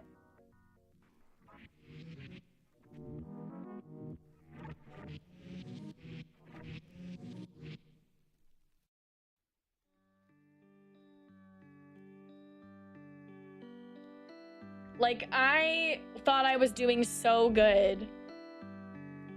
I thought I was doing so good, only to find out that I only got Alma's ending and the good ending, and I didn't get any of the other, like, 6 endings because I apparently fucked up a drink for everybody or something.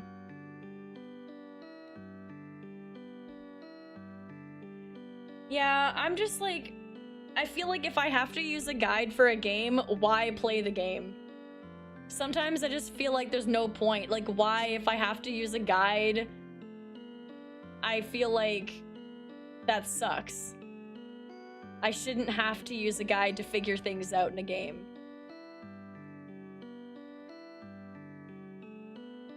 I don't know if it's a controversial opinion, but I feel like it's poor game design if your players can't figure out the game without a guide.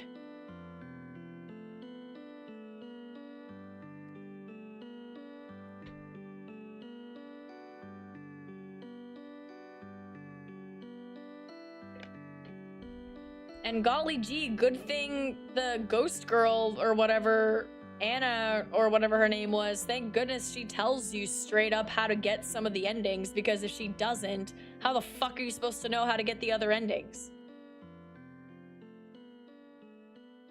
Like, there's no way to know. There's absolutely no way to know how to get the endings until you've beat the game once, and then she'll tell you how to get them. Silly. I guess that's the case for like all games, but I feel like a lot of the time, like, you can at least take a gander at what route you're gonna be taking. If like you're aware of the endings, which I feel like is very common to be aware of endings, especially if you're wanting to get specific ones. A lot of people look up different endings first. I always do. If I know there's different endings in a game, I like to look up the different endings and routes. But I don't like to use a guide for like the whole thing. I just like to know what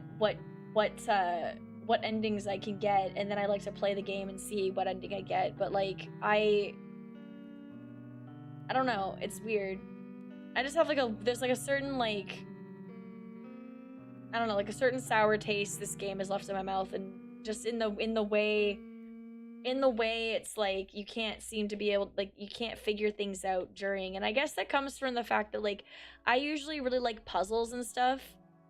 And when I don't have all of the information that I need to figure something out, I get like, I don't know, I'm all like, blah, why?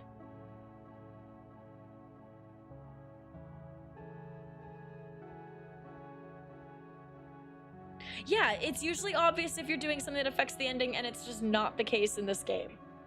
That's kind of what I mean. Like, you could lose endings just for doing something very minimal, and I feel like that's kind of a pain in the ass.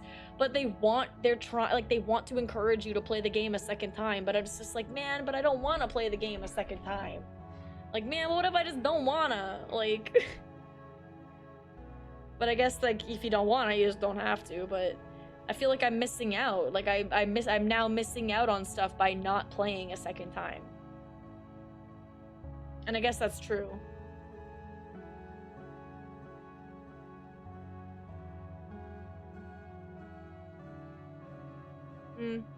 Oh well.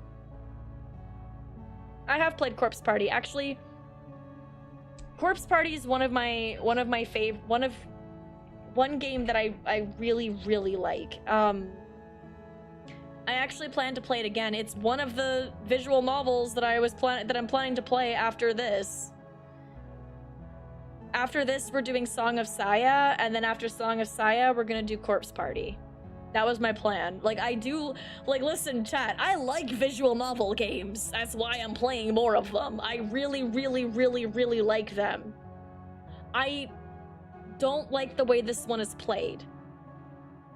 I don't like the way this. Yes. There's a censored version. Yes, there's a censored version that cuts out all the Eddie. There is a category for it, and there's a censored version on Steam. You just have to turn the censor on. Yeah. It does not censor the gore. It just censors the other stuff. All the gore is still there. All the squelchy gore is still there. It's just the other stuff that's censored. So you don't need to worry about it. If you don't know what I'm talking about, good. If you do know what I'm talking about, how's your mental health doing? How's your mental health doing? If you know what I'm talking about, I'm sure it's doing great. I'm sure you're doing super great. I'm sure you're a well-adjusted member of society. Yeah. Definitely well-adjusted. Definitely. Anyway, I'm excited to play that game because I actually haven't played that one yet, but I know a lot about it. When I say I haven't played it, I mean like I've watched a playthrough for the most part. So like I've seen all the things. I've seen all the things, okay? I know the things. I know what happens, but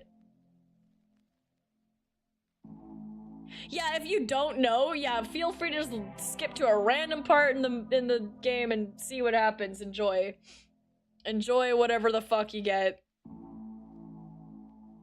Yeah, I'm not thinking to. Yeah, no, I really like them. I just have like a thing again. I just have a thing with the way this one was played. Like visual novel style games are some of my all-time favorites because I love a good story. A good story in a game is everything to me. I couldn't care less about the graphics, about whatever. I just love I love a visual storytelling. Okay? My favorite games are the games that are just basically visual storytelling. That's why I loved Silent Hill so fucking much, actually. Silent Hill is exactly that. Like, it's a survival horror, but at the end of the day, it's one big, well-done visual story. And it is one of the most incredibly well-told fucking stories. Like, it's so done. It's so well done. It's so good. You know? From start to finish, like all of it, like everything. It's Silent Hill is like, And obviously I'm talking about Silent Hill 2 because I haven't played the original Silent Hills yet. But oh my god, visual storytelling to its peak, and I love that. My favorite kinds of games are like that. If they've got a good ass story, especially one that's dark and creepy and fucked up, if they've got a good ass story, I am all for it. I don't care what kind of game it is. It got ported to the, you know what? I could see it being a visual novel. Like, it could easily be a visual novel. Like, Silent Hill could have been a completely different type of game entirely. It didn't have to be a survival horror. The way the storytelling is done, it could have been a different, it could have been a number of different kinds of games. The Evil Within is another one. Although I feel like there's a little more... You know, Evil Within plays very similarly to Silent Hill from what I've seen. I haven't played it myself, but from what I've seen, it plays very similarly to Silent Hill. In the sense, I think it's like, in the sense that it's like, it has the survival horror elements with little mini bosses, and basically you are a dude trapped in your own head, or something like that. You're basically a dude trapped in your head, in your brain, and a bunch of creepy monsters are fighting you, and you're trying not to die while also like wandering around a creepy dark town in your head. And that's basically Evil Within and also Silent Hill. I could be describing either. I could be describing both. Wow. Mentally ill guy fights horrifying monsters inside his head in a creepy, desolate town that is a, like, representation of his own, like, bullshit and the bullshit of a collective group of people. Wow, am I talking about Evil Within or am I talking about Silent Hill? Oh, that's right. I'm looking for someone in the desolate town that takes place inside my head, full of terrifying monsters, and I'm trying to find said person while also fighting said monsters. Yeah. That's Evil Within, but that's also Silent Hill. That is both of them. That is both. That is both. Both games are like that. I don't know how much, obviously, the thing is, it's funny, because Evil Within is different enough, because the whole idea is it's not just, like, his brain and what, like, there's a whole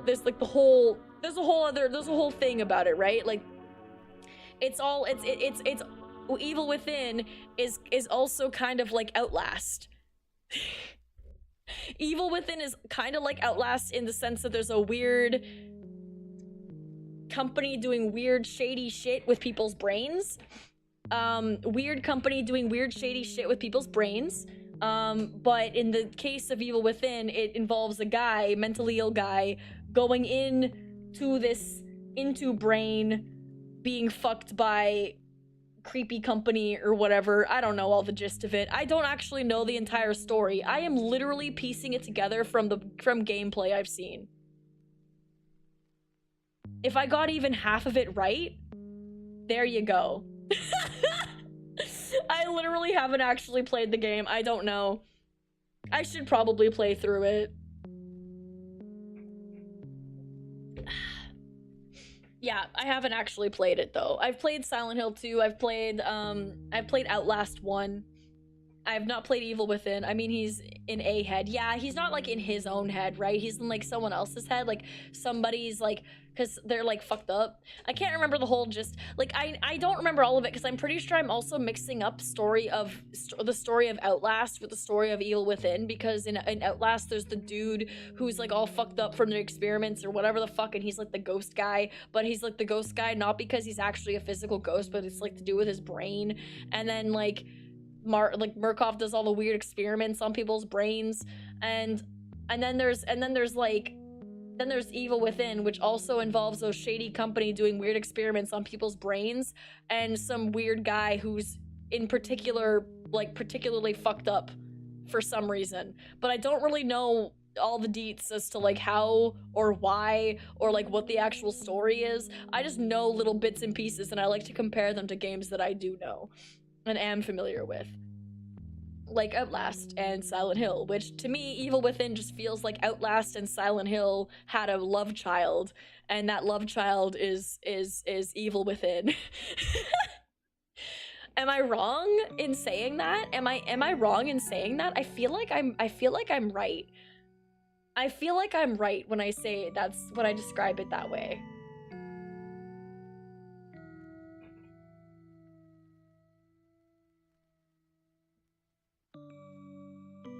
I don't know.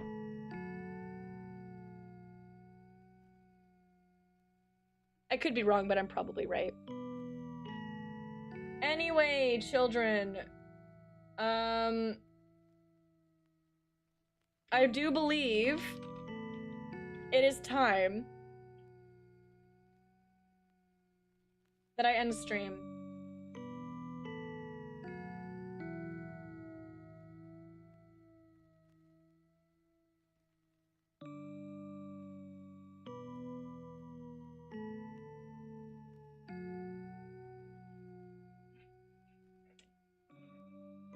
From the creator of Resident Evil on top. Oh.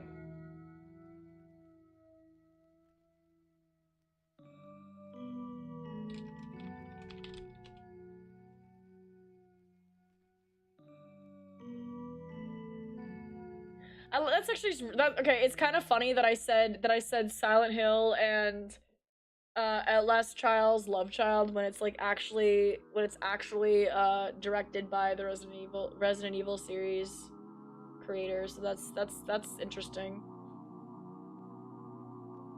But I mean, I don't know. Ugh. Anyway, I guess I should look for someone to raid. I don't know. Do you guys want to raid out? I don't know who to raid. I know I always say I'm gonna raid someone. I just don't know who I want to raid today. Normally I would probably raid Ecto, but she's doing a collab thing with someone else, and I don't know why, but for some reason that makes me not want to. Oh, yeah. I know. Like I normally would always I literally every time if she's live and I'm also live at the same time, I always raid Ecto. And I probably should but I don't want to. I don't know. I feel too embarrassed. Yeah, I don't like to raid into. I don't want to raid into collabs. I feel awkward about it. Yeah. Oh wait. Wait a minute. I saw something about. Is she doing a? Is it a debut? Is it a birthday thing? I'm trying to remember what the fuck it is. I feel like it's a debut. I saw something on Twitter from Pumpkin Synth saying they were doing something. Something was happening. Something important was happening. Unless that was the other day and I'm just crazy. it was yesterday. It was yesterday. Okay, yesterday was her birthday. That's why.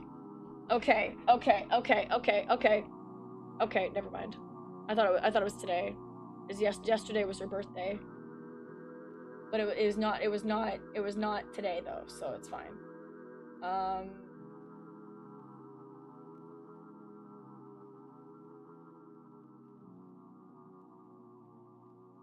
Oh, Cassie is live. Oh, we can raid Cassie. We'll go raid Cassie. Why not?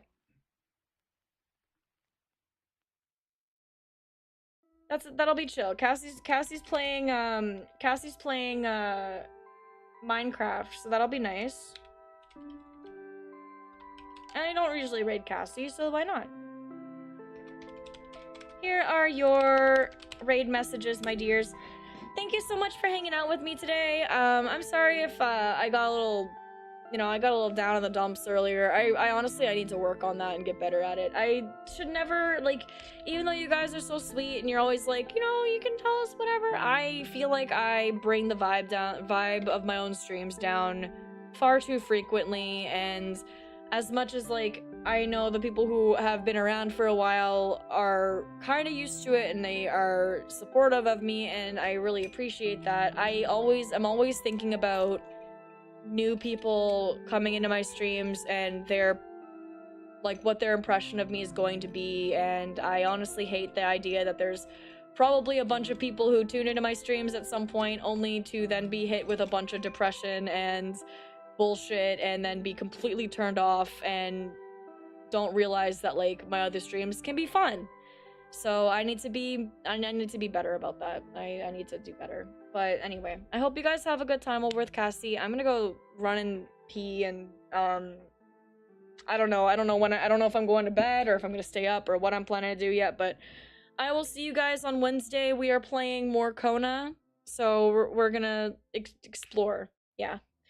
Bye bye. Take care. See ya. Thank you for all the subs and the lurks and the follows and everything, and I love you, and I'll see you soon. Okay, bye.